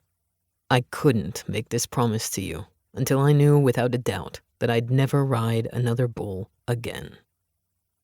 His thumb brushes over my knuckles as he stares into my eyes. I promise you that I will love you no matter what, for as long as there is breath in me. I bite my lip and feel the tears spring to my eyes. Holy shit, we're doing this right now. You are the reason for everything in my life. You are the light and the goodness that I didn't know was missing. I can't wait to move into our home, to make more babies, and to live this life with you every day, knowing that no matter what happens, we choose each other. He reaches into his pocket and pulls out a sparkling diamond ring, and Daisy starts to jump on the bed with glee. Will you marry me, Abs? Will you make me the happiest man in the world? I look up at Daisy and she giggles. I already said yes, and he made me keep the secret until tonight. Please say yes, Mom. You already asked her? Well, yeah. If she wasn't in on this, there was no way you would be. He reaches out and catches a tear on his thumb. Don't cry, baby. I can't stand it when you cry. Happy tears? Of course I'll marry you, cowboy. He slides the ring onto my finger and then kisses me long and slow and deep until Daisy makes a choking noise. Do we get to be wilds now? For real? Daisy asks. Yes, ma'am, Brady says with a wink and then turns back to me. Wild will be the last name you ever have. I can't help but laugh at that. Sounds like a plan to me. Hey, what if I get married? Daisy asks, and Brady's face goes pale. Absolutely not. He shakes his head. No way, not happening. I take his face in mine and kiss his lips. Breathe, cowboy. We have a few years before we have to cross that bridge. I love you, Blue Eyes. I love you too. Epilogue. Holden, Lexington. Today's gonna be a son of a bitch, and if I'm gonna get through it with my sanity intact, I need some coffee. And maybe I need to see her. Okay, mostly I need to see her, so sue me. I push my way into Bitterroot Valley Coffee Co., and the smell of coffee and sugar assaults my nose. At first, I don't see Millie Wild behind the counter, and I consider turning around and walking back out, but then she bustles through a side door, a smile on that drop-dead gorgeous face as she carries a couple of sleeves of cups behind the counter. Her long chestnut brown hair is up in a high ponytail to keep it out of her way. She's in a branded t-shirt and jeans with a signature orange apron tied around her waist. It's the middle of the morning on a weekday, so of course it's busy in here. I hang back for a moment and take her in before she sees me. She smiles and jokes with her customers, and I love seeing this carefree look on her face. She glances my way, and the ice seeps into her eyes, and those walls come crashing down around her. Not that I don't deserve it. I abso-fucking-lutely do. But it still pisses me off. "Hey, she says with a polite smile as I approach her. God, I fucking hate it when she looks at me with indifference. I'd almost rather the blatant animosity that shows up more times than not than the cool indifference. What would you like today? My usual. And that is? I narrow my eyes at her. This woman has half the town's usual memorized, and I know she knows mine too. She's just being obtuse to be a brat. I wish I could take her over my knee and spank her pretty little ass. Coffee, black, 1 sugar. Ah, yes, that's right. She taps the screen of the computer. What are you up to today? Headed to the lawyer's office, I say as I tap my card to the screen. Will reading. Her hazel eyes, no, gold flecked with green, soften on me. I'm sorry, Holden. Yeah, well, have to get it over with. I was sorry to hear about your dad. She wouldn't be if she knew the absolute fuckery that man caused. For both her and me. But she'll never know if I have anything to say about it. I simply nod at her, and she turns to pour my coffee, adds the sugar the way she knows that I like it, which makes me grin, and then snaps the lid on and turns to pass it to me. Thanks. You're welcome. Good luck. When she softens like this, it's almost my undoing. So I turn and walk out of the coffee shop and down the street to Jameson and Jameson, attorneys at law. When I walk inside, I'm shown into a conference room where all 4 of my sisters are already seated. I take the chair right in the middle of them. I love my sisters. My father was a son of a bitch who didn't give a rat's ass about anyone with a vagina, so I'm quite sure he's going to find a way to hurt them today, even from beyond the goddamn grave. Hey, Danny says, rubbing my back. I should have brought you all coffee, I say with a frown. Sorry about that. We're fine, Charlie assures me. Let's just get this day over with so we can get on with our lives. Darby and Alex haven't said a word, but I know they're nervous. No matter what happens here today, I assure them all, we'll make it right. I promise. I look at Dad's attorney and nod. Thanks for meeting me today, he says after clearing his throat. This shouldn't take too long. I'm going to read the will, and then I'm happy to answer any questions. He clears his throat again. I, Lawrence Lexington, being of sound mind and body, do declare this my last will and testament. I leave each of my 4 daughters, Danielle, Darby, Charlie, and Alex, each $10,000. Each of my sisters gasps, and I already want to punch a dead man. To my son Holden, I leave the rest of my worldly belongings. My ranch, livestock, and equipment, the buildings and land in its entirety valued at $5 million. I also leave all of my bank accounts valued at $3 million. I'm shaking my head, pressing my fingertips to my eyeballs. With the following stipulation. Now my head comes up again, and Charlie takes my hand in hers, giving it a reassuring squeeze. Holden must marry within 60 days of the reading of this will and stay married for 1 year. If he fails to do so, the entire inheritance will be sold and the money will be donated to the following charities. He reads through a list of bullshit charities that no one has ever heard of, and I'm just shaking my head. That son of a bitch, that motherfucker, that pitiful excuse for a human being. Do you have any questions? The attorney asks. No. I stand, and my sisters stand with me. Do we need to sign anything? Yes, there is paperwork, but each of you can come in when it's convenient for you to finish up. Great. I turn to my sisters and try to offer them a smile. Team meeting? Right now, Charlie says, nodding. Sir, can we use this room? Of course, take your time. He gathers his papers and leaves, closing the door behind him. That son of a bitch, Danny says, shaking her head. I'm gonna make sure you each get a hell of a lot more than 10 grand. We don't care about the money, Darby says with a scowl. Dad didn't give a shit about us. I'm surprised he left us anything at all. He left what we'd consider an insult, Alex says with a smirk. And he's right. It is. Fuck his money. He can go to hell. Hopefully he's burning down there. Charlie agrees. But to demand that Holden has to get married in order to inherit what's rightfully his, that's insane. He can't do that. Pretty sure he can, I reply grimly. It's just another way for him to dick with me, to make me pay. Hell, to be in control. He probably thought that I'd never marry so I wouldn't inherit and I'd be shit out of luck. And he could be right. There's only one woman in this world that I'd ever consider marrying, and she'd rather smother me in my sleep than say a nice word to me.